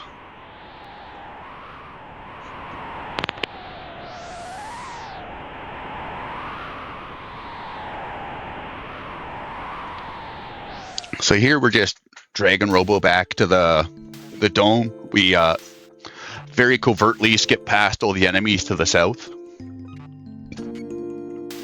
I'd say through the whole game, Luca and Robo probably have the best dynamic. I don't know if it's just tunnel vision or not, but they seem to have a lot of scenes together, and a very large chunk of them are memorable, especially the good old campfire scene that I'm pretty sure everyone's seen a picture of, or everyone just adores, or it's just me, I don't know. So we're like, all right, well, we took a portal last time and we figured nothing could be wrong. What's worse now? Well, we're at the end of time. So call it the plot point or call it the MacGuffin. This is where the game's like, slow down, you're only allowed 3 characters. So if you bring 4, you break the world. So we're kind of going to be benching Robo for a little bit. Thankfully, this next part coming up is a very nice thing because we get access to magic. It's not a very nice thing because now we're kind of on a tech route. So because we haven't learned the tier 2 techs, this will give us the tier 2 and tier 3 for free. So something we haven't really talked about, and this is an inherent game mechanic you can't escape. It's called TP duplication. So if you get an encounter with a rubble will give 100 TP. And if you learn a tech on that encounter, that 100 tech points go towards that ability you learn, and 100 tech points goes to the next ability. So effectively, that fight is now turning into 200 TP. And we use this duplication point at certain parts in the run to really maximize the amount of TPs and cut down on encounters. So for a lot of the parts, you're only going to be missing potentially 40, 50, but there are some encounters where you start missing 100, 150 here and there, and it does really slow down just the flow of the game. Obviously, if you're behind and you're kind of well versed in the encounters, there are a couple of grind points you can get yourself back on it. So it's not like the end all be all. There's always a way to get back on it. It's just how much time is it going to take. So here we busted into the Elder's house. We're not even saying hi, we're just stealing his capsules. Strength capsule will increase strength permanently by 1. Speed will do speed by 1. And magic will do magic. Here we're buying the Crimson Blade. It's a little stronger and it gives Chrono a little bit of extra magic. Bought him the Titanium Vest for a little bit of extra defense. So since we learned magic, and by generic RPG rules, the next cave you must use magic. Because why would you have it any other way? So there in that first encounter, Marl and Luca learned Antipode. It's a very, very strong, not strong, it's a dual tech.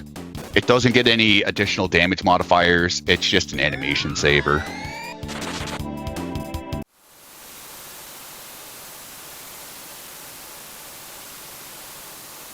So there are a couple of potentially good items here. Mid-Ethers will restore 30 MP.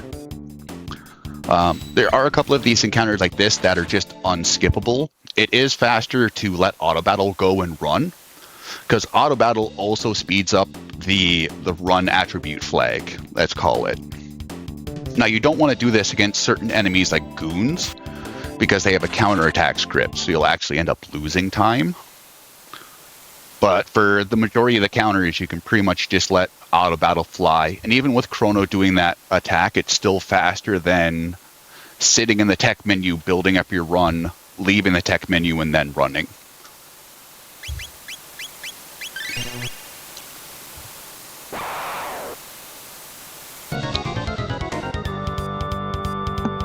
So coming up, Hecarim is a cycle-based boss. So we were talking a little bit earlier about boss phases. Hecarim picks water, and then there's 4 ATB bars where he picks wander. But because of his AI being set in one place, he kind of just does this happy little dance. So we're hitting him with Wind Slash Antipode, not because it's a damage boost like we were saying earlier, it's just an animation saver.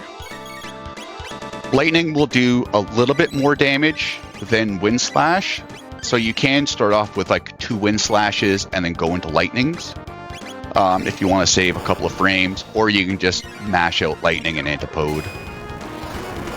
So you really want to be careful for his counterattack phase, but with PC, because of the increased battle speed, he'll go into the counterattack phase sometimes before the text box shows up. So this is a fight where, ooh, very unlucky.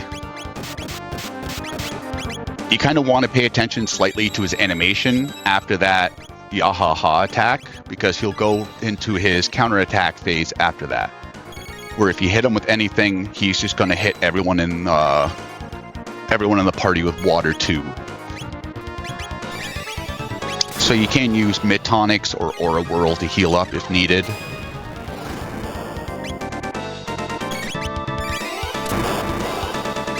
So the end of the fight should be coming up pretty soon. You're just really hoping that no one gets double tapped with Cyclone. That's the big thing. If you kind of want the damage to get, or not.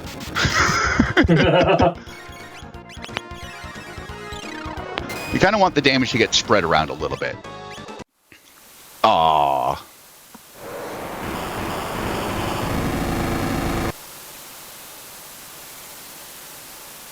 All right, Hecarim down. We are out of Magic Land. We are back in our own time zone. Now, for people that have turbo running, be very, very careful with turbo on this screen, because if you can jump back into that whirlpool and it doesn't send you back to where you fought Yakra. It sends you back to like mid-dungeon. Oh no. So there is quite a bit of a lengthy back travel for making an oopsie. The walk of shame. Oh, it's a pretty large walk of shame, especially if you do it twice. Oh no! You soft lock yourself into the walk of shame. So there, we have to wait for Tabin to start talking to Luca's mom, and then we got the Tabin suit, or Tabin vest. I forget which one you get first. Yeah, exactly. It gives Luca 25% fire resistance and some speed. She's pretty much going to be married to this piece of gear for the next like hour and a half-ish. Defense, we're not really super worried about. The fire resistance is nice, but another thing not to worry about, it's the speed. Especially since Luca is just a very generally slow character. And spoilers, she is one of the key people that are going to bring us to the Promised Land. So we need to fight Gato 3 times for all quests, because one of the quests do involve getting Chrono back. You can make a quest back here later on if you want, but we're running through this area, so it just kind of makes sense to do it now. Vest first. Many people have told me this, Acid, and I'm glad you typed it in chat. I'm just going to remember it 4 minutes from now. My brain refuses to remember the order. I've tried. I'm just like the Tabin thingy. So one of the nice things about grabbing these extra portals is it does open up new portals. So it's a 2-for-1 deal, and thankfully they are progression based. So here we're back in Truce Canyon. So see if we can get Birdo Skip. Nice. Even gave the imp a little love tap. So here you have to check on the bridge first to trigger the part. Some people, or a lot of runners, especially when you're first starting off, you look at the notes and you're like, go to the castle. So you go to the castle and you're like, why is nothing happening? And then another walk of shame happens. But the soldier is basically like, hey, we're getting kind of hungry. So then we're going to go down to the the cook, and this will kind of start off the quest. You can grab that chest for a mid-ether if you want. Text boxes kind of have like a despawn point. If you stay a little lower, you can kind of run back and forth over and over again for a minor time save, because it will start cutting off the text boxes. But once again, because of PCs, instant text boxes, it really doesn't save much time. That's more of a SNES trick than a PC trick. So to feed an army, we got 1 whole piece of beef jerky and a strength capsule. We're keeping the strength capsule because no one else needs to know we got that. So here we're just giving Luca the new gun. Gonna increase her magic a little bit. Definitely gonna give her a little bit of speed.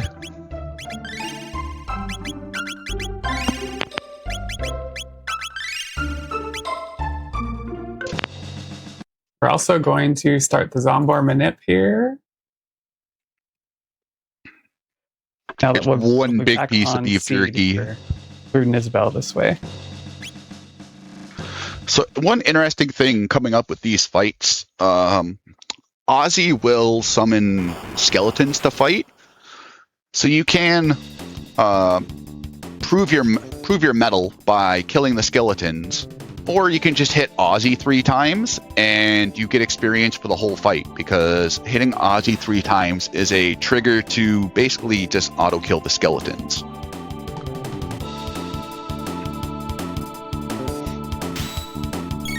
So it's not HP based, it's just hit based, which is thankful, because it's not like you're going to end up getting damage rolled or something. So once again, we repeat.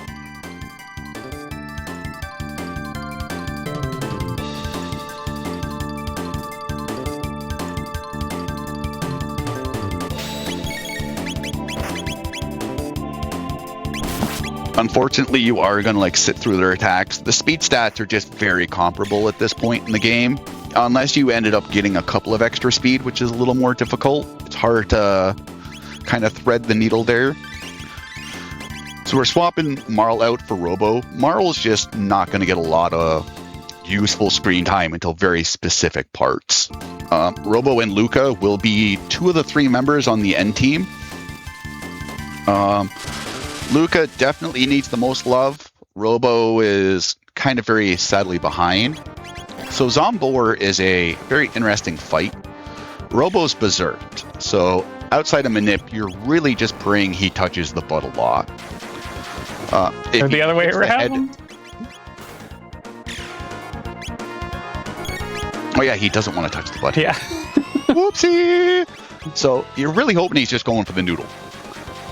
If he touches the butt 3 times, that's what it was. You kind of want to stop doing cyclones and start doing physicals. When the head dies, you're really out of danger. If the fight goes on, he can use a very devastating full screen attack called Doom Doom Doom, where the legs kind of just sit there. They do a little bit of a jig. They're just happy feet. So, and you can see with Robo with the Berserk getting that 50% less physical damage, he can pretty much tank stuff for days. So one thing, if you not a big fan of shops,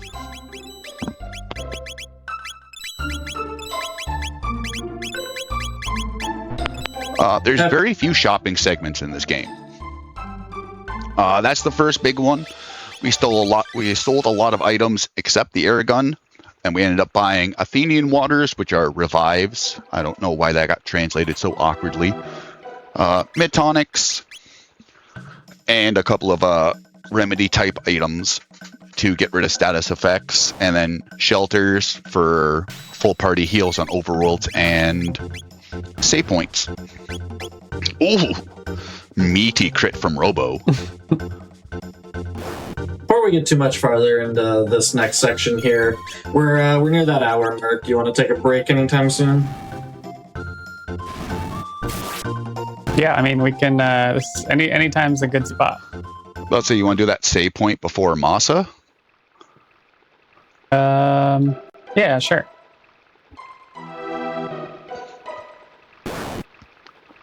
So these enemies are the ogres with the mallets have an interesting mechanic. They just have stupidly high defense until you burn their hammer, and then they become very physically resistant. Not really important for the speed run because we're going to skip a lot of them, but for casually, it will save a lot of headaches. This is another fun area that's just... Oh. So I want to get this encounter for the Manip, so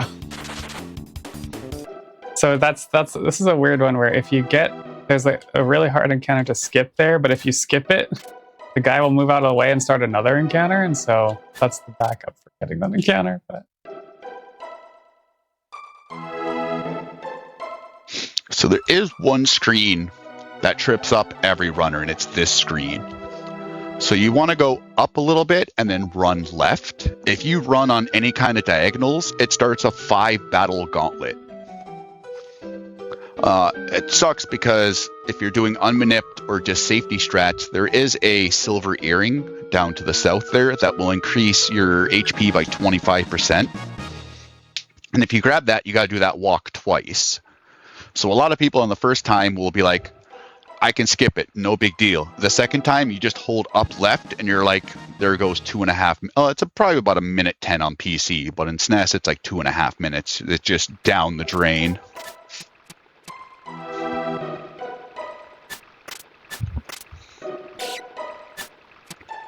all right, this is a good spot, I guess, to take a break. Perfect, sounds good.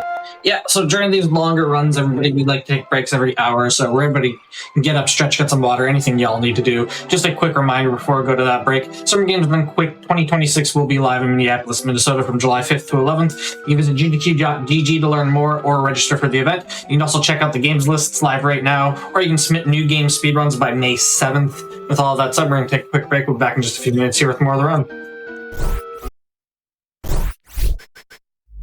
Hello everybody, and welcome back to the Games Done Quick Hotfix. Today, we're showcasing some 90s classics. We're in the middle of a Chrono Trigger run. I'll hand it right back over to you whenever you're ready. If you just want to give a quick 3, 2, 1 countdown. Okay, cool. We're going to do a 3, 2, 1 chrono, and we'll get going again. 3, 2, 1, chrono. All right, we're going right into Mazamune. All right, so the big thing right now is there's a mystical sword we have to fix. That's also, it's a very good sword parent because, as you can see, it has twins, and they're very loving of the sword hilt. So these two little lovable trolls are Masa and Mune. This is a very, very tricky fight if you're doing the Berserk Robo unmanipped. So they can't do a counterattack if one of them are asleep. They'll generally do X-Strike when you attack one and the other one's, both of them are awake.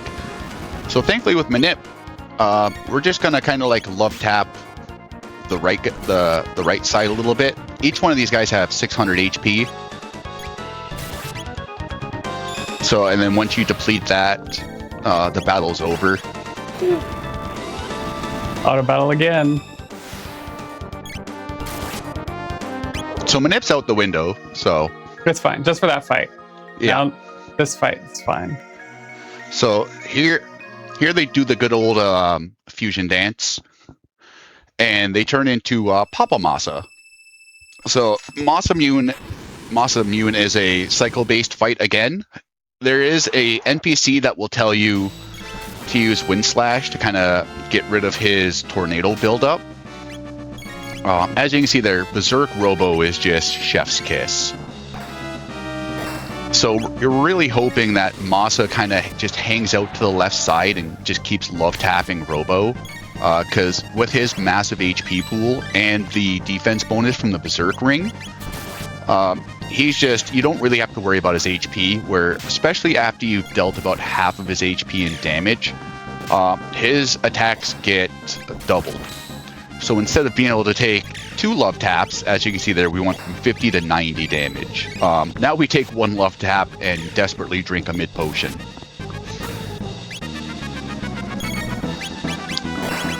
So thankfully, it's not exactly 100% scripted, like Wind Slash will happen at random times. But if you do this fight enough, especially with the Berserk Robo strat, you do get a feel for it. If Robo's not Berserked, you'll just do Chrono Slash and then Fire Tackle with Robo and Luca. And you'll just keep doing that and then Wind Slash accordingly. And then pretty easy peasy. King Hippo. Oh, I like that reference, Chip. I never thought of that.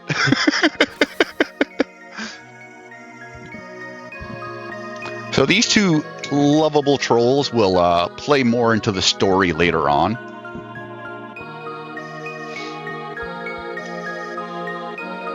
But now, for the most part, we got 1/3 of the items we need.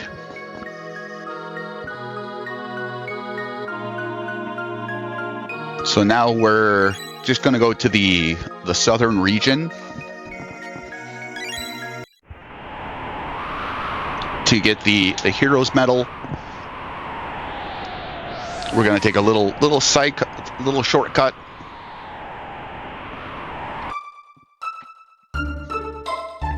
And away we go. Thankfully, we don't have to go through the mountain again. We get that nice little shortcut. Taking off the Berserk Ring on Robo, because we will need him to do something other than Robo Smash in a little bit. So we have this lovable little poop called Tata. So Tata found a medal called the Heroes Medal. And he's like, oh, free title, sweet. So he grabbed the medal. Everyone in the town started praising this 12-year-old boy. And he's like, I'm running with it. So after the mountains, he's like, I'm a fraud, I'm sorry. Please don't ground me.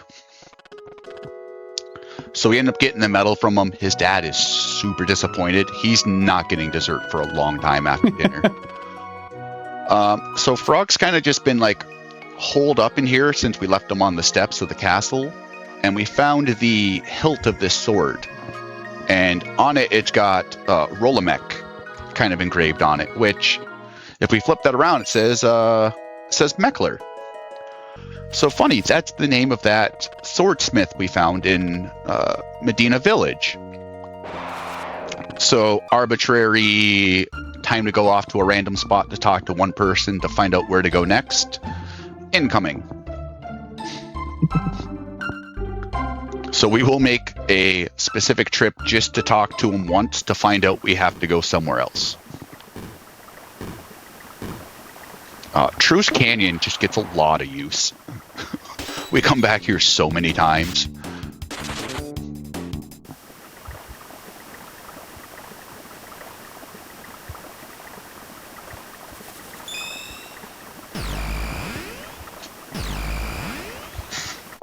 So here we find out through the good old Deus Ex Machina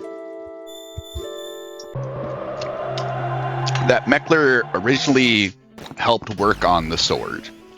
And he used this incredibly rare stone called the Red Stone or the Dream Stone. I don't remember the translation for this version. Yeah, I think it's Dreamstone. And he's like, oh, like it hasn't existed for millions of years. And we're like, well, thankfully we have a tech genius with a magic portal machine and a way to go to any time we want.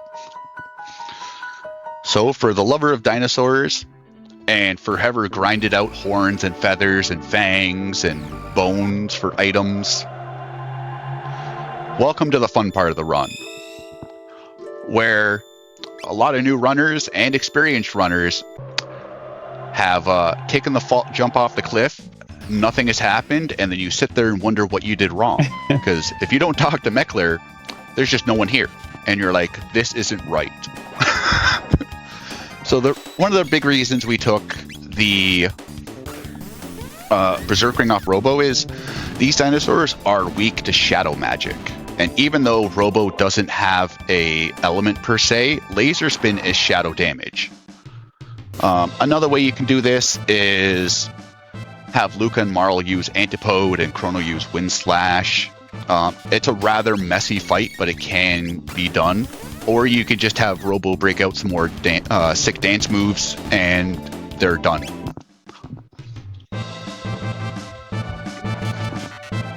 So everyone's lovable cat girl that thinks she has a tail when it's really just her scarf, but we think it's a tail because it makes us all feel warm and fuzzy inside, Ayla. Ayla is the only character that doesn't equip weapons. Casual player, the more you level her up, especially to like level 70 and then I believe 96 or 98, her fists just become Super Saiyans after that. Ayla is just an incredibly strong physical-based character. A lot of her abilities also aren't elemental, so she's another person that you don't need to bring to Specchio to learn magic. You can sit here and grind her all the way to her level 10 tech if you want.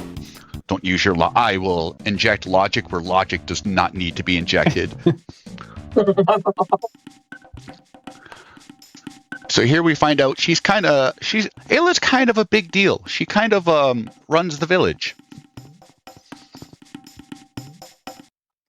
So we don't want to have Marl in the party for this. It does slow it down a little bit because Marl wants to dance and have fun. Where Robo is just kind of sit down 4 times and then just give up. And that's our cue to progress to the next point.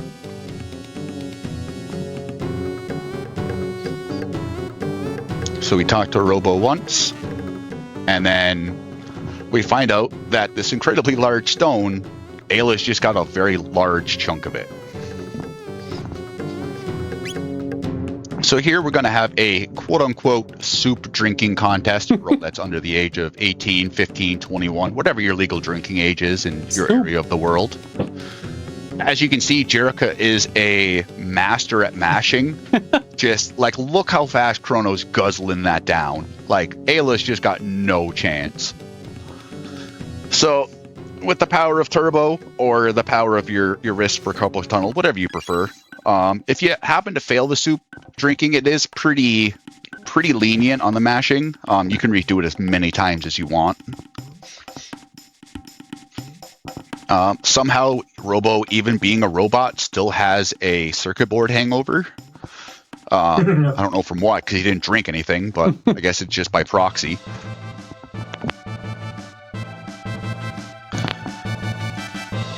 So Ayla, like most teenagers that wake up from a hangover and have to go to work, they're just instantly cured. So they're like, hey, our stuff's missing. What's going on? So here we find out Ayla's boyfriend Kino got incredibly jealous of Chrono and just instantly on a dime turned and sided with their enemies, the Reptites. So in 65 mil BC, Reptites and humans are very much at war with each other. And Kino just goes like right to the extremes. He's like, someone else, my girl likes someone else. Warfare. That's it. So thankfully this is just, we're back into the running simulator part for the most part. This area is fun to explore casually. It has a couple of ups and downs that you might not see unless you're really paying attention. It does have some decently good gear, especially since we're pretty much rocking mostly starter gear, except for Chrono's weapon and then breastplate.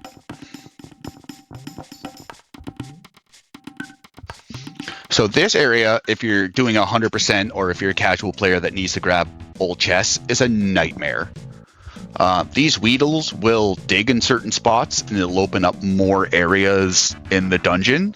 However, though, they're not going to dig them guaranteed. So depending on what RNG cycle you're on, you could get all the paths opened up right away, or you're just sitting there for a really long time and praying.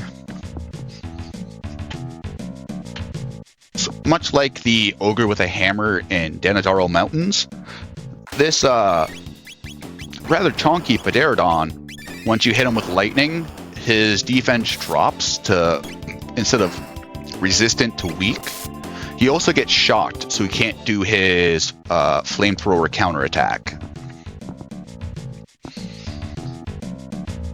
So here we're just going to pick up the stone helm.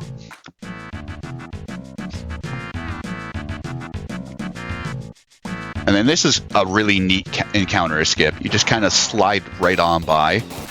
There is another setup where you just walk all the way up.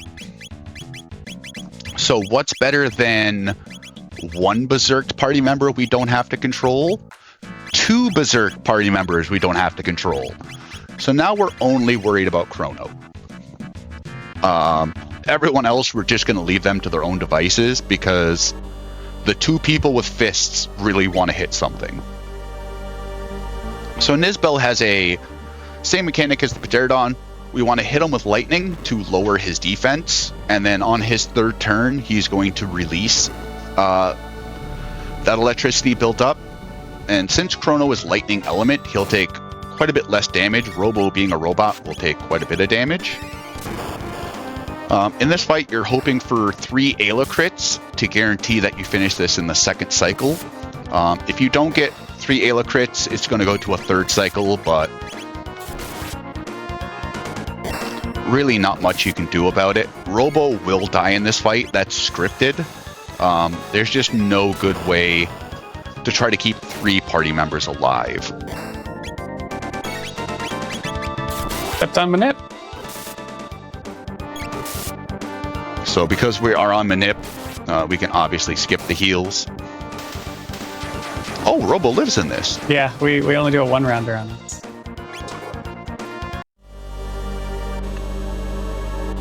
And that's Nizbel.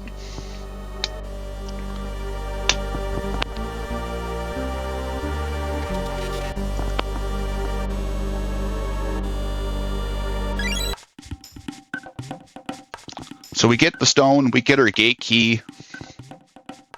Now, time to go forge us a nice spiffy sword for the best overrated, underrated, mediocrely rated character in the game.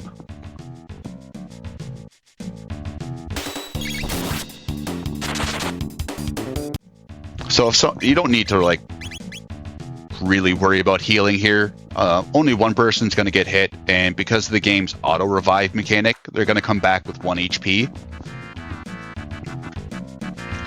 So you can play this risky. You don't have to worry about it unless you absentmindedly didn't run at the start of the encounter.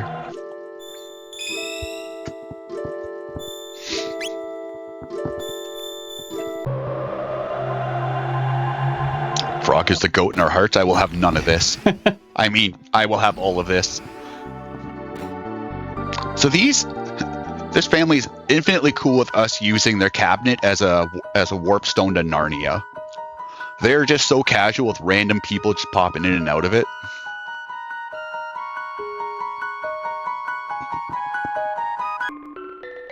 So there is some small tech you can use here. By pushing on Melchior here, you do advance his script a little bit so he doesn't sit at the bookshelf as long as he normally does. It saves a couple of frames, but since you're locked into this screen with really nothing to do, you might as well push against him unless you're going to the bathroom or grabbing yourself a drink or something.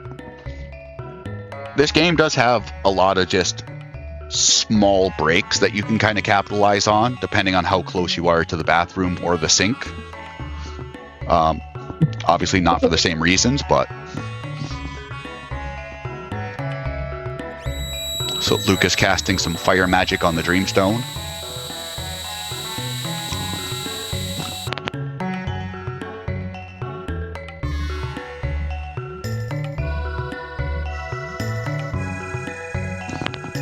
Like I said, this is a very nice area just to go grab a drink of water, walk around for a little bit, especially with the allotment of turbo.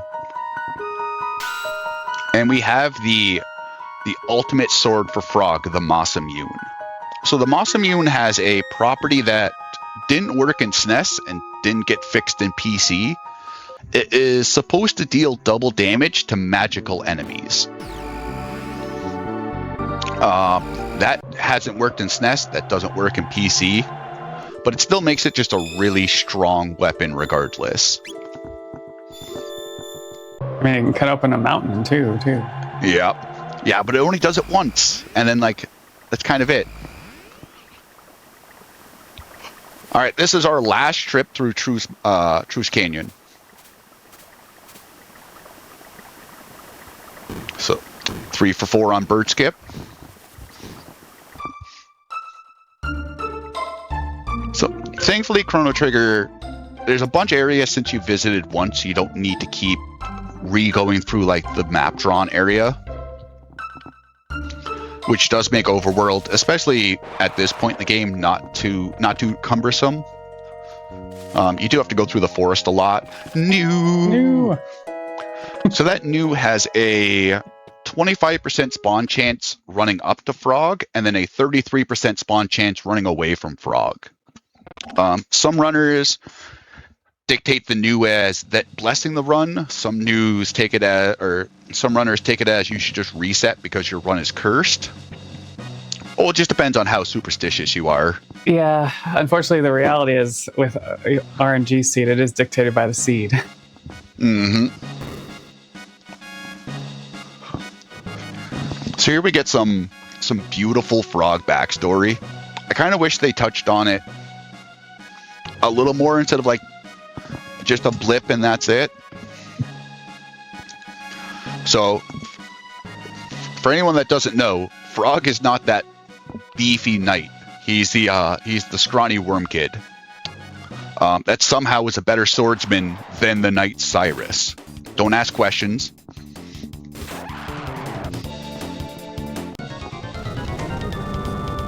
So Cyrus is kind of his best friend, and Cyrus's main goal is to defeat this archmagus that's kind of leading the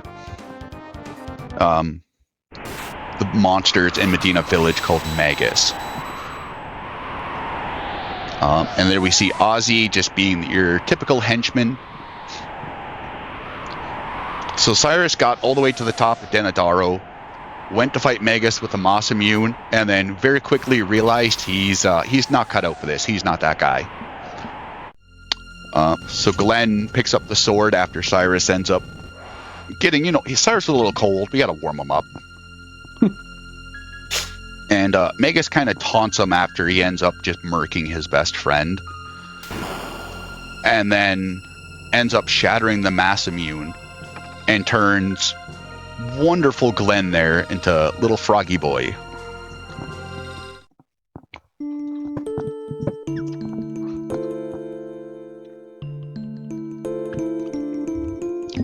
So this is kind of where Frog's coming to terms with his past. He very much had the weight of Cyrus passing away on him.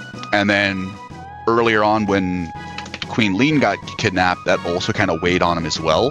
So now this is kind of his moment of levity. So we're going to instantly throw him into the party.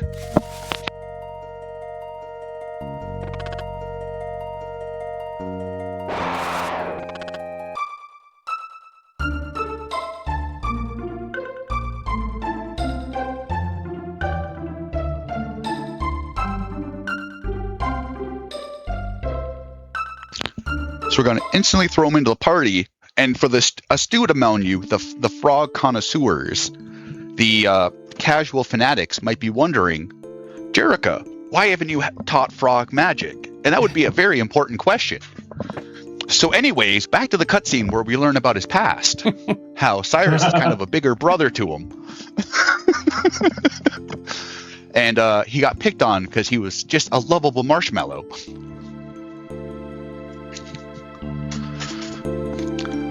So I think Frog should have got he should have got a glow up. Like Cyrus looks beautiful with the sword on the back, the glowing Super Saiyan hair, and Frog is basically a repasted Pierre that we didn't save from the trial area. He's not that guy, unfortunately.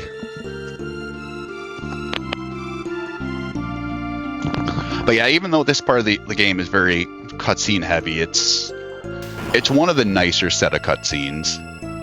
The PC version we haven't really talked about does include the cutscenes from the PlayStation version. So there's like 7 or 8 of them. I think they're about 12 minutes in total when you include all of them. So sadly, we're not really going to see any of them just due to time constraints. And we've already made enough Dragon Ball Z references. We don't need any more. Says you. Yeah, that's true. I'm just waiting for chat to riot. So audio warning levels. This part of the game does kind of spike a little bit. It just really wants you to know that the mass immune is stronger than any limiter and noise gate you can put on a mic audio. Actually, I think they took that out on PC. This is still incredibly loud on my setup. Maybe I'm just weird. Oh, okay. Yeah, this is like a really horrible screeching sound on Snap. Thank God I got nothing going on right now. So we do the Hiya. And that is the most impressive thing we'll do with this sword. Yep. For the next 20 minutes. So you might still be asking, Jerica, why haven't you taught Frog magic? Even this encounter is going to remind you. So anyways, what we're going now is we're going to the next goal. We're going to help Frog get his revenge.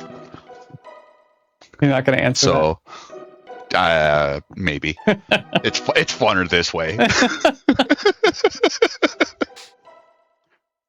So we got a little bit of gameplay.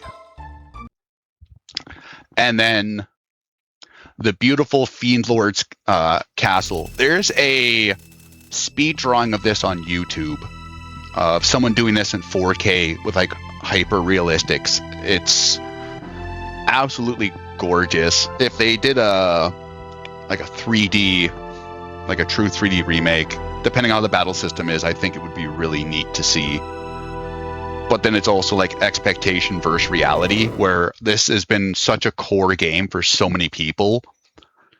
If you end up changing it, I don't think it'll ever live up to the expectation we've held in our hearts for 30 years. Or 30-ish years, depending on you know, how old you are and when you found the game.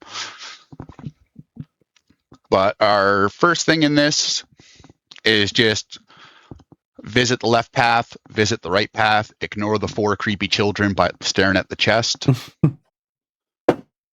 And this will trigger the next sequence of it. You don't need to go load the chairs. Just loading the rooms is enough as a story trigger to continue.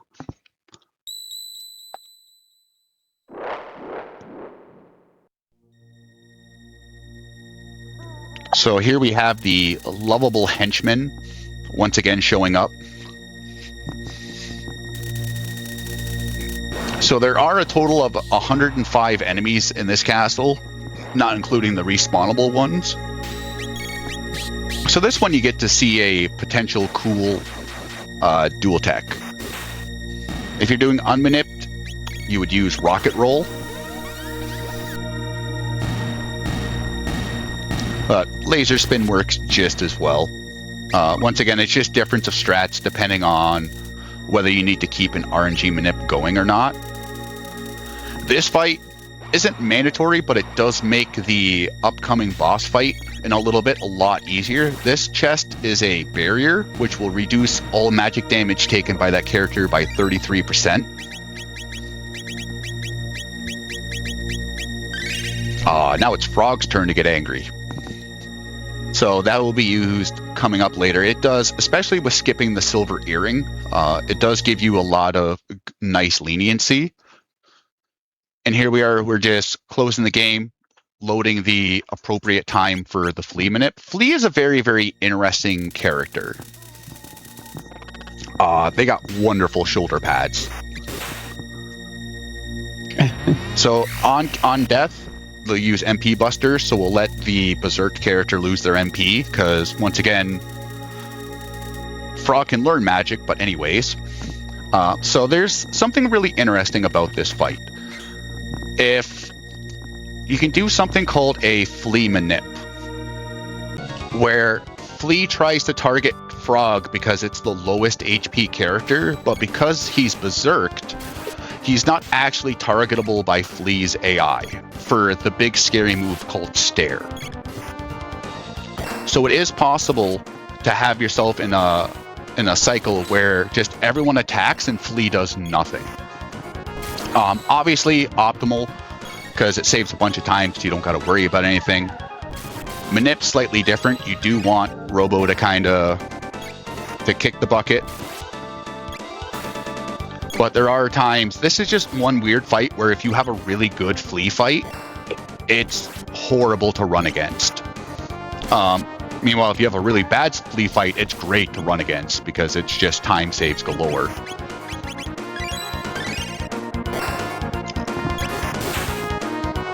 So as you can see, Frog with his massive crit percent, I believe the Moss Immune's 26%.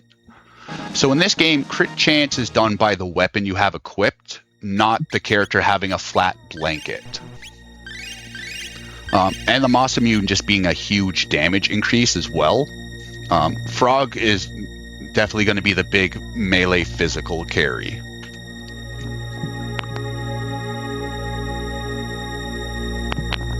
So whether you do Flea first, insert boss second, or vice versa, doesn't really matter for the most part. It's kind of like Flea first, and then this dude second. That's just the way it rolls. It's just a lot of people's muscle memory is that way. Yeah, and we have this on a manip. This manip that we started at Flea goes all the way through Magus as long as you don't get extra encounters. Or do extra tech heals. So we did 6 tech heals after Flea, and that's expected. So this fight is a very unmanipped. It's a very reactionary fight. Slash has 2 phases. First one is kind of just auto battle till dead. Heal if you've had super unlucky targeting.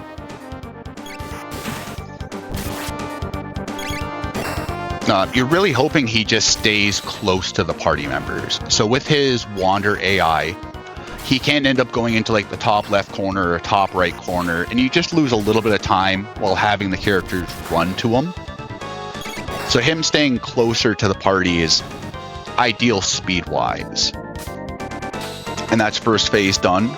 Now, second phase, we have to start really paying attention. Once he gets below, I believe it's 2/3 HP, he'll start doing a counterattack every turn. And if you're kind of just going ham crazy with the auto battle, it's very easy to get into that and then start having players drop left and right, especially if he's lined himself up really good for those wind slashes to hit multiple people.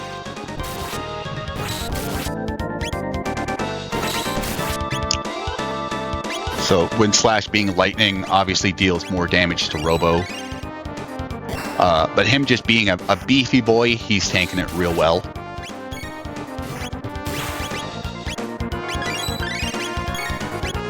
So you can see Frog doing 400 damage on crits, which is just absolutely massive. Chrono taking a dirt nap, not so massive. Thought I had that heal in fast enough. Oof. So we're potentially in a little bit of a cycle of hoping Slash hasn't hit his counter phase yet, so we can get the heal off. Hopefully Frog doesn't also start hitting the ground.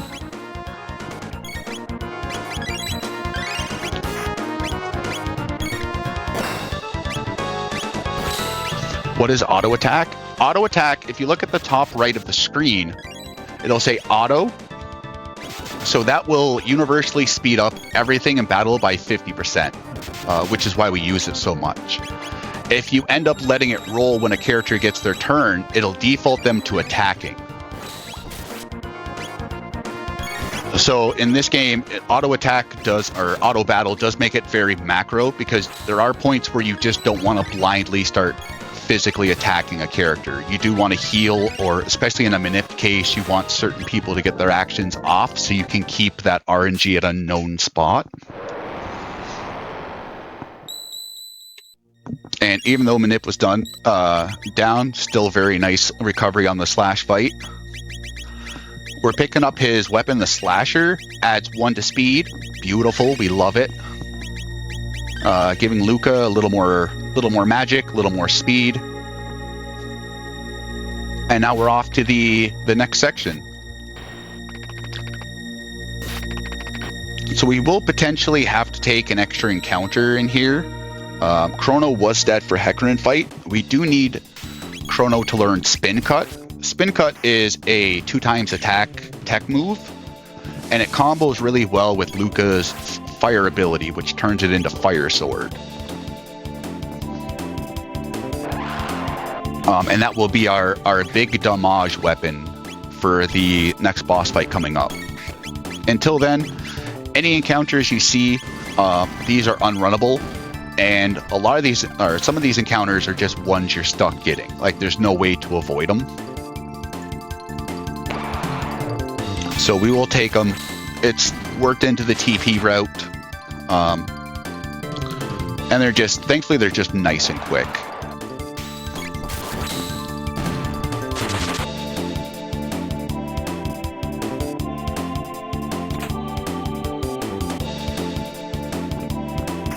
So we picked up the speed ring. It's +2 to speed, +3, I think +3. So this guillotine room, if you get hit by the guillotines, you lose half of your current HP.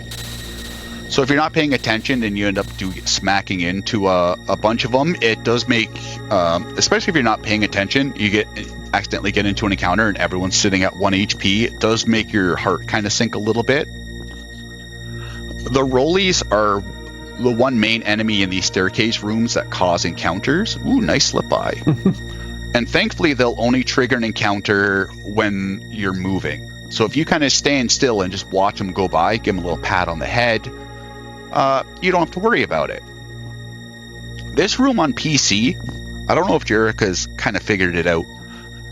There's a bunch of like hidden pitfalls, and there are some corners that just stick out half a pixel more than the others, and sometimes you can walk through that room just fine, and then other instances you'll hit a pillar and you'll end up just dropping down to the unknown void.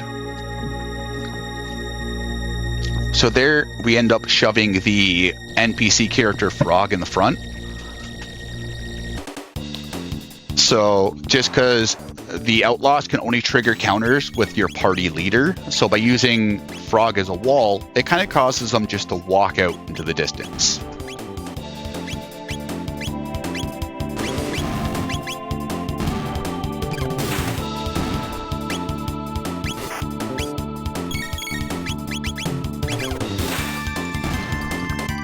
So here, this is just another unrunnable encounter that we have to take. This next encounter coming up, the Jugglers, are interesting because Jugglers switch their immunities or resistances depending on what they get hit by. So they start off physically resistant. We'll be using Luca's Hypno Wave. Even though it doesn't deal damage, it switches them to magically resistant and physically weak. And then an X-Strike is enough damage to one-shot them. So we'll just Hypno Wave and then X-Strike to freedom. There you can see a little bit of the macro going on with them getting their attacks off and then just jumping into auto battle to make that fire animation a little faster. Yeah, we didn't get Fire Sword. Ozzy trying to churn the butter.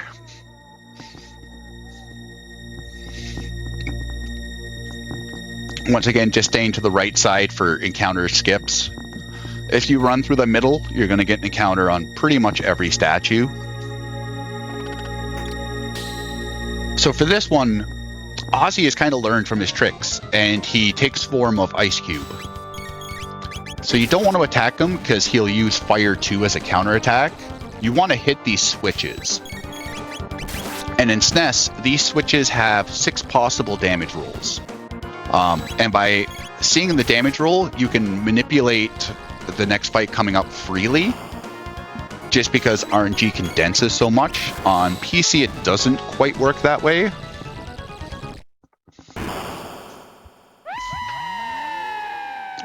Yeah, because the battles aren't strung together at all. Yeah, instead of them being one long continuous, they're kind of all independent of each other. So here we're going to give Chrono the Dark Mail, which gives him 50% resistance to shadow magic. With him being lightning element, he takes a little more damage to shadow than normal. That's what we usually do, but for this we keep him with the Ruby Vest. Because we're going to get a lot of fire barriers. Okay, there's Fire Sword. All right, so because we did Fire Sword, we got to reset the Manip to Magus. So we had to take the bats. The notes are faulty. It says nothing about a Magus backup. Yeah.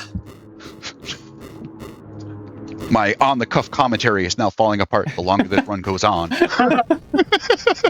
Sorry, I didn't give Dine any equips or anything. There are a little bit of different equips for Manip. Like we skipped the Silver Earring, and we're using Ruby Vest here instead of Dark Mail because we're getting primarily fire barriers.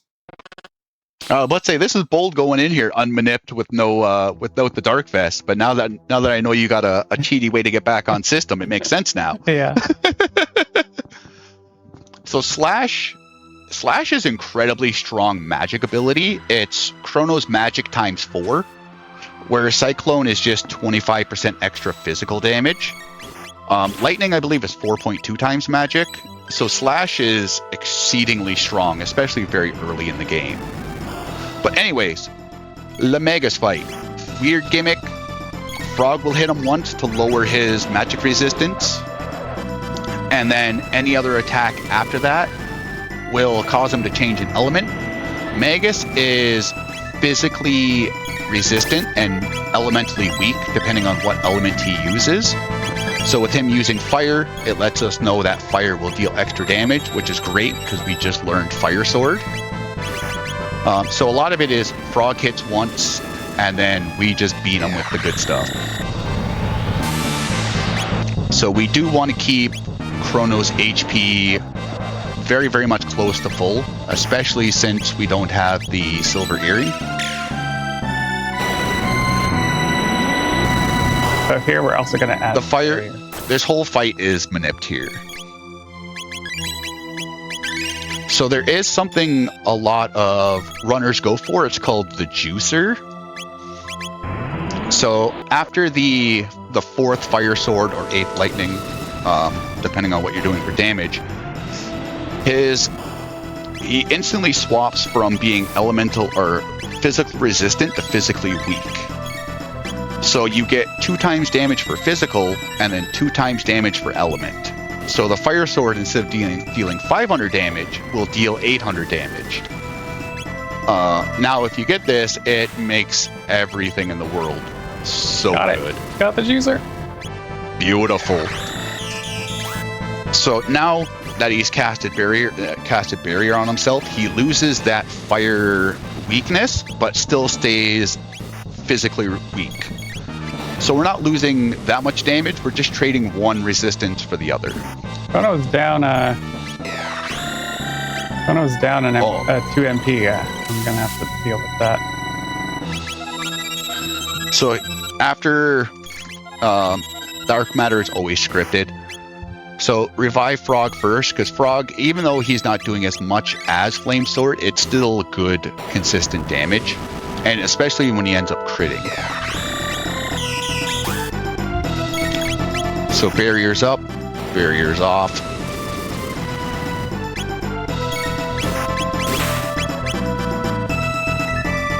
Got it. And that's the Magus fight. Very clean. Yeah, that was weird that he was off by 2 MP for some reason. So like he couldn't get that last fire sword off. He might have been down a level maybe from the Grin fight. So then the bats kind of corrected it with EXP normalization. Yeah, you're probably right. So skipping another cutscene. What is this, a speedrun? So here, Magus is so strong. He also had Taco Bell for lunch, which creates him, after his HP goes to 0, he ends up creating his own dimensional vortexes. So like, we don't even need the gate key anymore. We got the power of flatulence. So thankfully, it does warp us to a known time.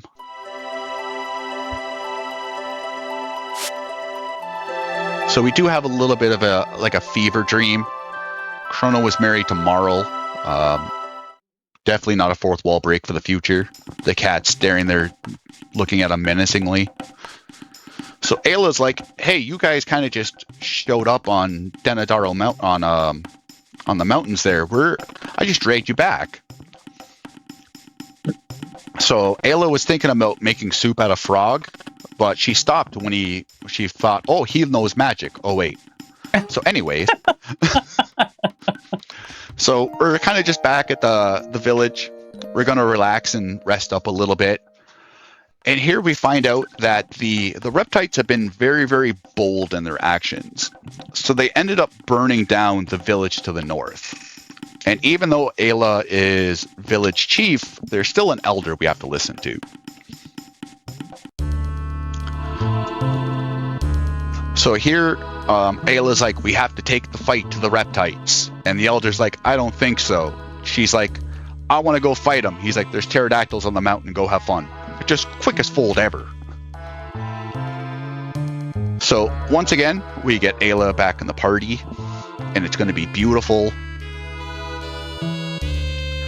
One of the great quotes from Ayla here is, we're going through it really fast, but is old man live but dead inside or something like that. Yeah. Because he wants to play it safe, which isn't the best decision for his people. So that fight, you really want to, if you're going to let auto battle roll, you really want to kill the flying monkey from Wizard of Oz. Because if he ends up living, he's going to pick up one of those boulders and throw it at you. Bad time loss. Yes, it's, especially on SNES, it's incredibly slow. Speaking of skips on SNES that are slow, but really fast on PC. So Corporate was doing a SNES run, and on SNES, for anyone that's watched a run, that is an incredibly difficult skip to line up. So Hobbs and I spent 45 seconds a minute trying to explain how difficult this skip was, and Corp just uprighted it, passed it no problem, and we're just like, what do we know? Just proved us completely wrong in real time. So you might notice there's a little bit of a red star shooting off into the distance. And you might also be wondering, is Frog going to learn magic? But anyways, we have a different mode of transportation now.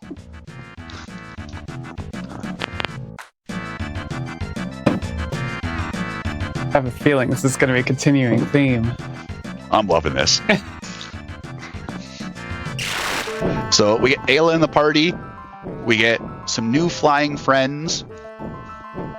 We get a cutscene that's going to go bye-bye.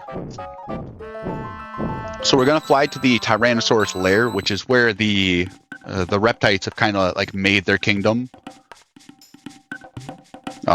Taken directly out of He-Man because it's just covered in lava.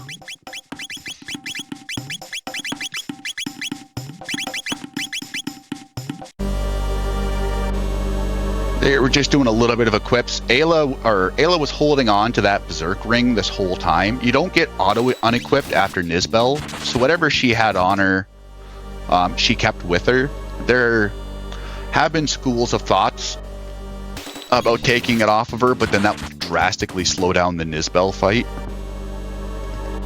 to potentially use it in other places, but just no fruit has kind of been born from that tree. So thankfully the reptites are incredible jailers that will run at the first sight of anything. So here Ayla tries to get Kino out, but no one pushes the button on the side. So she's like, brute force. And then gonna do her best Kool-Aid Man impression. Just burst through the cage, no worries in the world.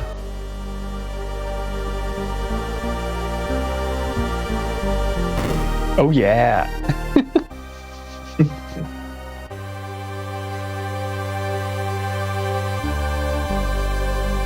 So this one area, for me especially, I've run this game on and off for a couple of years. This one area still trips me up. Anytime you involve random switches in my movement simulator, my brain just goes on vacation, and it's a very, very dangerous thing. This area is not horrible. For a lot of people, the encounter skips in this are quite fun, but there are some points where you can't really let autopilot take over 100% when you've done practice, because it's very easy to blank out and miss something crucial. Because like we were saying earlier, once you go through these rooms 20-30 times, it all becomes kind of muscle memory at this point. You really just stop thinking about what's going on. So this encounter, Jerica purposely kind of skidded on the door, and that's to slow Chrono's movement down enough that you trigger this event fight. Because if you just go right for the door, there's a very, very high chance that this encounter just doesn't happen. So we are going to fight this 7 times. We are looking for Ayla to learn Cat Attack for the dual skill Volt Bite. This also just helps too because it increases our levels, and once again, for a lot of the techs, your levels do play into the damage formula. So we're getting a little bit of extra damage due to the natural stats we get on a level up, and then from the level itself. And they're fairly quick fights. Like the volcano does a lot of the heavy lifting for us.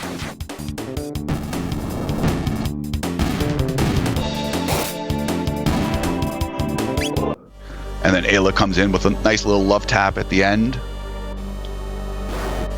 So you do have to be careful. There is a encounter trigger just a couple of pixels over from the door frame.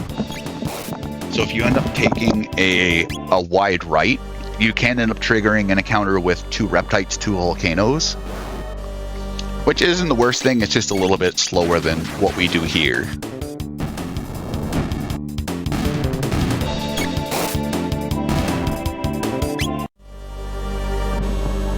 So, and in the PC, because text goes so fast, you can't just kind of like just blank out because it's super easy to miss 1 or 2 extra text boxes at the end, especially when auto battle is rolling, because for some reason that speeds up text boxes at the end too.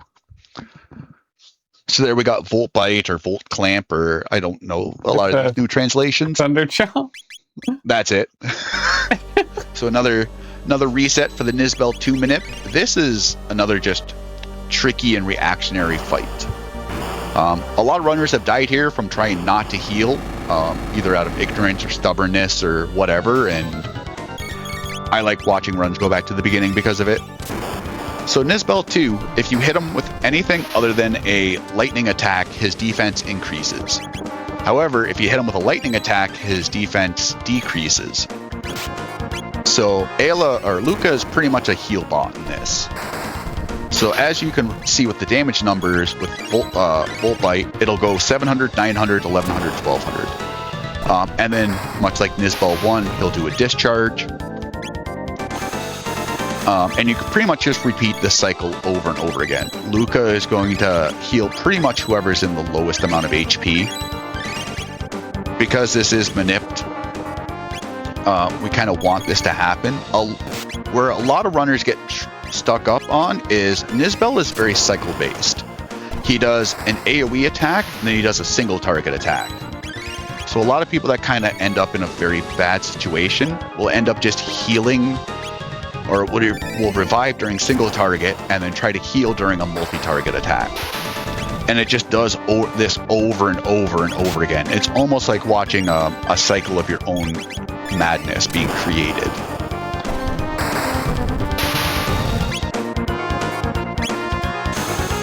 So this is the second discharge. So now either a Volt Bite or a Fire Sword will kill him. He's just at that low enough HP. Now, for everyone that's been wondering since the beginning of this run 5.5 hours ago, even though the timer says like an hour or something, how fast is Battle Speed 1? You're about to find out. Should I do Battle Speed 1? Don't put it on Battle Speed 1, I'm leaving. Okay. I was considering doing Battle Speed 2 today. Alright, you know what? Do Battle Speed 2. That's still stupidly fast.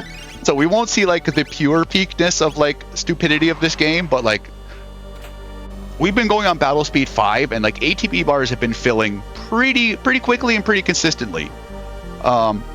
Going from 5, and we've also done some fights on 3, and a lot of the chat has thought that is fast. Wait till you get to like 2 and 1. Yeah, I figured for marathon safety, maybe Battle Speed 2 would be better right now. So Battle Speed 1, if you're doing this over Battle Speed 2, saves like 45 seconds in this fight. This is a very, very long, drawn-out fight just from this being another cycle-based boss, which we'll get into. Oh, look, shiny star. Which we'll get into in a little bit. There are 2 ways to approach this fight. You can kill Azala, or you can just put her to sleep. I think we're putting her to sleep. We are putting her to sleep. Beautiful. So Black Tyranno has incredibly high defense until it roars, and then the defense drops. So at this point, we really don't care about healing. We're gonna just heal up to full because we want to go into that second phase with as much HP as possible for the Fire Wave attack, and then we're gonna stay at as very little HP as possible to prevent him from healing himself. So soon we're going to get into, here we go, and this is where we're going to be doing flame swords and cat attacks. And our AT bars are full. So this is where this fight, especially because there's a lot of carpal tunnel, but is also very macro intensive and very, very cool to watch on a high level. Because you're really threading the needle to try to maximize as much as you can, and with the help of Turbo. Yeah, Battle Speed 2 is pretty comfortable with Turbo here. Yeah. Battle Speed 1, Ayla can outspeed Chrono, potentially, which does make it a little messy, but Battle Speed 2 is a nice comfy spot to kind of just make it a very consistent fight. And realistically, you're not looking for that extra time until you start breaking the 4-hour barrier. Even some could even still debate about it, because it's not worth losing a run if you still have plenty of time saved later on. Now, even though its defense is up, we are going to do Flame Kick for a little bit more supplemental damage. We are keeping everyone at low HP. Ooh, Lucas survived that. Just to stop him from healing, but we don't want to leave them at low HP because his roars does a sap-like damage where we do lose 1 HP for a set amount of time. So if Jerica didn't throw a potion on Luca, Luca would just slowly die to tick damage from the 5 HP she had. So we did our 3 or 4 flame kicks. Some people do 4 for comfort. Now we're just waiting again for its defense to drop.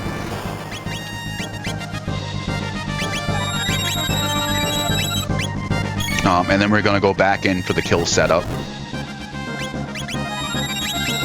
So this is the first big boss increase. This boss has 12,000 HP. Very, very big increase from Nisbel 2's 7,000, 8,000.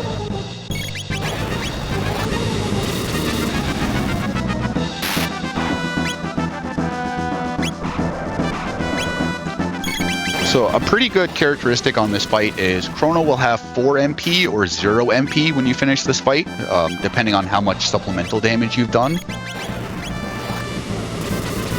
So, but this is a pretty comfy 2-cycle fight. I remember, once again, when Handy was learning this run, he did it on battle speed 8. Because he wanted to see how painful it would be because he wanted to do it for safety, and it ended up being like a 24-minute fight or something. Oh my god! Like trying to wait for turns. Like you could go and shovel your driveway by the time like someone else's turn came up. It was horrible. Lightning. Oh, go ahead. Go ahead. I was about to say lightning doesn't do as much. You're going to end up losing more damage because then Luca's not going to be adding. Luca doesn't have anything good for supplemental damage. So for the speedrun setup, even though we're not really hitting its elemental weakness, it is optimized for damage per turn. Yeah, I was just going to say, fun fact, that fight is a 1-rounder on the new route that Fox made for all endings for Chrono Trigger, PC and DS. It's kind of fun. Yeah, having haste giving you a 50% speed boost. Yeah. Just breaks so many parts of this game, especially for the longer fights like that.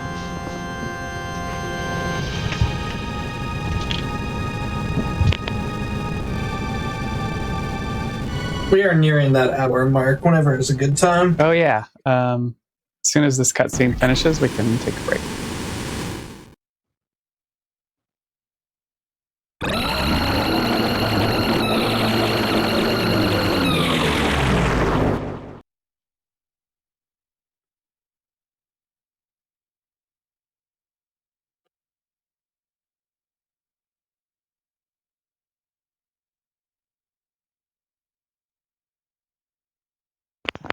So Azala's been defeated. The Black Tyranno's gone. We have a huge open doghouse for anyone that's looking for something for their pet. And here we kind of find out that Azala's like, they've been praying to the big red star because it was supposed to give them the power to defeat the humans. And they're not wrong lore-wise. But Ayla's like, hey, don't die here. Come with us. And he's like, I'm good. I'm not being saved by you filthy humans. All right, we can pause here. Perfect. Yeah, so during these longer runs, we like to take breaks every hour, so we're going to get up, stretch, get some water, anything y'all need to do. Just a quick reminder before we go to that break, if you are ever curious what's coming up on the hotfix, or if you're ever interested in running on GDQ, you can always check out this week's schedule and submit your runs to be showcased at gdq.gg/hotfix. We're going to take that quick break. We'll be back in just a few minutes here. Hello, everybody, and welcome back to the Games Done Quick Hotfix. Today, we're showcasing some games from the 90s, some 90s classics. We are in the middle of our Chrono Trigger run. I'll hand it right back over to you whenever you're ready, if you just want to give a quick 3, 2, 1 countdown. All right, sounds good. We'll go 3, 2, 1 Chrono again. 3, 2, 1 Chrono. All right, where were we? Oh yeah. So Lavos has made impact with the Earth, as you can see with the Tyrannosaurus lair no longer being there.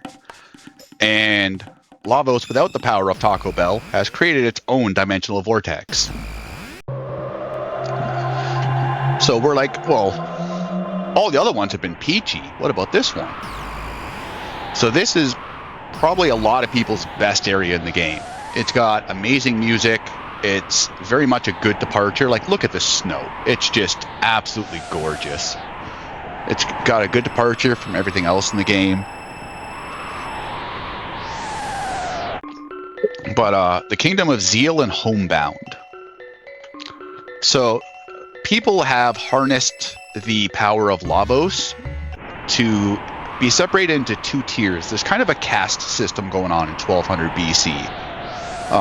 You have the Enlightened, which are the people that live in Zeal, which is above, and Homebound, the people that live in this frozen, desolate wasteland. The only difference between the two is the people of Zeal can use magic, these people can't. That's the only big difference. The track here is just absolutely amazing. This area is really neat. There's a couple of like fun little puzzles you can do. There's the everyone gets it in their Twitch chat, talks about the 6 new fight, and yes, it's worth 180 TP. Unfortunately for the speed run, it's not worth the time investment. It doesn't save anything, especially doing all quests. We're going to get plenty of TP from all the additional side quests we have to do. We are purposely avoiding the heal spots on the ground. So one nice thing about Black Tyranno coming up into the next fight is it sets us up very nicely for the fight. You might ask yourself, why do we want to be at low HP?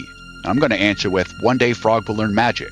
But until then, so we will make a stop. We pretty much pick up every speed capsule in the game. Magic capsules we'll pick up if they're along the way. Strength capsules we kind of really stopped caring about for the most part. But speed is just, like every RPG, is such a very important stat. And with it being maxed out at 16 instead of every other stat maxing out at 100, getting that 16 speed is such a big thing. Or even just getting characters from 12 to 15 is such a very big jump in how fast they get their turn, especially with the increased battle speed in PCs. Also, that pendant looks very familiar. Pretty sure it'll have nothing to do with the story later on. So thankfully, because of the smaller hitboxes on PC, we can just slip by the new.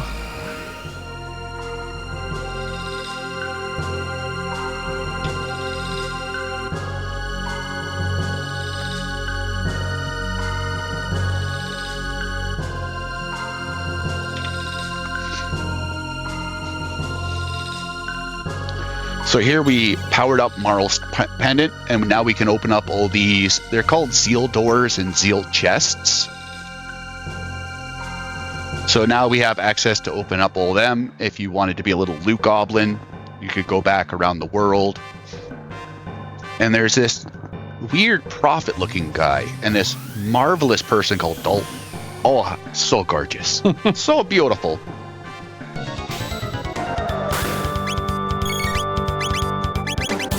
Oops. So, Well. 12. Battle. 500. Ow. So, ideally, you just win slash, and then he wipes the whole party with lightning. So, it's just a little longer. No big deal. We still happen the same thing. If you win the golem fight, you end up in the same situation. It's just a slash into lightning just pretty much just seals it very quickly. I blame And we auto-battle. don't need the extra TP. Yeah, always auto battle. That dastardly square or X or Y button, whatever controller you're using. So Zeal kind of feels, or Skala kind of feels sorry for us. And then the Prophet, which does have a couple of pixels of familiarity to someone, but we're not quite sure yet. we just end up getting banished. So Scala does have this nice innate ability to seal off portals. So we're kind of getting grounded to our bedroom with no TV. We're just banished from this timeline. So it's been closed world long enough. I think it's time we find a new mode of transportation. These time portals are just getting a little too cumbersome.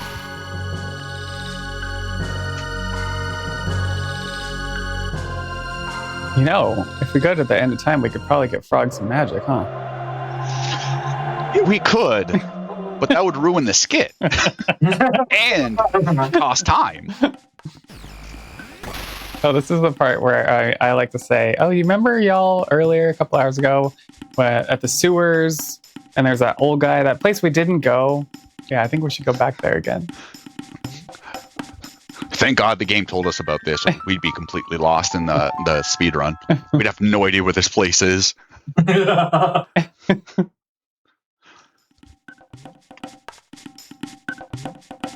So casually, like Jericho was saying, you're supposed to kind of doing a little more exploring than what we did, to the surprise of no one. So we're gonna say goodbye to the pterodactyls. Do one more trip up the mountain. So if you talk to Gaspar at this point, he's kind of the MacGuffin. He'll always tell you where to go, or not. He might give you a little bit of a hint and riddle, but he's pretty much the paperclip tutorial from Excel. He's a little annoying, but he'll get you to where you need to go. So we're like, all right, well, if the prehistoric era can't help us, time to go to the future. But first, so the game doesn't really expect you to come here right away in a weird sense. It kind of expects you to like keep going on with the story. But this one decision will make or break your run. It's still completable, it's just infinitely more difficult. So you can get the chest on the left, which is a Guardian helmet, which is amazing. It's got Protect, which is physical damage minus 33%, along with some good stats. Or you can get the Swallow. The Swallow's like 34 attack stronger than what Chrono has now, and it has +3 to speed. So we're definitely going with the Guardian helmet. Because even though we've talked about a lot of speed, we need that Protect. We need that defense. Please don't go for the Guardian helmet, please. Whatever you do, just always go right. Just always go to the right. So this makes Chrono an absolute powerhouse. This with a bandana pretty much puts him at max speed, which means he'll get his turn right away. And then especially with any dual techs or techs that involve Spin Cut. So Spin Cut is basically a free critical hit for 4 MP. Critical attacks are double damage. So you just end up getting a very, very large power spike by doing this one little minor detour. And obviously, you'll go around, you'll get a lot more damage spikes. You can get a lot of good elemental gear. You get some really good weapons, speed capsules, gold earrings, gold studs for like HP and MP increase. But for the speed run, we get the sword, we're good. So if you happen to fail the Johnny minigame, you would do this trail, but in reverse. So we're still on battle speed 2, I believe, and then you can just see how fast Chrono insta attacks.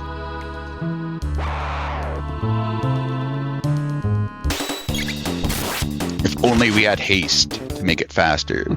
So there are equipments that will grant you like auto haste. Unfortunately, anything that grants you auto haste, the haste effect doesn't kick in until the character's next turn. So even though you'll start with haste, you don't actually get the benefits until you've done an action, which kind of sucks a little bit. But this is the one place Jericho was talking about that we were supposed to go to much earlier in the game. Like, we were supposed to do this on our way to getting Robo, but since it's got really nothing of value, we just skip over it. It also, this area is fun. Watching a casual player go through it, not to be mean, it just got a bunch of gimmicks that you don't think are gonna like shoot you in the butt, and they do. So this room especially, if you interact with any of these things, it causes an encounter. If you interact with the cheese, it causes an encounter. If you interact with the save point, you get an encounter. This room is just one big gotcha moment.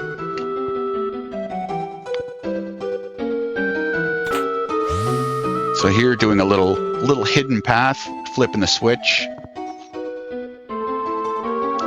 So the reason we don't come through here on the speed run is, one, it's just got nothing of value, and two, crawly. So we could fight this hour and a half ago, and it'd be a mediocrely long fight. Or we could come here now and one-shot him. So one interesting thing is having Chrono as a party leader. Crowley can't move to attack anyone else because Chrono's hair actually stops him from moving around the battlefield. Just a little fun information for your hat later on. So you can get a pretty nice accessory early on called the Rage Band. It's a, I believe, 50% chance to counterattack. So you can get a little bit of extra damage in some boss fights if you wanted to go for it. Some fights, obviously, you're not going to have it by the Guardian, but anything with a counterattack script, multiple parts, it's going to work against you.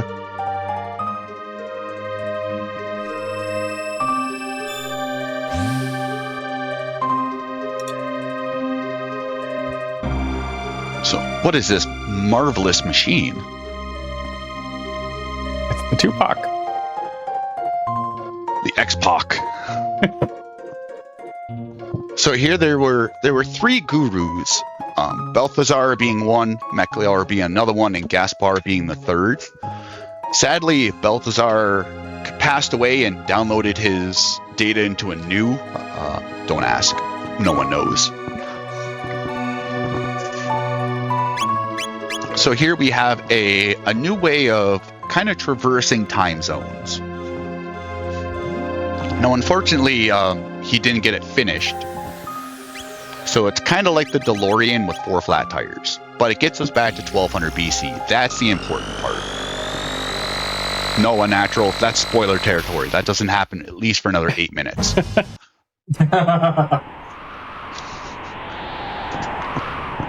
I like how the person from a prehistoric era is like, this tech is awesome. And the tech genius is like, I'm scared, hold me.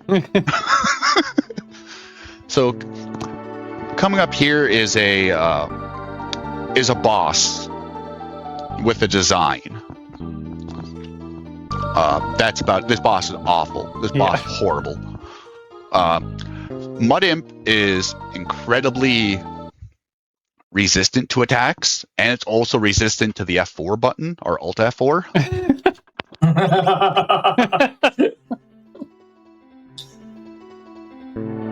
Do we have to do the Mud Imp Manip right there because this is where the autosave is? These guys were just going to Rolo Kick or Fire Sword.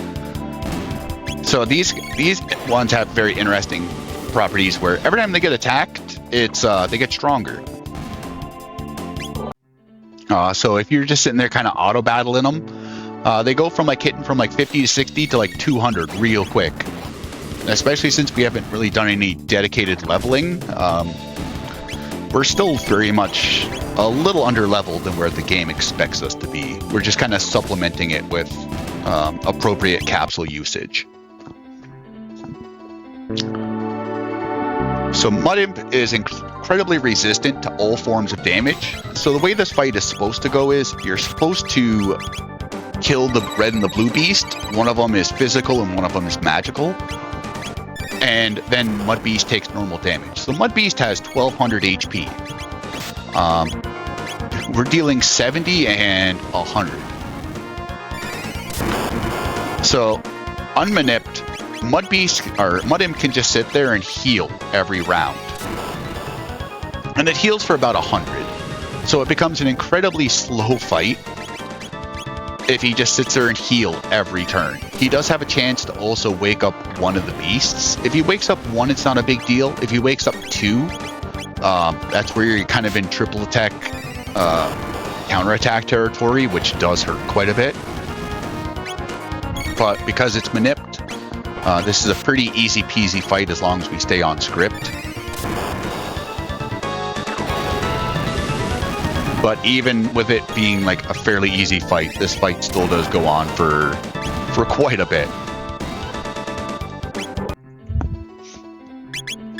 All right, and coming up, for everyone that's just recently joined us, we're going to be performing a exploit, game mechanic abuse, whatever you want to classify it as to have yourself sleep better at night. So this rubble gave Chrono and Ayla 200 TP. So if you gain TP, whatever the amount of TP you gained when you learn an ability also gets put towards the next ability. The only way around this would be to leave the dungeon, fight Gato for 1 TP, and then run back to the dungeon. Incredibly inefficient.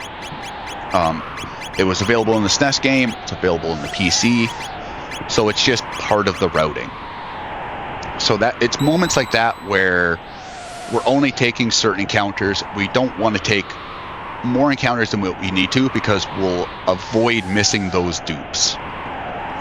Missing that one, especially for Chrono and Ayla, isn't the biggest of deals. It does hurt Ayla a little bit, but Chrono's pretty much coming close to the end of his tech learning days. It's when you get into like Luca and Robo that things become infinitely more sketchy. The more and more of those dupes you miss. So because we learned Rock Throw, we now have Falcon Strike. So Falcon Strike is a very interesting dual tech that does not care about Ayla's attack power. It is Chrono's attack power times 4. And as you can see, it's a very, very big line AoE. So Falcon Strike also just has the added bonus of only costing 4 MP for each character and an incredibly fast attack animation. So even if we're fighting single target enemies, it's still going to be pretty much our go-to, just because of the damage output versus animation time.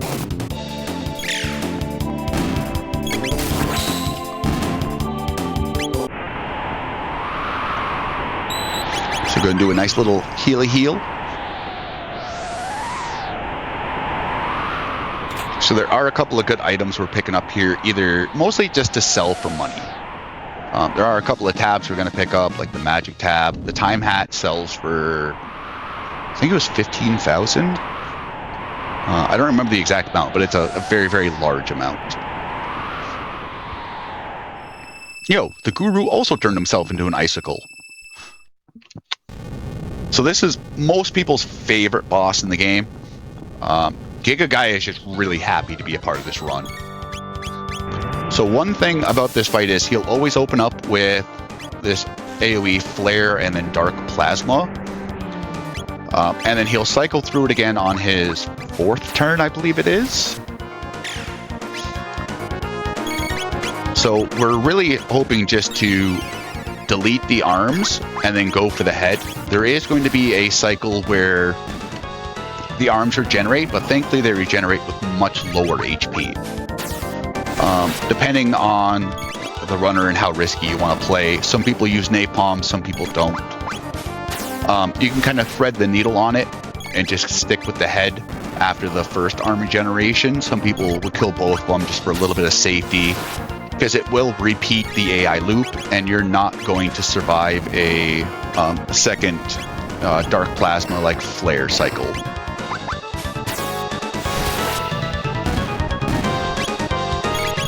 But you can see just cranking out 1,000 damage extremely quick, not much longer than like a normal attack animation. Lucas Napalm is just a little bit of supplemental damage.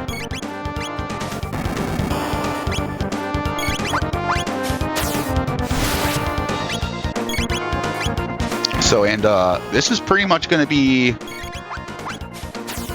a good chunk of the fights. Outside of Luca might not be doing anything, but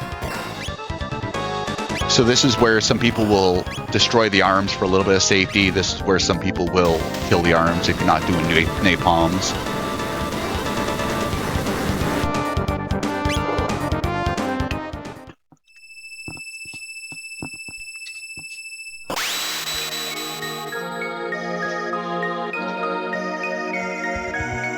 So we freed the ice cube. And he looks incredibly familiar. Oh my god, that's Meklor! What are you doing here?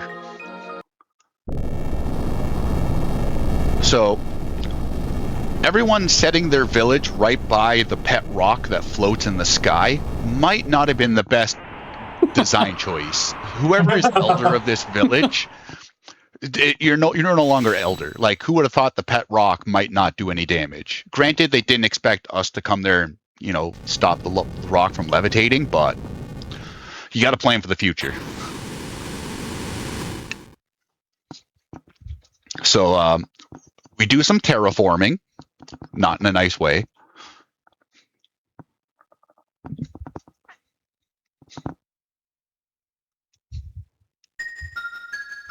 So Lady Shala has also noticed the pet rock is missing and come to the village and see what's going on. She's the people's princess.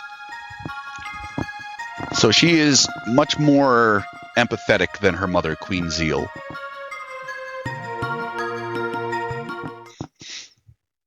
So here we find out the beautiful Dalton has kind of just followed it here, kind of do like the Inspector Gadget music behind him for anyone that gets that reference. So Dalton ends up kidnapping the princess, but we know where they're going. Thankfully, they didn't block off the teleporters to get back to the Enlightened. Just no one thought about using the Master Key. So here we get a very important plot item from Melchior called the Ruby Knife. It's a knife created out of Dreamstone. That's all we need to know about it. So we have our next goal. Protect the cute princess. That definitely might not be someone's descendant of someone. So every main character in this game is related to Marl.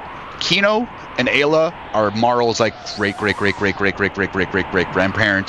Shala is Ayla and Kino's kid, and then it goes to Lean and then Marl, and then there's a bunch in between, but no one knows the names, so we don't care about them. But like all those core people are pretty much in the same family descendant tree. So, which also means Marl somewhere has a really crazy aunt. Probably a Karen, but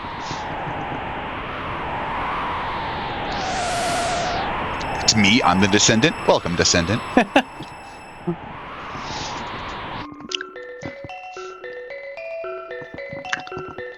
So here we're just backtracking. We're not worried about going through any of the towns. There's nothing here of value for us.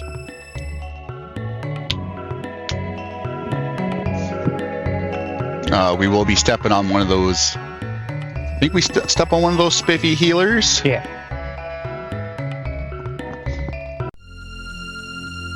Just to show them off. Because we gotta talk to the plant lady. Yeah. So here we're kind of just going a little bit out. So we're talking to this lady. If you want her to grow it in secret, if you've accidentally picked the wrong option, or you think if you walk a certain amount of distance away from an NPC, their text box will auto-close. You really need her to grow that in secret. If you're iffy on whether you've selected it properly or not, there is a second chance, thankfully. So Dalton will counterattack anyone that did damage. But thankfully, we know where the counterattacks are because they're based on who initiates the dual attack. So by having Chrono do one, Ayla do one, and then Chrono do one, we can space out that damage enough where when Dalton finishes his lunch, no one's going to die from it. And this is a pretty good chunk of TP along the way as well. Fun fact, on this seed, Chrono dies to exact damage, and so that's why I throw an extra mid potion in there for him. I remember when I was doing the Nisbel and Nisbel 2 manips for SNES, I end up overkilling by like 3 damage. And then I spent the next 6 hours redoing the manips. So they were faster, but they also killed with exact damage. So if you dropped off manip in that fight, you were screwed. But it made me feel good inside. So wait, Masa, what are you doing here? Ocean Palace is a lot of people's favorite dungeon. There's not really a lot of... It's got some gimmicks, I'm not going to lie to you. I owe chat more than that. It's got a lot of fun stuff going for it. It's good music, fun traversing. It's definitely one of the places that will punish you for using auto battle too much. And it's our first instance of the tech menu resetting. So if you've selected a dual tech with someone, like we've been doing with Chrono and Ayla, and Chrono or Ayla learn a new skill, Chrono's memory cursor is no longer on Falcon Strike. It goes back to Cyclone. Which is a giant pain, because you're just like, I'm going to do Falcon Strike, and then Chrono spins around and does a cool dance, and you're like, I hate my life. Yeah. Because not only have you wasted the Cyclone and seen a bunch of counterattacks, you're now short TP.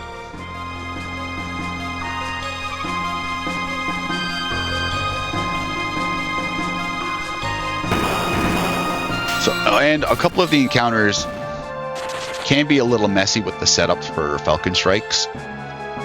So this is a cool area. So you can run underneath these guys to completely skip this encounter. For the purposes of RNG manip, we do want to obviously skip every encounter we don't need to take. So you casually, because running away is pretty fast in this, there are people in both camps where you can just trigger them and escape, depending on how long it does take you to set up the runaway.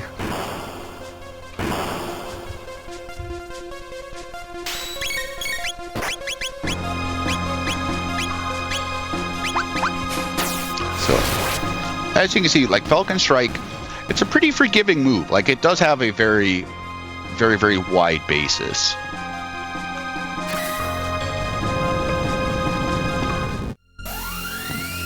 So here we find out that Zeal's powering this weird machine. So, and it's what's powering kind of the Ocean Palace, and it's what's giving Zeal all of its power. So this is one part where we will take an additional encounter. This is for Ayla and Robo to learn Boogie. Boogie is a full screen status effect that can stop enemies. Stop is just basically they don't generate ATB, and stop has an additional bonus of also increasing physical damage they take by 25%. Not a lot, not super useful, because normal fights are short and bosses resist 100% of that stuff. Ooh. All right. You know what? Instead of that, yeah, just reset it. We're off manip anyway because I had an extra encounter up there.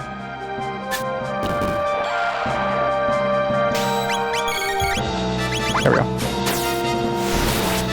Yeah, this is one of the drawbacks of a faster ATB speed. You do get turns faster, but certain enemies like that, especially if he decided to lock Luca, it wouldn't be such a big deal. But locking Chrono kind of disables all your good damage.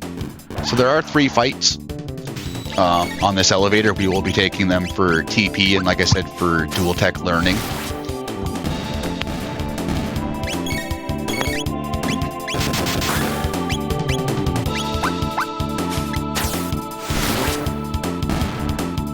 So the Ghast won't take full damage until the Ghoul is defeated.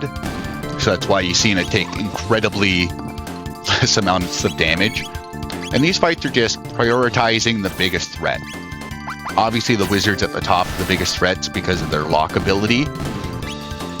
The guys on the bottom, they do hit pretty hard, but once again, we haven't really gotten a good defensive upgrade, especially for the whole party. A lot of people are still rocking pretty close to like beginner gear. This fight just sucks. If you're a little bit too low and you can't get 3 of the imps together, you're in a pretty big world of hurt, and they do have the possibility of doing a triple tech called Delta Attack, which is kind of like the big AoE we've seen on Guardian. Just it hits a lot harder. So the game has an interesting mechanic where if it uses any more than one element, it instantly becomes shadow. So the game is saturated with a large amount of shadow damage. Like Antipod for an example is shadow damage. Chrono, Luca, and Marl's Delta Hit or Delta Storm is shadow damage.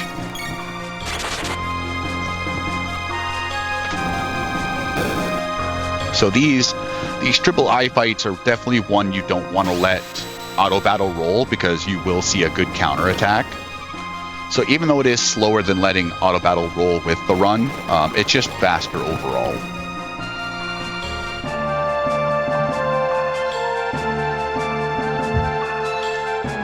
So we're off Manip. I'm going to do the Golden Twins Manip backup.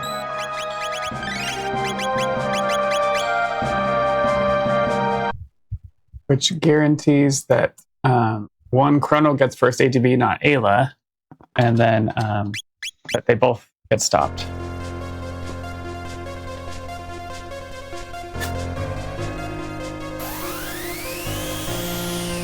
And this is one fight where Chrono might end up tanking the floor, and if he does, it's not a big deal.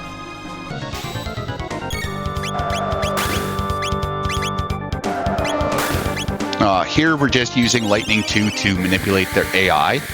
So without this, their next turn would be to do the big scary Firebolt attack that we've seen from the Golem Twins earlier. But by hitting them continuously with an elemental attack, we kind of reset their AI cycle. So if Boogie just happens to miss the first time, you can continually keep trying it. You will kind of drift on ATB, even though Chrono's stupidly fast. You're still going to get some drifting happen just from the natural draw time of the game.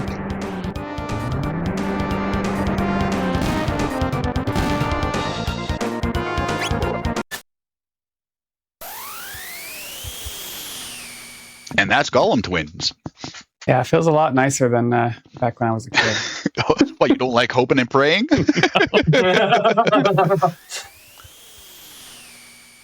There is a rubble on Mount Woe before the pet rock lost its ability to fly, where you can grind. One rubble is infinitely spawning. I know that's a pretty good grind spot for a lot of people casually when they find it. Because I know a lot of people, just from talking to Twitch chat, you see a lot of people are like, oh, I grind like Lightning 2 here, or I grind like Quadra Slice or Luminaire there for Chrono to make everything easier. Like, people just sit there and it's probably like an hour and a half, but it does make the rest of the game incredibly easy once you got those higher tier techs under your belt. So we threw with the giant air quotes, the ruby knife into the red mammon, and for some reason it became the Master Mew.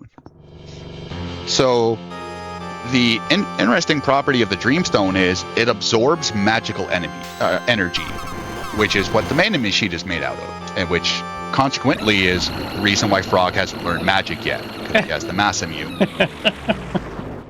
So anyone that fought this Lavos straight up, you're a lord, or you've done a lot of grinding. So this Lavos has 3 times the HP and 2 times the stats of any other Lavos shell you fight in the game. The game developers really wanted you to make sure you didn't beat the game right here without some heavy grinding. Because like you said, like even if we had the best gear up to date, you're still gonna need some grinding just for that natural stat increase. And here Magus uses the Ruby Scythe. He had his one shot and it turned out it just did nothing. So now he's just like, well, I spent my whole life trying to get revenge and nothing happened. Also, the prophet was Magus the whole time. We never realized that.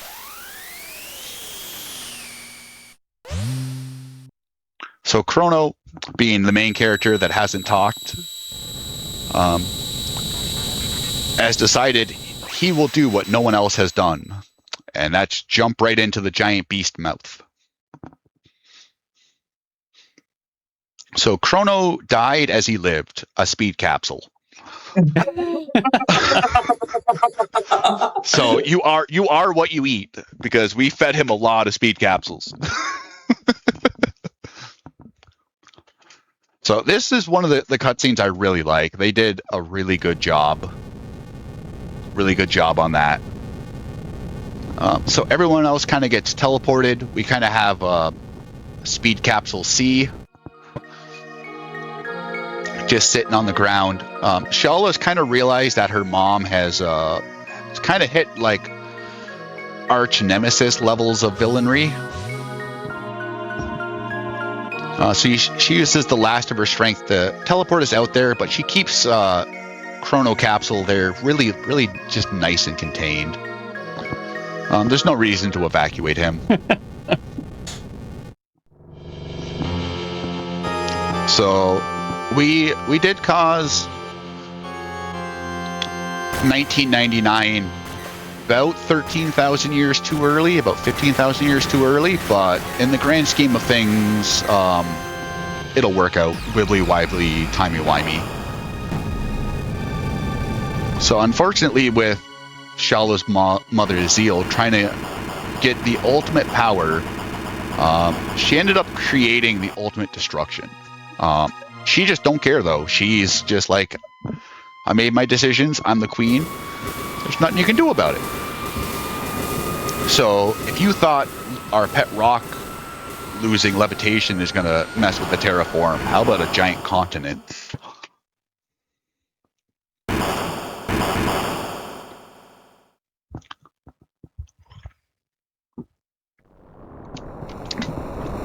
So this is where everyone deeply regrets living this close to the ocean. And no one has a surfboard.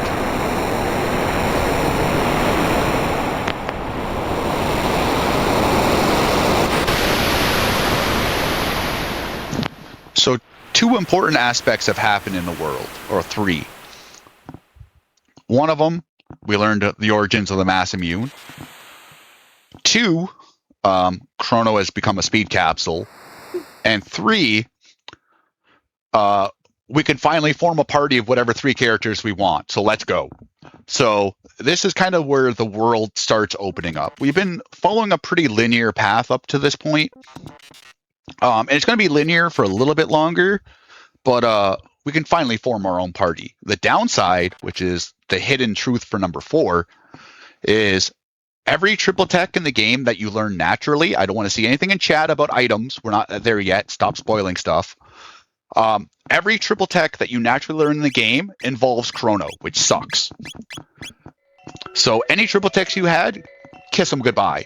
They're no longer, they're just a big bag of disappointment, but they also free up a lot of TP. So what we're doing here is we're gonna spend all our money like it's a fire sale. So the world's gone to heck in a handbasket. We're gonna buy a bunch of high tonics. Yeah, it's like going to buy a TP.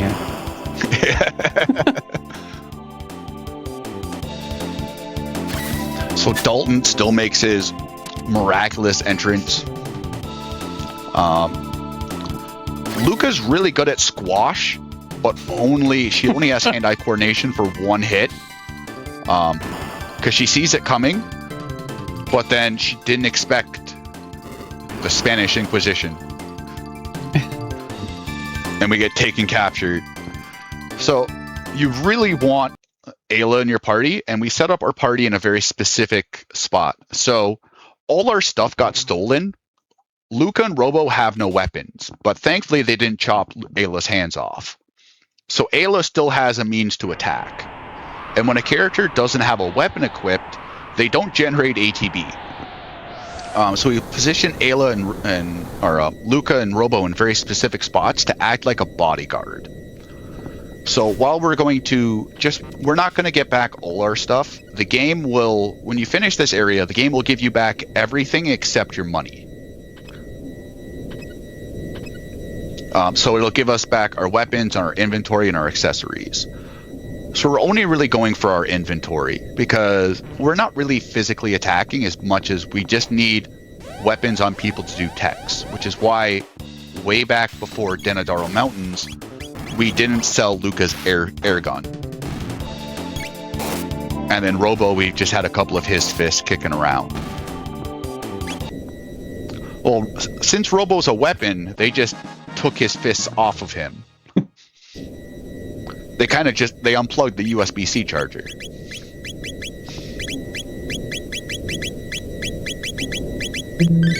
So now we don't have any armor, but at least they can act in battles.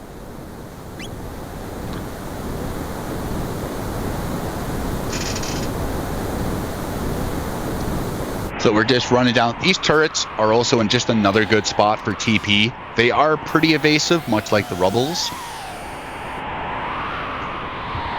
But best boss fight in the game, the Golem boss, we're basically just using him to set up techs. So if you don't attack him, he realizes no one's coming to help him out, and then he realizes he has a big fear of heights.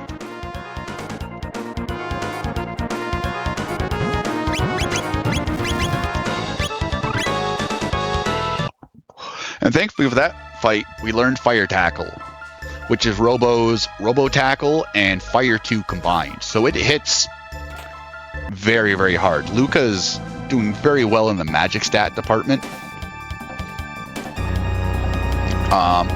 Also, the beautiful Dalton has given the Tupac, has given it its wings, its own theme music, and lasers that we'll never really use, but would be really helpful.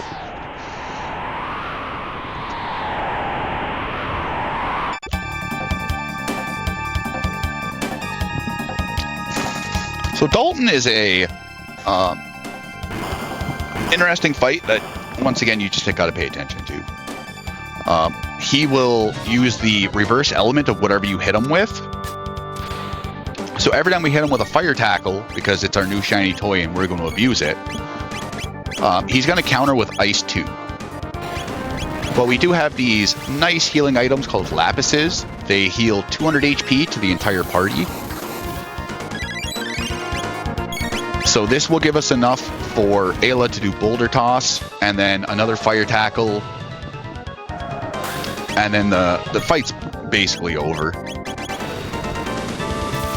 If you do leak any ATB, Ayla and Robo are at a very, very good chance of just tanking the floor.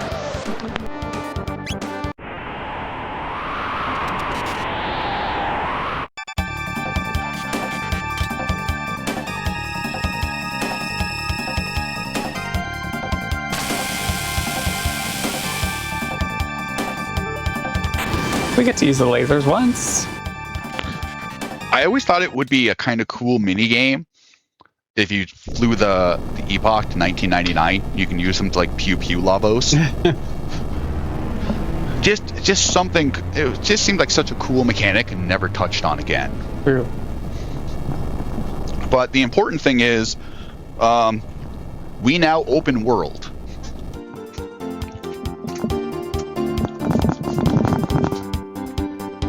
So we've gotten all the criteria so far. Chrono turned into a speed capsule, and we told the lady not to burn the tree. So we are set, but we also need money. So we're going to sell all of that inventory we have. And this is the second shop of the game. And unless something goes horribly wrong or we need a bunch of backups, we're not doing another shop. And shop is beautiful. So this is the last story point. PC, it is because text boxes are incredibly quick. you do have to pay attention. So there are 2 branching paths here. One of them is you fight Magus, or Frog fights Magus, the frog we haven't really done much with. And you beat Magus and you lose out on him. Or the quicker, better, and ultimate answer, you get him to join your party, which is quicker. And Magus is just really good. So Magus's tier 2 abilities, so Fire, Ice, and Lightning, use a different formula than Chrono, Marl, and Luca's. So they're just inherently stronger, on top of, he's like 10 levels higher than any other party member. Just because of set levels. So, and he will be the 3rd character, and he does get a lot of use. For his magical abilities, but also for his non-magic abilities, where the odd times we use him as a physical attacker are really, really smart.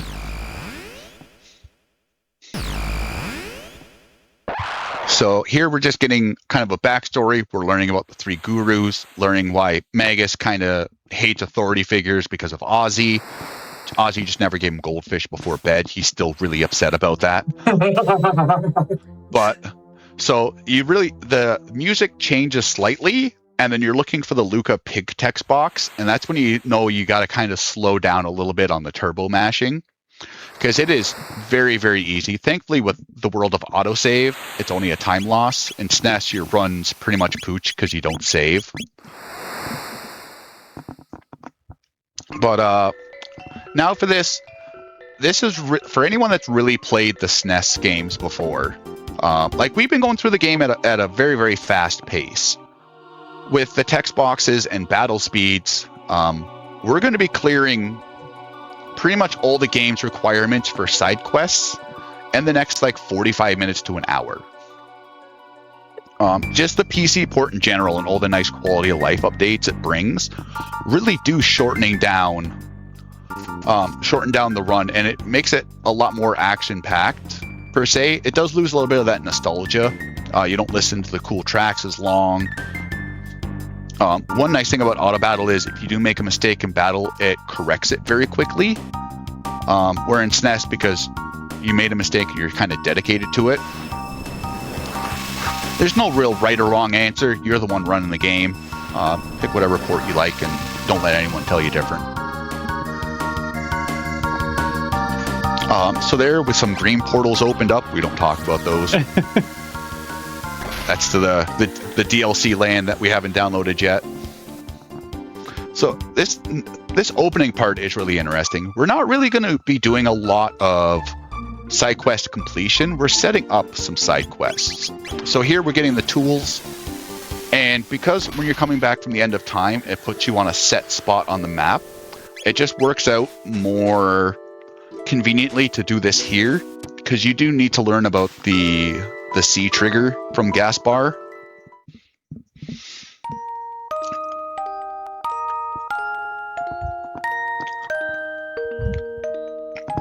Which will put us back on a spot that's closer to where we need to go to keep progressing. So here you're supposed to either like go to the epoch or go to the pillars for him to give you this egg. Talking to the Book of Lavos does the same thing. Frog is right there. Speculo's to the north. We could teach him magic, but the Tupac is also to the right. Don't worry. We're getting on it. Don't worry. That water magic is going to slap something fierce in about 45 minutes, I swear. So here we're just heading back. We're going to start a couple more quests. We're going to get Luca's upgraded armor, the suit. This gives her +3 speed and I believe 50% fire resistance. And this is another piece of gear she's pretty much going to be married to for a very, very long time. Here we're buying the world's most expensive jerky for 10 grand. And then we don't have to do the soda pouring on Tomo's grave, but there is a speed capsule here, so we got to stop by. Because no one's had a speed capsule in a while. We've just lost ours in Ocean Palace, so we need to start recuperating the losses.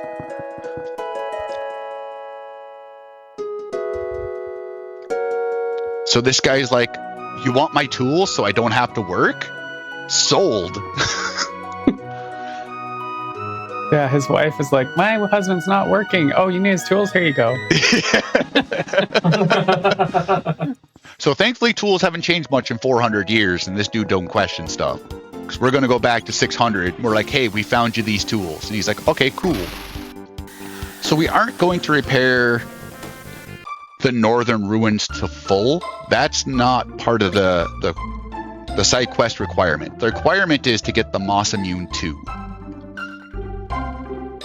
So we're going to be repairing it twice and then pretty much finishing it. Casually, you can get a lot of really good weapons in here. The Valkyrie bow for Marl is one of her better tier weapons. Obviously, because the DS and the PC additional dungeon, there are better weapons for them there.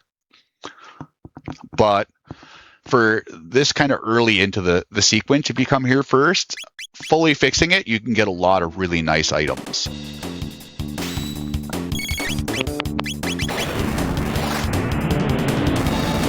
So this is where the just character difference comes into play. Luca, even though we've been feeding her magic capsules and she has fire too, it won't hit as hard as Magus. You need Magus to one-shot kill these guys. One thing you are looking out for when it's non-manipped is those sentries can use a counterattack called Grudge, and they'll use it on really whoever they want. If 3 of them target Magus and he dies, you are out a very large amount of experience and TP, which does have an effect later on. Very, very unlikely it's going to happen, but it is something to look out for. Those sentries alone just give a dummy amount of experience. So after we've done those 3 fights, they're going to go back, fix it up to the 2nd tier.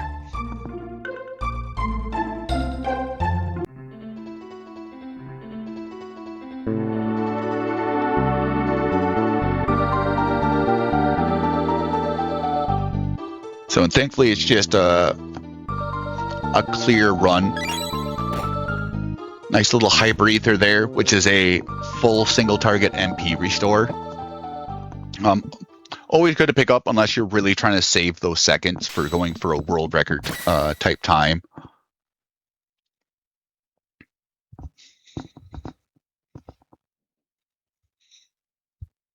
So here we kind of get Frog's redemption arc. Frog gets to kind of come at peace with himself over the fact that his friend died. And then Moss and Mune start getting along, and they start realizing that Frog's self-doubt has lifted, which does make the sword stronger, but not as strong as that magic we're going to get him. But there it is. So the Moss Immune 2 is a very, very large increase in damage from the Moss Immune 1. And we will showcase it off. We're nice people like that.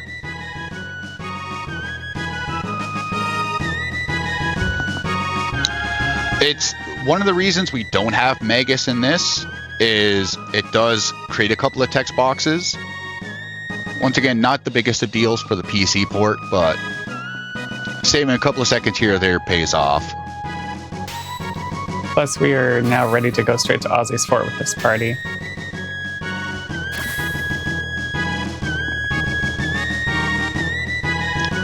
So, because we won't have it any other way, Frog got a new sword and he wants to try it out. So the first thing we're going to do is slap the Berserk Ring on him. We're going to make him angry, because that new sword's going to hit really hard.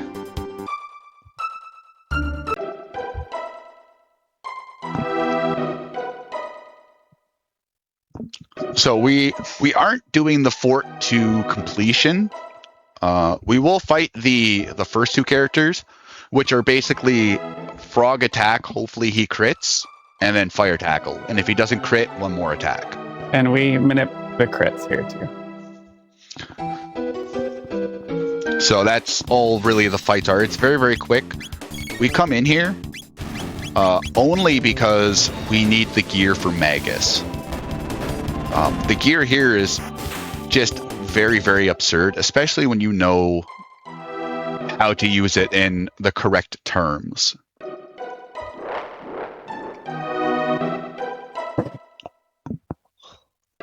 So Ozzy trying to be his best Dalton and failing. Dalton forever.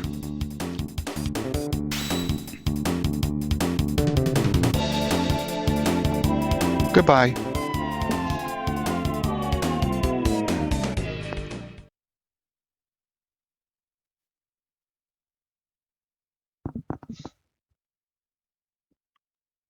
So we will be coming back at a later point to kind of finish it up. It is, even with running in and out and the flight time, it is still faster to do it at a later point than it is now. You could probably manipulate to do it here, but it would require quite a bit to go your way. Frog just super angry at seeing Sir Slush.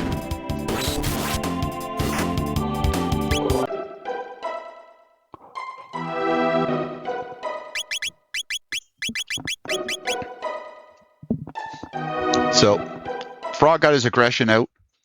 Surely this guillotine won't do anything horrible, and this chest is worth it. Ow, ooh, ow. Oh, don't worry about it. It's just a flesh wound. So there's a little hidden area here to the left. We got a magic capsule. We got a doom scythe. We got a doom and gloom cape. And we're done. Well, like I said, we'll come back here later. We really need that doom scythe. Super good weapon under the right conditions for the speed run, which we'll touch on in a little bit.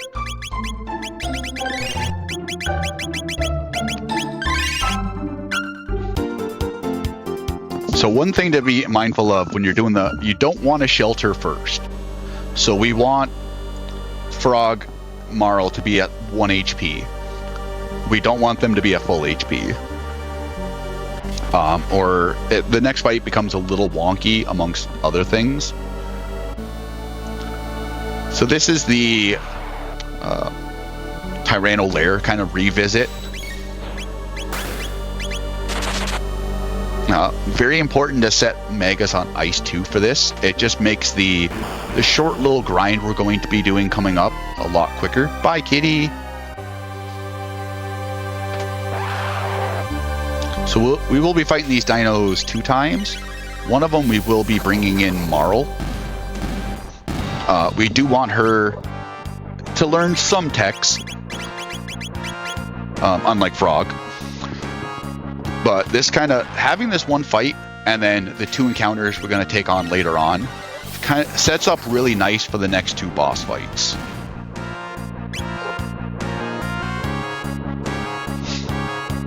So that short little grind, and then we're just going to carry on. We are picking up an item off here to the right. It's one of 5 items in the games, or 6 items in the game, that allow you to do a triple tech that doesn't involve Chrono. So this one does the almighty Omega Flare. Omega Flare uses Flare from Luca. It uses Robo Spin, or Laser Spin from Robo, so beautiful. And it uses Dark Bomb from Magus. So Luca is obviously the big damage contributor, because Flare is a tier 10 ability.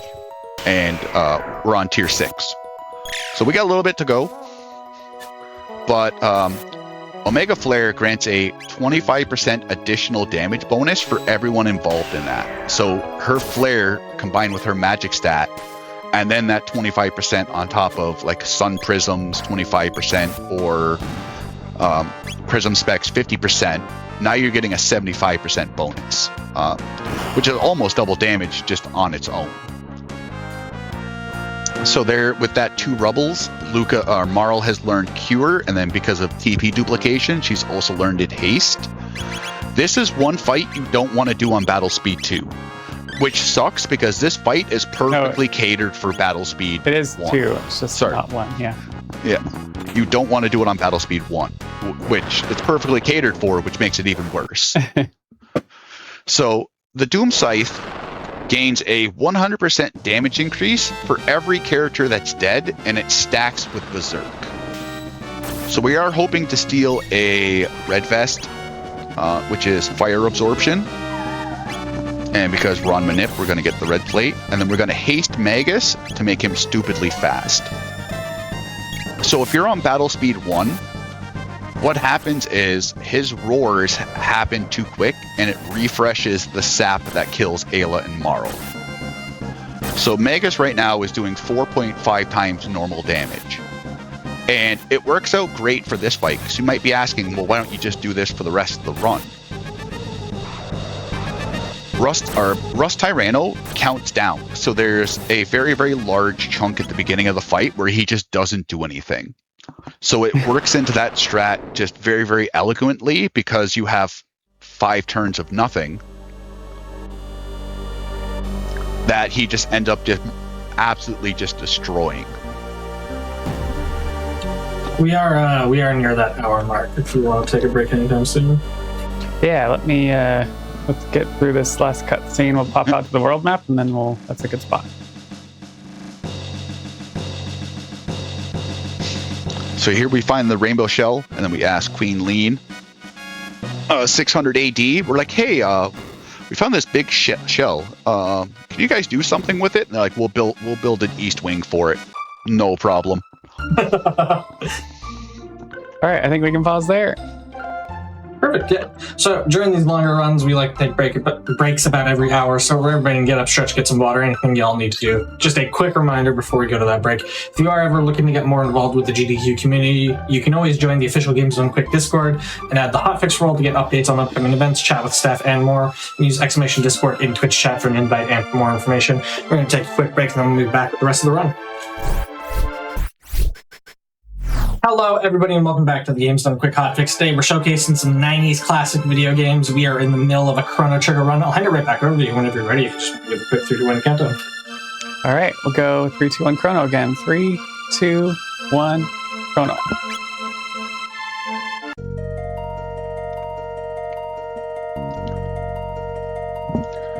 Magus in the party leader, it's not faster, but anyone that flies is just pretty cool.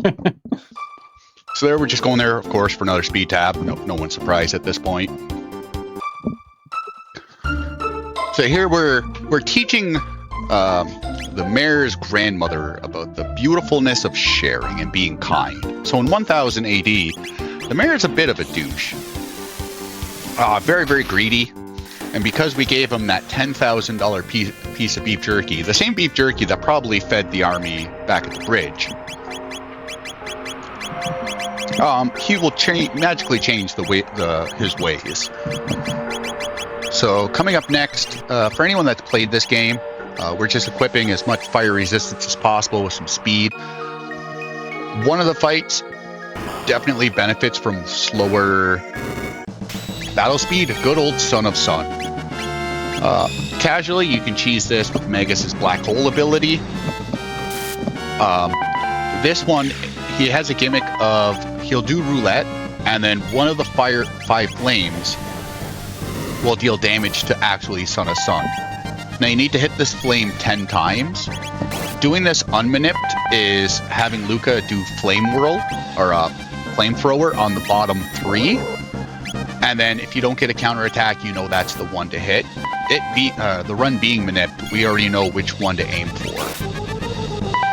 So the goal is to hit it 10 times, and because RNG in this game, or some boss fights in this game, are cycle-based, just because we hit it 10 times, Son of Sun script will not update until his roulette is queued to go again. Which is nice, because we can take the time if we need it to do some additional healing. And now we just sit and wait. Very, very troublesome boss, just very, very easy. I love that manip so much. This is one of the fights where having manip, like this, Mud Imp, Magus, our 3 fights where they're being manipped is just so incredibly nice. knowing how the fight's going to play out, that you don't have to worry about anything. Because unmanipped, sometimes you can end up missing the flame until right near the end. So Ayla has the red vest on that we stole from Rust Tyranno. The red vest will heal for any damage you would take from fire abilities. And since Ayla has the lowest amount of HP, and Luca already has fire resistance through the Taban suit, and Magus just has HP for days, so we really don't care about him. Having the red vest or red suit, if you have to go for the backup, it just makes Ayla pretty much immortal in that fight. You really do mix up vest and suit, don't you? Oh yeah. Oh, constantly. I'm horrible. I'm horrible at a lot of things. This is definitely like top 5. So we realize, oh hey, that stone we left marinating in the sun has kind of disappeared. Oh, never mind, we got it. He's like, oh, I'm sorry I stole it off you guys. I didn't think anything would miss it. So we put it back to marinate for another 1,300 years. So doing the Prism Shell and then the Sunstone side quests are very important before doing the Gardena Castle side quest, because they all tie into each other very, very nicely. So by having the Sunstone powered up, we're going to get 2 incredibly good items. One of them, unfortunately, I don't think we'll see. But we'll be getting the Sun Specs, which universally increases all damage on that character by 25%. The second weapon, which is even better than that, is the Wonder Shot. So the Wonder Shot is amazing. You want a life roller coaster? The Wonder Shot is where it's at. So the way the Wonder Shot works is it uses your in-game time in the seconds, and it will dictate damage from that. So you can do anywhere between 2 times damage, 3 times damage, 1/10 the damage, or half damage. It's marvelous. For an unmanipped run, you do use it quite a bit in hoping for the higher attack rolls. But for a manipped run, since you can't manip the in-game timer, there's just no real place to throw it in that won't throw a monkey wrench into everything.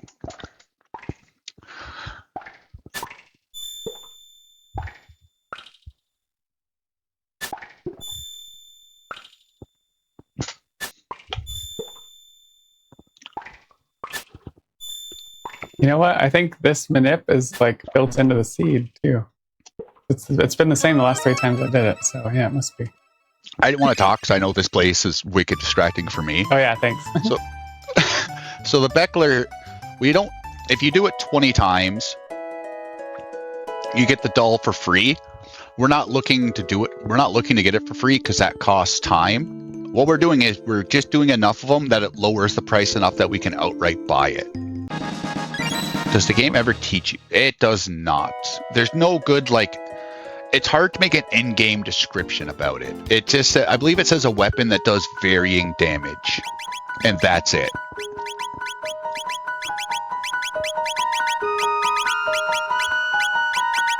So here we're just throwing, once again, Berserker on Magus. Frog, just because he's at low HP. This will be another boss fight coming up where this will be the second and last chance, sadly, that the Doom Sickle will come into play. So here we find out that Queen Marley, or Princess Marley, her father's on trial because since we added that extra area for the prism for the prism shell, he is now accused of treason. Which is, the Chancellor obviously didn't set anything up. This is a 100% confirmed claim. He definitely has not done that in the past when he threw us in jail illegally for 3 days. He's definitely not doing it now. I don't care what anyone says, this guy's 100% straight up genuine. As you can see, the same people are still there from Chrono's Court cheering at whoever. I love Marley here too. She's like, "There's no royal treasure. What are you talking about?" And Frog's like, "Dude, we just gave your family a royal treasure." We kind of rewrote the time there a little bit. So one of my favorite things is these are all like cathedral enemies with cathedral HP. So you really feel like a big person here.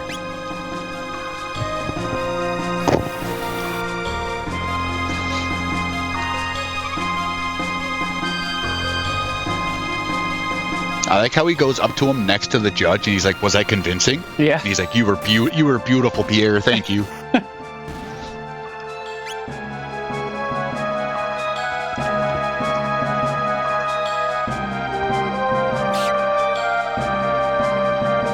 Just doing a little bit of a pause so we don't get gotcha moment by the snake. Yeah, I keep wondering if there's some way to like keep going but hit it from the left, but yeah, it doesn't. No way to. You could probably do like zigzags if you wanted to, because zigzags slow you down in this, so you might feel like a little bit of drag. That's a good point. And go like hard left to hard right, or like right to left to kind of avoid it. Mm-hmm.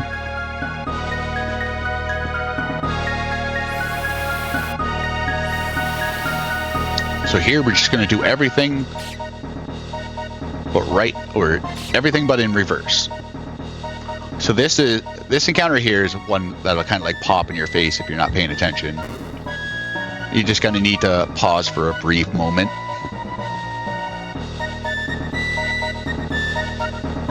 So we got the sparkly stone that proves our dad is innocent. Unfortunately, these guys aren't letting us in, and they're stronger than everything in the game because it's one of the few places where we're just not like going to hit them over the head with something. We're like, oh crap, they really told us not to go in with authority. Let's find somewhere. Let's find another way. So overwhelming majority, 4-1, you're guilty. Get out of here. That's it. And then probably one of the most iconic moments in gaming, especially if you're from the SNES era.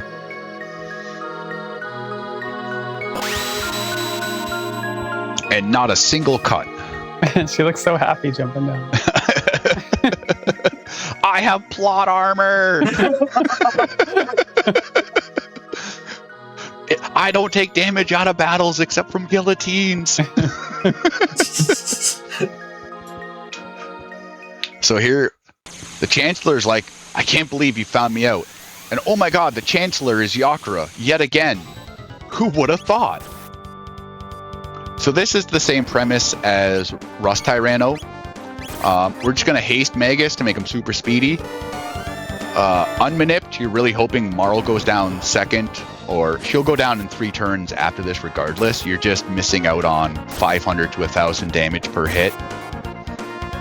Once again, this is just another one of those fights where Yakura 13 just sits there and talks a lot.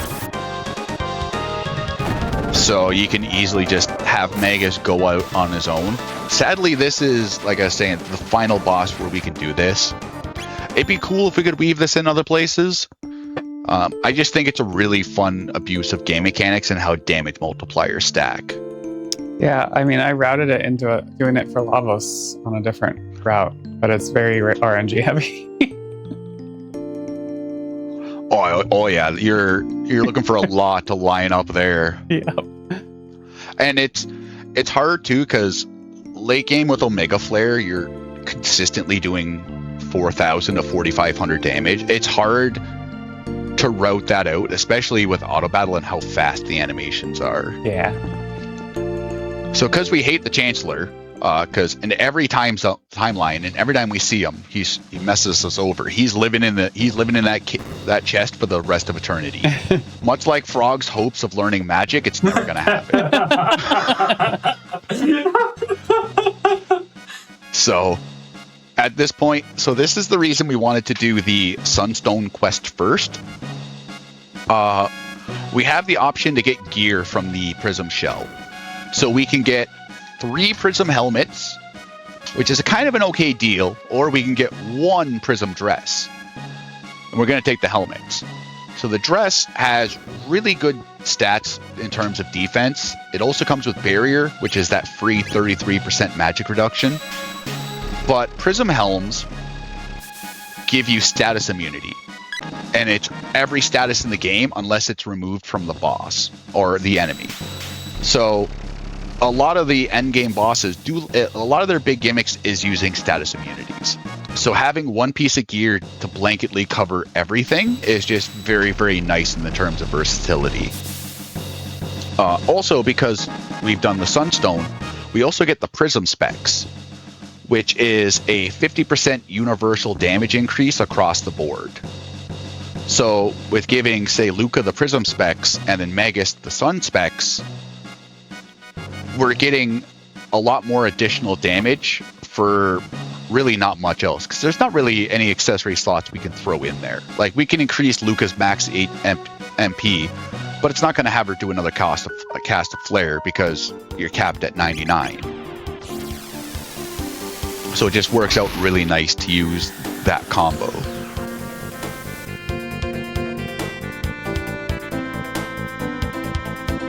So one of the few side quests left, Robos. This one's... Oh no, wait, never mind. I'm ahead of myself. So here, you have to go here, and this is where you find out that you potentially messed up somewhere if this new doesn't give you the Pozo dolls. You've missed some steps somewhere. Either getting the Chrono doll, which has happened in SNES. You can get the doll and then leave the room, but the game hasn't registered the dolls in your inventory. So in SNES, if you try to thread the needle, you end up coming here and you're like, oh, I gotta go back and visit mom. Thankfully in PC, they put a failsafe in, like they pause you in place when you pick it up. So, and then a big eternal debate, Jerica is a giant monster because she didn't put the new to sleep. It doesn't change anything. It's just one of the silly debate amongst like the community members that are tight. I was hoping he wouldn't see that. Well, so Chrono's sticking with the Swallow. We got the Destroyer of Worlds. We got the Rainbow Sword. Chrono's never going to see that thing. Unless Jerica equips it on him just to prove me a liar. Chrono never seeing that sword. That sword collecting dust in the inventory. So Death Peak. Here that Pozo will turn into a tree. You don't need to turn him into a tree as long as you're just behind him. I did meet one mad lad that ended up doing this area on the touch screen of a phone when he was playing the mobile version, and like hats off to him. Like, this area is tricky enough on controller to line yourself up to the trees. To do it with like a mobile screen touchpad is nuts.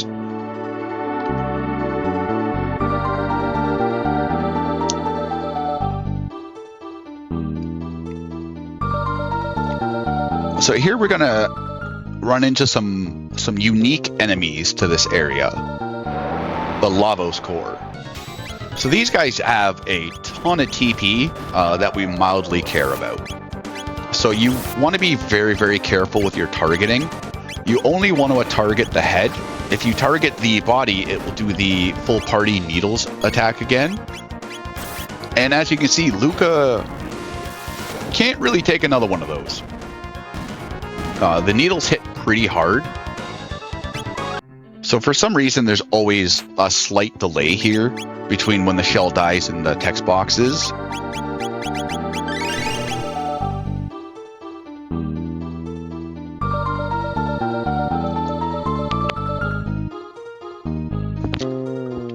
So here we're just hugging the right wall to avoid a yoke encounter.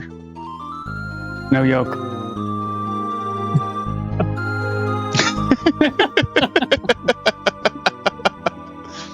That took a second. My brain died for a second. I was like, wait a second. Not used to puns in real life. Puns aren't real. They cannot hurt you. Yeah. Oh, no. They hurt me deeply in my non-existent soul. So this Lavo shell, for whatever reason, doesn't have a no-run flag. So even though it is worth 150 TP, We don't need the TP, so we're outs. No, we will be fighting the next one coming up, just for story reasons. This room can be a little tricky because if you fall too far south, you're just going to end up getting knocked off and having to make your way back up. So there's an argument to be made between this and the good old Genodome grind with the conveyor belt for best experience per time input. These egg yolks just give a ridiculous amount of experience and tech points, and with a little bit of practice, they're fairly easy to get 6 of them in.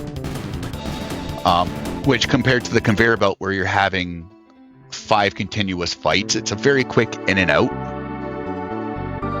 There's debates, like, not one is better than the other. I personally prefer this method just because it's a little faster and you're not stuck to using Robo. So we will do this 4 times for Magus to learn Magic Wall.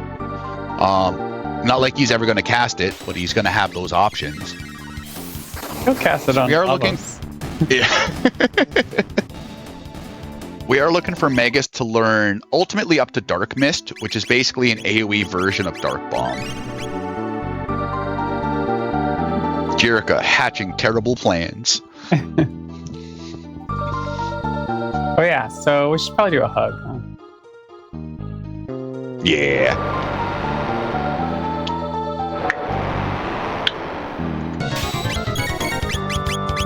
So second verse, same as the first verse.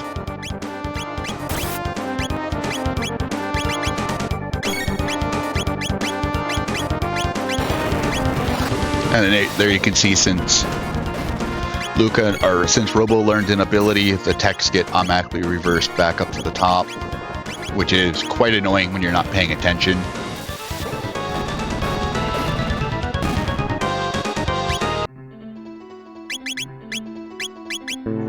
So here normally you would do a party that doesn't have Ayla or Luca or Marl, because you want to avoid the hug. But because it's a marathon, we'll give you the hug. It's not with best girl, but you get the hug. Hey, it's my best girl. Chat, who's best girl? I want to see a flood of either Frog or Ayla's. You got lots of time to get them in there. Actually, yeah, Ayla's best girl too. But she doesn't give a hug, unfortunately. No. You're kind of stuck to like the beginning too. Sure, just go swim with Frog.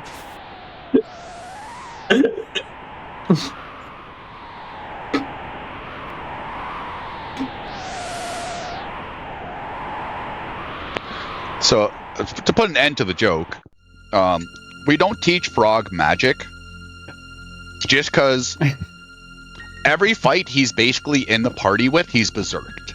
Because we need that extra physical damage. And it takes 3 minutes to get Frog magic before going to Magus's castle. For something we're never going to use.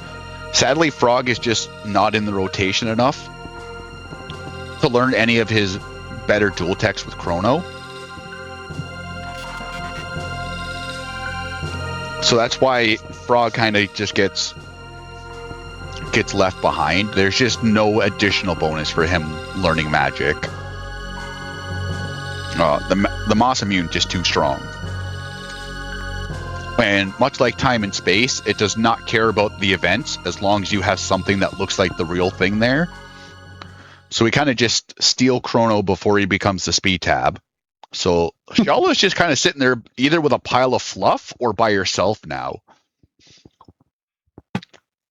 And then we get Chrono back, and then we just don't use him for the longest time. If it wasn't a requirement, we could probably just skip him out completely, because this area is long.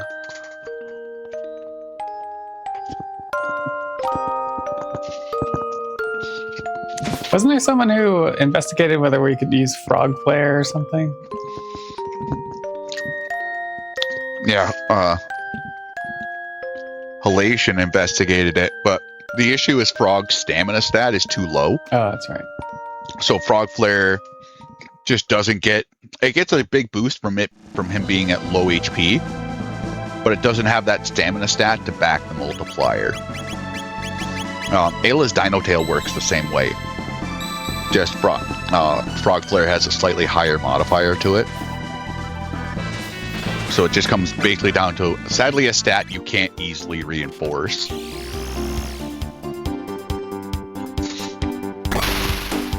Alright, so we got Chrono back. We got the ability to triple text we've never learned or probably never will use. And now, Genodome. So you are stuck to having Robo in the party leader slot for this area. And this is the conveyor belt I was referring to when we were talking about that yoke grind. So anytime, even though these robots are weak to lightning, anytime a non-element will outright kill, we'll always go to Ice 2 just because it has the fastest animation. So even though Lightning 2 will deal more damage, Ice 2 is just faster. And it's another thing that makes this conveyor grind a little iffy unless you've done some big power leveling, is reliably just one turn killing.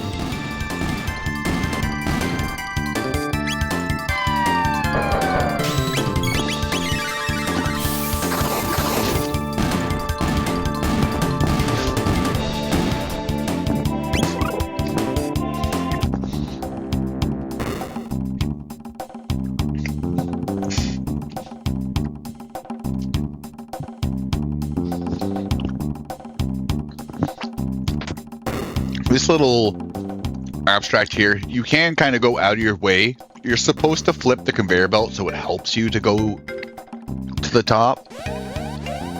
But because we're stubborn and we don't like that, we're just gonna swim against the current. So thankfully in PC,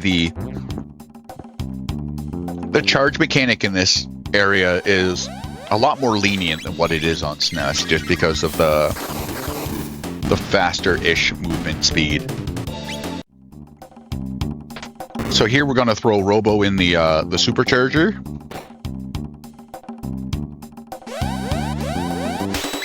So you can jump in there after this fight if you want to be safer, because the timer for the sparks does roll in the background.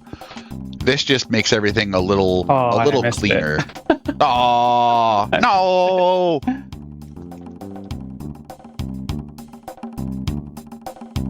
Walk of shame.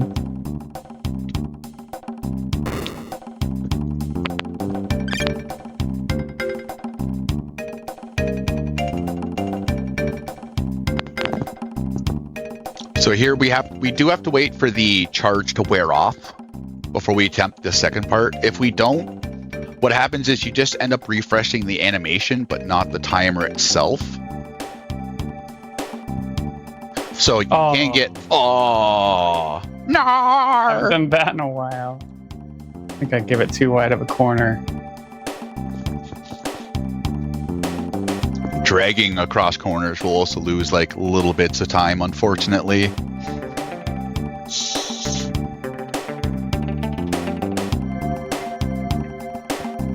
Also something about going up diagonal on the treadmill, the conveyor belt. The PC port always feels like it likes to fight you on the diagonal. Yeah.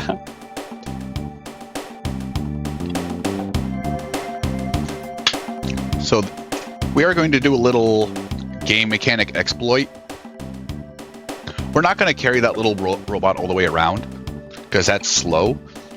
So the little nub stoppers that are stopping us from just walking over, the robot's immune to those. It has the good all-wheel terrain package, so it just ends up phasing right through it, which does save quite a bit of time and quite a bit of headache. And an extra encounter, because we would have had to kill that other encounter that's in the way, right? Yeah.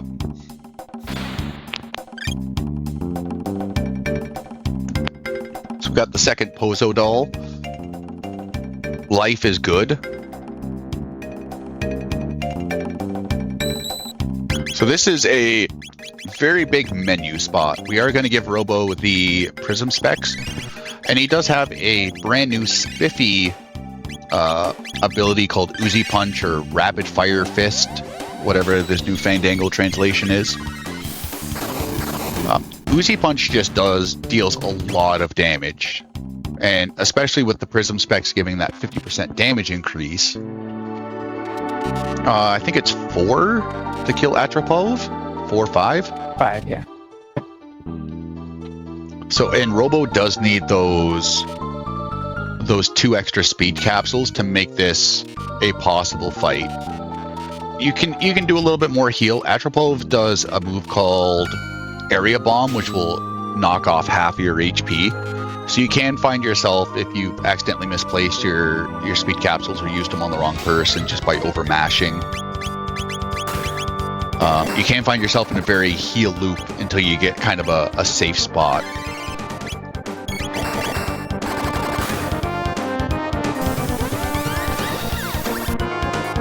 But yeah, you can see Robo there just knocking out 1500s.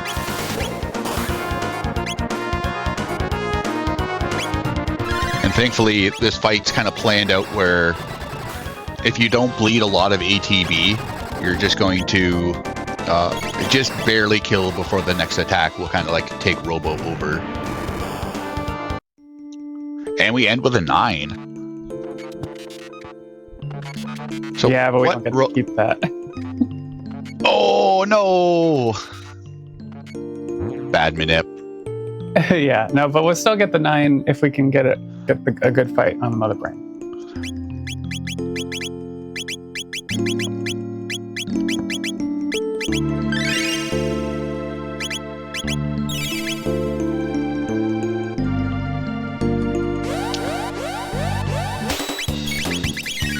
So Atropov gives Robo just a pretty big stat boost in general from giving him her ribbon. It's like +5 to magic defense. I think it's 2 speed.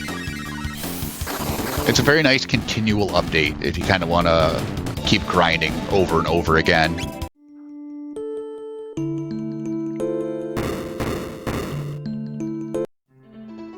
If Robo ends up dying on the Atropov fight, you'll go back to your save point or your quick save.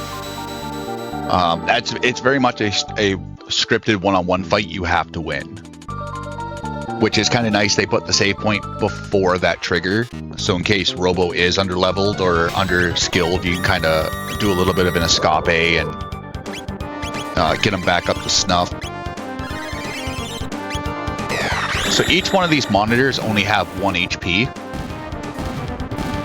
so it's pretty much guaranteed kill just by looking at them menacingly.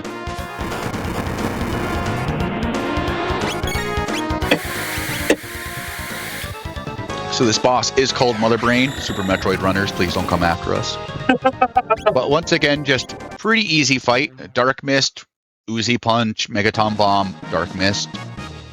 We are looking for Robo's HP to be in 7, 8, or 9, preferably.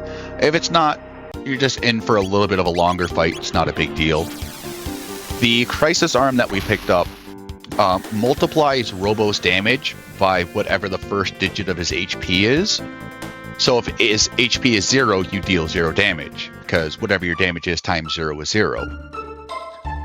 And if it's a 7, 8, or 9, you're doing 3.5, 4, or 4.5 times damage. Which, once you start factoring in Prism specs and then Uzi Punch's just amazing base damage modifier, Robo outputs a lot of damage very quickly, which is especially nice for this next boss coming up. It can save 20-25 seconds by being on the right HP values. Well, no! Well, no! Well, we went from best outcome to worst outcome. Yep.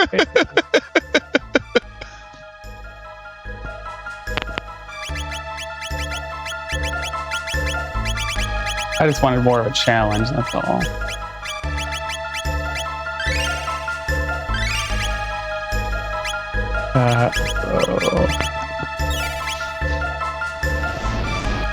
So despite what some runners say, Red Knight will bounce around to one of the 4 spots, northeast, southeast, northwest, southwest. You can get him from any of the 4 spots. It all just depends on reaction time. So if he's popping up in the northeast and you can't quite get to him, that's just, you need to be a little more attentive. So Red Knight's got a mechanic kind of similar to Nizbel, where hitting him with a water or ice ability will lower his defense.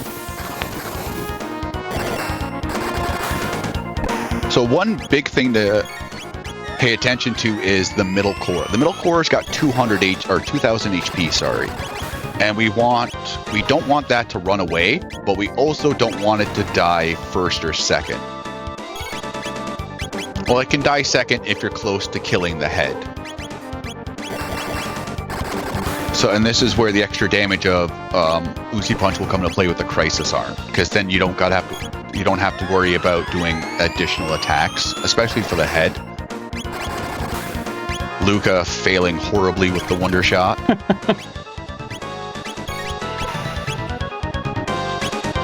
Luca not doing too bad with the Wonder Shot. All right. Now we're looking beautiful. So if that core runs away, you're losing out on 80 TP. It's a very, very large amount. Guys, up the stairs. Come on. And the reason it's so important is that's the fight where Luca learns Flare.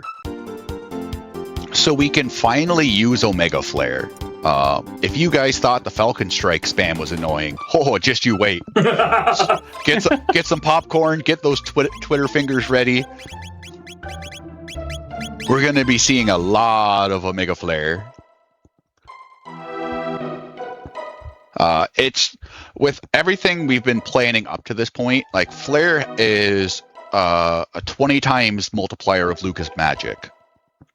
And then 50% on top of it for the Prism specs, and then an additional 25 because of the triple tech bonus.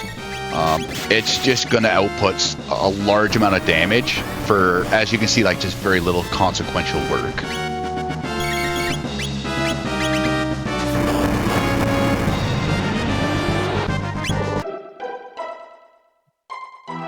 So the only downside is it is taking 20 MP to cast from Luca. Magus and Robo, it's really pittance. Laser Spin is something we were using within the first hour of the game. So like, Robo's got laser spins for days.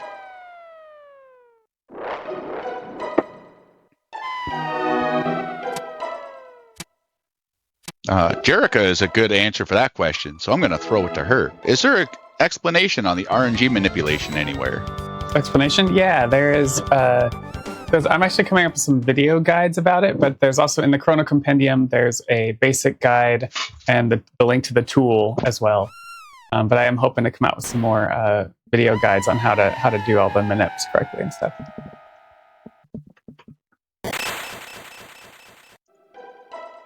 Yeah, the PC manip is still kind of a new find in the grand scheme of things. Jerica and Onimus have been doing a lot of work on it. Outside of them, and recently B-Dude picking it up, there isn't just a lot of runners for Chrono Trigger, either SNES or PC, unfortunately, at the moment. So it's obviously better to have like more eyes on a topic. But Jerica's doing a really good job on putting out notes and information for people in case they do want to pick it up. Yeah, on that note, I also have started a glitchless beginner speedrun video guide as well. So we need more runners. Come run Chrono Trigger on PC.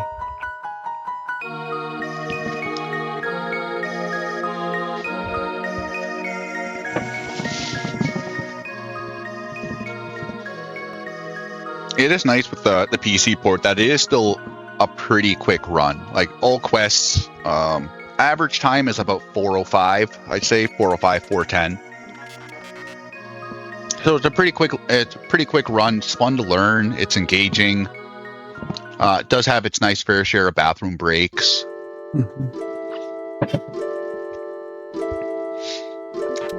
The campfire scene everyone loves.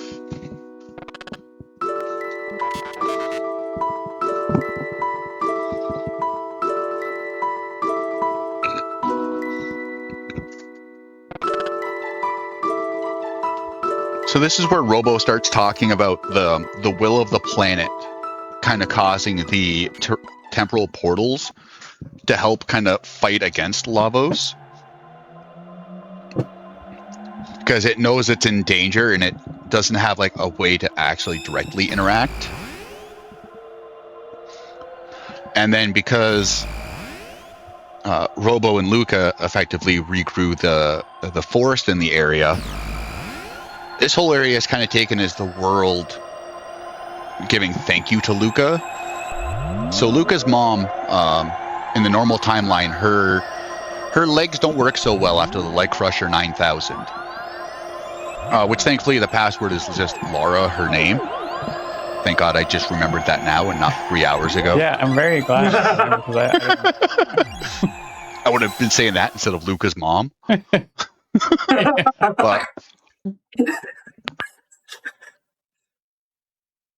so now it's kind of nice because it does change the ending. In the ending, you will see like Luca's mom bothering her father to go dance.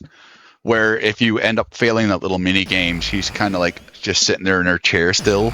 So there is a nice little like subtle changes throughout the run depending on what you choose. Just really nothing like massively impactful. So the Robo gives a really good accessory from doing this quest called the Green Dream. Super useful in the glitched SNES runs. Not really useful anywhere else. The Green Dream will revive you one time per battle for free. We don't have a need for that because we're just gonna blow up everything outright. But in the SNES version, you can use it in combination with Slurp to throw elixirs on enemies and one-shot kill them.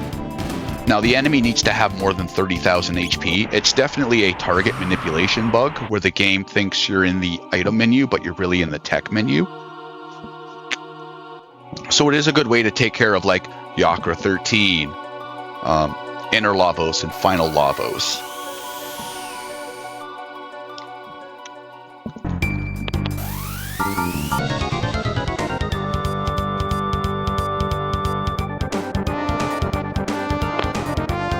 So this is the first real checkpoint. This boss instantly starts off using an effect that can cause confusion, poison.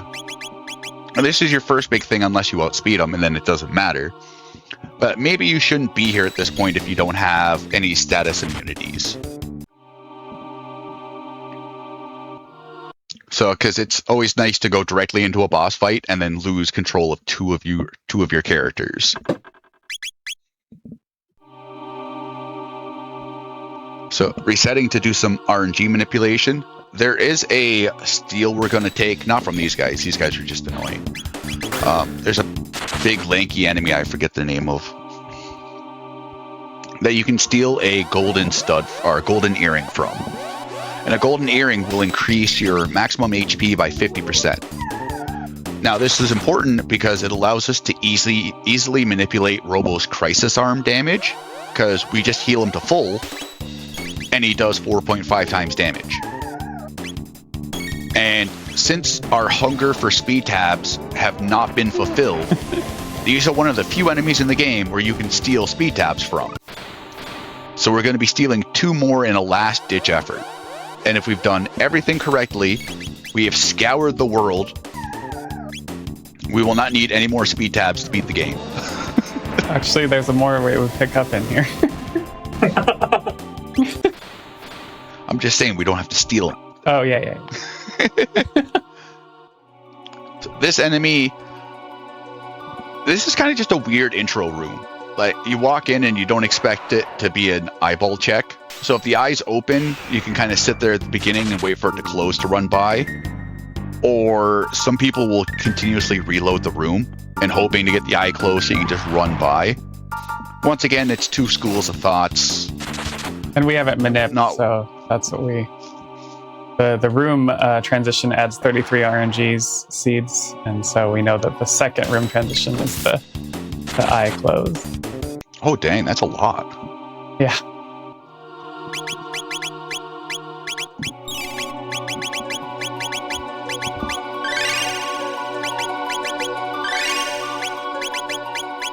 So then this would also give us a 0 encounter elevator.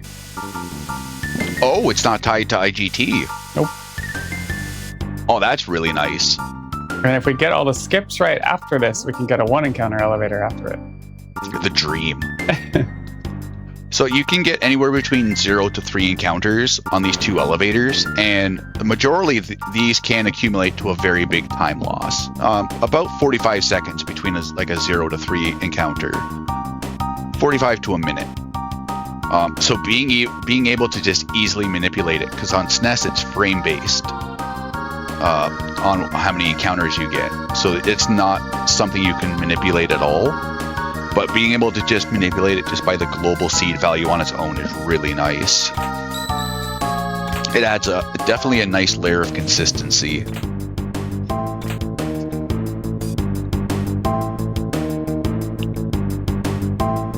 The key here is getting the shield skip and then either the eye skip after that or the snake skip.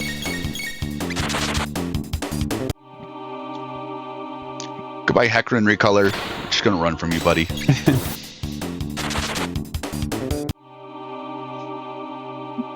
Okay, there's shield skip. Oh, nice. And there's that one. Okay. Oh, nice. So these are enemies, when Magus is pushed against them, much like the Mechlior delay skip, you can push their AI script forward so their eyes close quicker. So skipping the encounters when needed, especially because RNG manip requires it, you're very hard set on skipping some or have some leniency with others.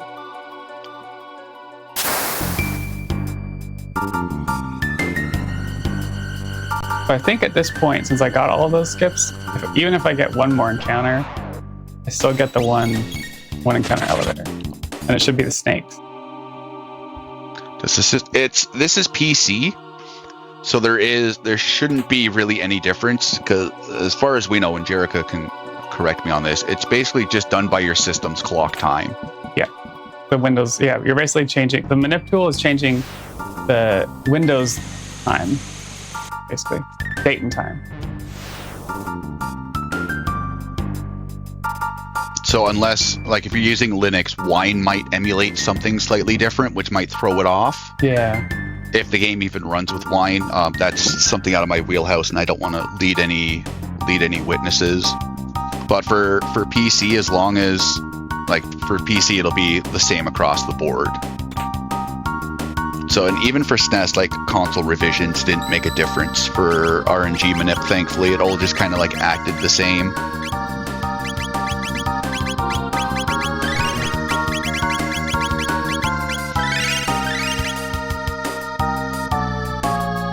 We really want to make sure that Luca isn't at max speed yet, because it does kind of throw one or two of the fight plans off. So once again, we have now Giga Mutant. We're just gonna, not only does he a little tankier, we're gonna need 2 Omega Flares. Robo also got a pretty nice upgrade in terms of just gear. Nova Armor is super nice for just defensive capabilities. And the Haste Helm granting him auto haste after his first turn is really going to help, because Robo's falling behind quite a bit in the speed category. But we also don't want too many characters at the same speed stat, because it causes additional juggling. So there is something in this game called a speed tie. There is also a demerit for certain dual techs and triple techs on whoever initiated them. So we kind of offset that ATB regeneration speed offset by having Robo do it, because haste greatly outspeeds the offset. Where if we had Magus, Luca, and Robo all at 16, now things get really iffy, especially for the start of some fights. Because we do want one person's text box to definitely show up before someone else's, just for the flow of battle.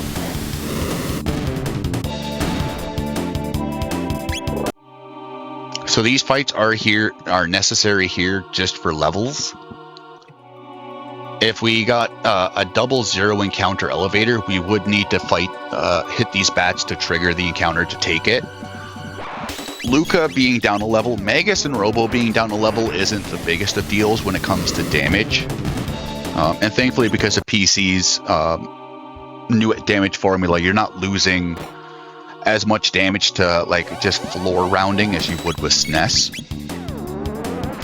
But there's a very big difference between level 42 Luca and level 43 Luca in terms of just damage, and that little extra HP does make it really nice for survivability as well. And she needs to survive the nipple lasers on Lavos, right? Yeah, I think at 42 there's a slim chance you live. Okay. It like for your case, it would greatly depend on how like the damage rolls are manipulated. Right. Yeah. So here we have Terra Mutant. We're just gonna welcome him to Omega Flare. Now the bottom, it does heal the bottom, but the game only cares about if the top dies. So the top's kind of the main concern. So thankfully the part that absorbs our ultimate attack is the part we really don't care about.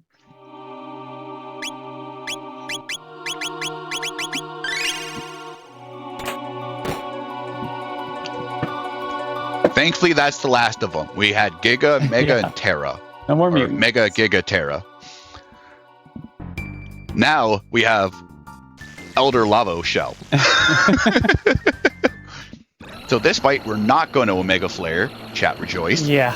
Just because hitting the shell will cause the needle attacks. So this is pretty much Robo, Uzi Arm, Luca, possibly Prey, we get some good Wonder Shot damage, and Magus is going to try to keep Robo at full HP, and if he's at full HP, Magus is just going to punch the head. This is where those Lapises will come into play. If it's that little rock move, if it's a needle spike, you will need to do full tonics, and you will need to do full tonics after this. Yikes. Let's do Elixir instead. So, Robo got some new wear, but he's still kind of squishy. Yeah. Robo's built for power, not defense.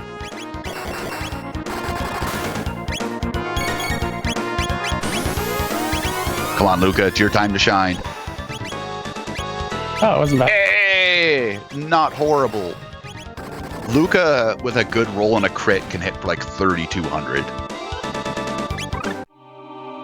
Getting a Wonder Shot crit or not can speed up that fight quite a bit. So we had Mega, Giga, Terra Mutant, Elder Lavo Shell, and then 5 robots glued to a panel. Wonderful progression here.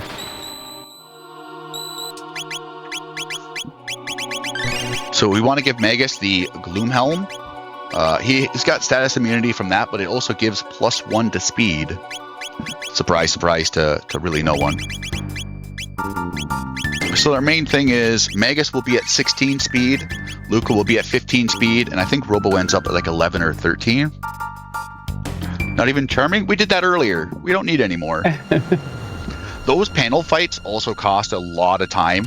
Like when we were doing those double panel fights earlier, there are some runners that would try to steal from both of them, and it would be like a 2 to 3 minute time loss. Their animations take so long to get through. So Queen Seal. Even though they reduce our HP to 1, very, very scripted fight. Just do 3 Omega Flares and no one dies. So once you get her past a certain HP, her next scripted move is Halation. So if your ATB lined up just right, you can skip seeing this. But Queen Zeal, as long as you're not leaking a lot of ATB, is a very, very safe scripted fight. Okay, this is like a minor manip for Lavo Shell, but this is the last autosave before we start Lavo Shell, so that's why we do it right here. Sorry, go Mammon Machine. So Mammon Machine, because it's made of redstone, gets stronger every time it gets hit with magic. So this is a fight where it's you're just going to constantly keep making it stronger, stronger, and stronger, and then you're going to hopefully kill it before it goes killer instinct.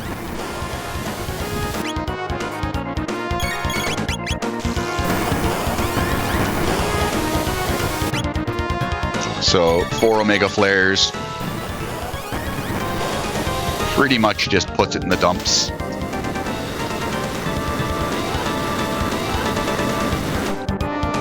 And then coming up next, we have the legend herself, Queen Zeal. Now, because we have Magus in this fight, the boss theme actually changes to Magus's theme, which I always thought was kind of like a neat little touch in the game. So this is another fight we will not be using Omega Flare because doing AoE damage is a very, very bad thing. But we've positioned Robo in the middle so we can use a dual tech probably not a lot of people have used, Area Bomb. Area Bomb is stupidly strong. It's almost as strong as Omega Flare. The big downside is it's a circle around Robo. So unless the enemy is close to Robo, it's effectively a pretty useless skill, but it's got an exceedingly high damage modifier.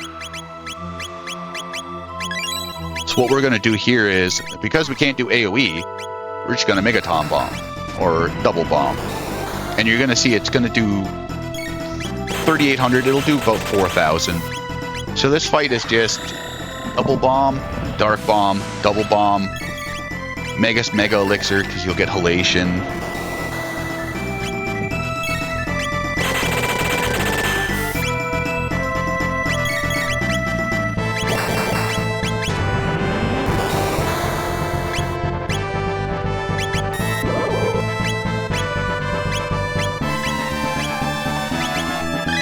Oops. That's not good. This is what we wanted. We're all good. Magus is just extra healthy. So healthy. So that MP Buster is going to happen regardless.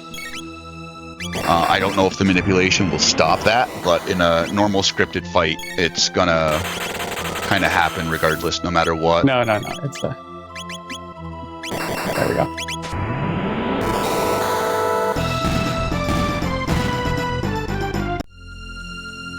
Yeah, there's no manip on this fight. It's just do the thing. Do the thing? Yeah. And don't do Elixir instead of Mega Elixir. It's kind of nice that it doesn't do a lot of AoE attacks, at least. Yeah.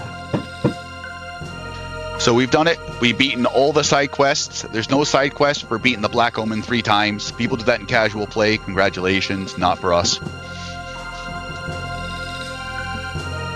So now we just have a quick skip through time. So much like the 90s great hits, we're just going to go through a couple of the oldies. We're going to be fighting a gauntlet of bosses we've fought in pretty much before with no scaling. So for the beginning 5 of them, it's just a big waste of time, but we got to do it anyways.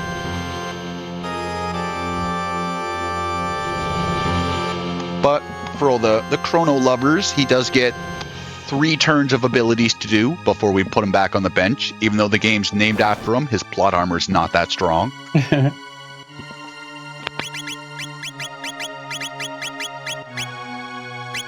Hey, for funsies. I knew it. Knew that was going to happen. All right, he's got the rainbow. There you go. Falcon Strike is just still pretty goated for, especially these enemies not having HP scaling. Like, I don't know if it was supposed to be a trial of how far you've come kind of thing, or maybe if you took the Book of Lavos, it was supposed to kind of ease you into it.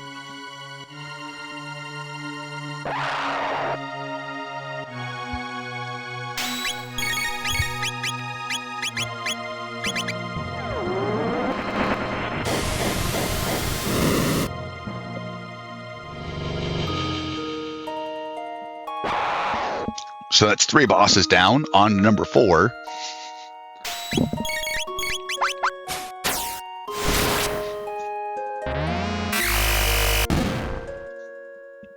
So now the bosses have a little too much HP for us to Falcon Strike, so we're going back to the good old time-tested true Omega Flare.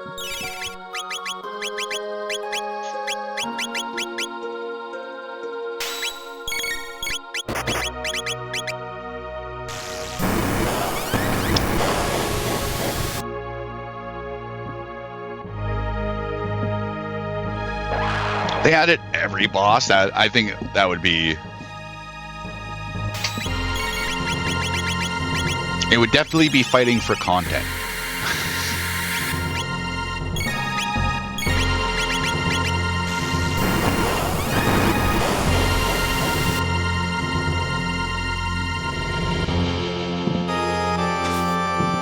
So Magus is kind of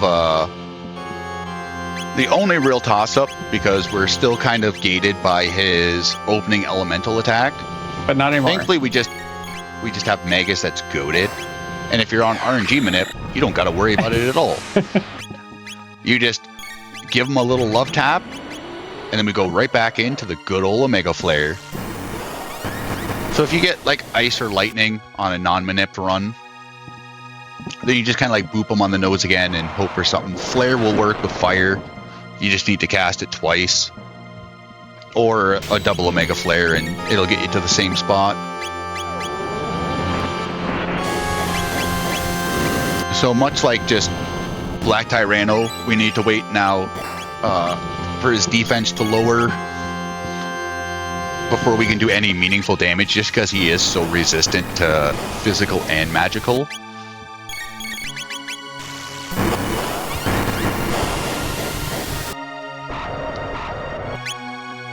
So with auto battle, this part does fly by pretty quick. This is quite the speedy boss gauntlet. So the only one thing you really have to be careful of is Luca's MP.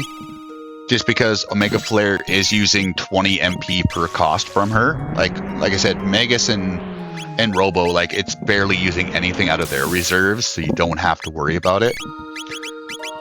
But you can definitely get overdrived and just go, go, go mode. Then you enter a fight, you can't do anything for the first turn.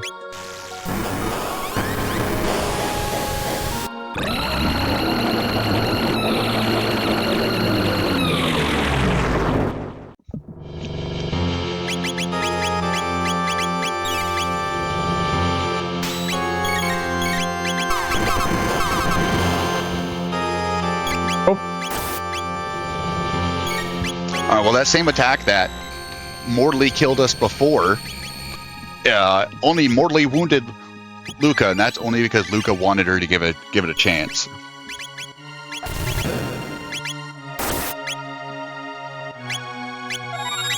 All right, let's try to fix this. Okay.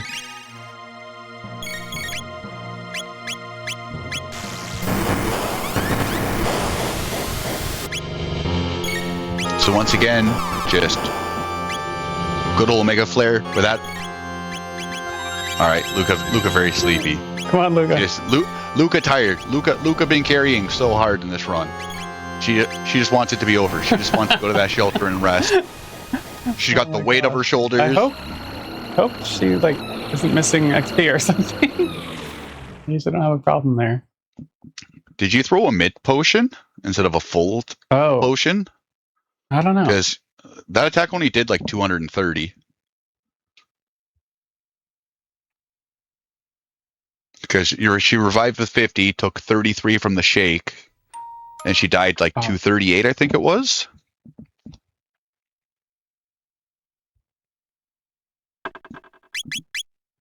All right, last manippy of the gamey.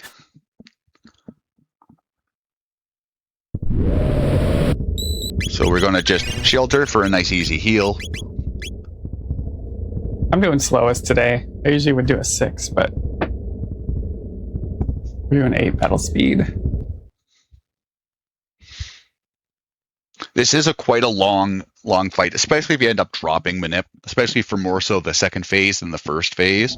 So going at like a slightly lower battle speed, the fights will take longer, but it does make it a lot more consistent.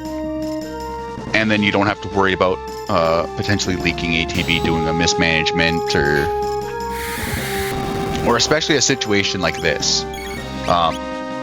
Having Doors of Oblivion happen while no one has their tech box up, it does put you in a very, very rough spot. You do leak a lot of ATB trying to get into the item menu. So having it on that slightly lower speed just gives you that little bit more time.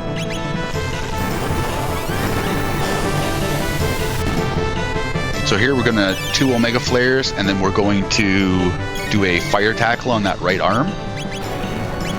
And then we're going to wait for, I believe it's called in this version, a Dominable Will, or Free Will in SNES. It causes a status effect if you happen to lose it, and then it just drops its defense, Dark Will. And then once the defense is dropped, 4 Omega Flares and it's gone. So you can either do 4 Omega Flares in a row, or you can do 3 Omega Flares, a Mega Elixir, and then a 4th Omega Flare. The latter option is a little bit safer, and it does bring you into the second phase of the fight with obviously full HP and full MP. So it does make it quite nice, because the second phase is very, very random if it's not manipped on what you're going to get.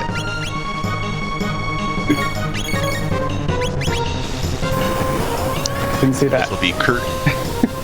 This will be curtains for Final Cell.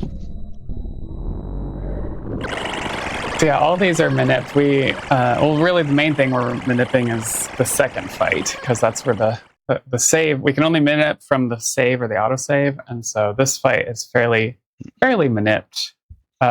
Robo's going to get hit by one of these things, and it's going to change his HP, be better off to kill the left bit, and that's how we're going to start the fight.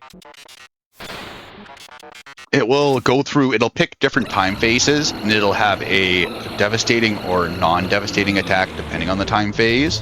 65 mil and 12,000 BC are by far the 2 worst, followed by Timeless is number 3. 1000 AD is status effects, which we're immune to, so it's basically just free time. However, the left bit does absorb shadow damage, so we are looking to kill it either with like a Wonder Shot and Uzi Fist, or just Uzi Fist, and then we'll wait for the defense to lower, just like it's doing right now. So the middle boss isn't the real main boss. The middle one, the Space Sloth or Howard the Duck, only has 10,000 HP. It's the bit on the right that's the true main boss. Okay, we're coming up on time pretty close here too. Yeah, probably about in the next 40 seconds.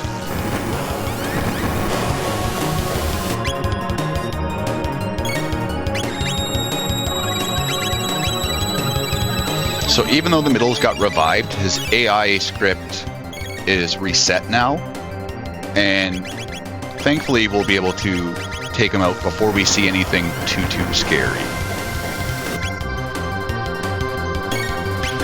So we're not worried about that left bit, like I said, absorbing damage anymore. So we are going to see some counterattacks because of it. But this late in the game, it's better just to go for the kill than it is to try to get Robo's HP to a 9, do a couple of Uzi punches. As long as you spread out who's initiating the Omega Flare, that's the only thing that matters. All right, it's time. And time. GG's. GG. Thank you. Oof. All right. Nice run. Thanks. Well, thanks y'all. I hope you enjoyed Chrono Trigger 100% RNG manipped. Like I said before, we need more runners. Come on out. Come learn the glitchless run. Come learn RNG manip. There's lots of help in the Discord, the Chrono Discord. Come join the Chrono Discord. Come hang out with me on Twitch. I'm Jared Kandra. Dine, you want to give some shout outs too? Just shout outs to the Chrono Discord. Always a good source of information. If you ask a question, generally get a pretty good answer pretty promptly. As Erica mentioned before, she's coming up with tutorial videos, so keep an eye out for those on her YouTube. You can probably find a link to that on her Twitch page. And yeah, if anyone's interested, or if the run today kind of sparked your interest, we're always welcome to have you. Yep, and also shout out to Senpai B-Dude as well, who helped B-Dude and Dine, who helped kind of tutor me as I learned this run over the last couple of years. But thanks for having me, GDQ. Thanks for being here, y'all. Shout outs to Church and Sarge for hosting it. Yes. Big shout outs to Railcoon from behind the scenes, making sure everything goes smooth, the audio is balanced, the video is always on point. So big shout out to those two fine peoples. +1. Yeah, and thank you both for being here, for showing off this run. I mean, this is statistically probably one of the most people's favorite game. Words are hard. People know what I mean. So yeah, everybody loves this game. Thank you so much for showing it off. I know you've been wanting to show up the Manipped version for a while. It's awesome to finally have you on to showcase this. What a fantastic run. Very, very technical. So huge props to both of you for being here, for showing that off, over 4 hours. And that kind of caps out our our 90s classics, our run of the day. We don't have anything else for you. We're gonna be back tomorrow. We've got some Resi games for the 5th anniversary of Resident Evil Village. Just a few quick reminders before we head into the replay of the day, which, if you don't know, at the end of the shows, we're gonna replay everything from the start. In case you missed it, you can catch up on that. Just a few quick reminders before we do go to that. Gamescom GDQ will take place August 27th to the 30th, live in Cologne, Germany. You can join GDQ's first European event by submitting your runs from May 4th to the 17th, and you can visit Gamescom.global for more info about the event. And as always, we've got Summer Games on Quick 2026 coming up. That's going to be live in Minneapolis, Minnesota from the 5th to the 11th. You can visit gdq.gd to learn more or register for the event. You can always check out the games list, which is up right now, or you can submit new games speedruns by May 7th.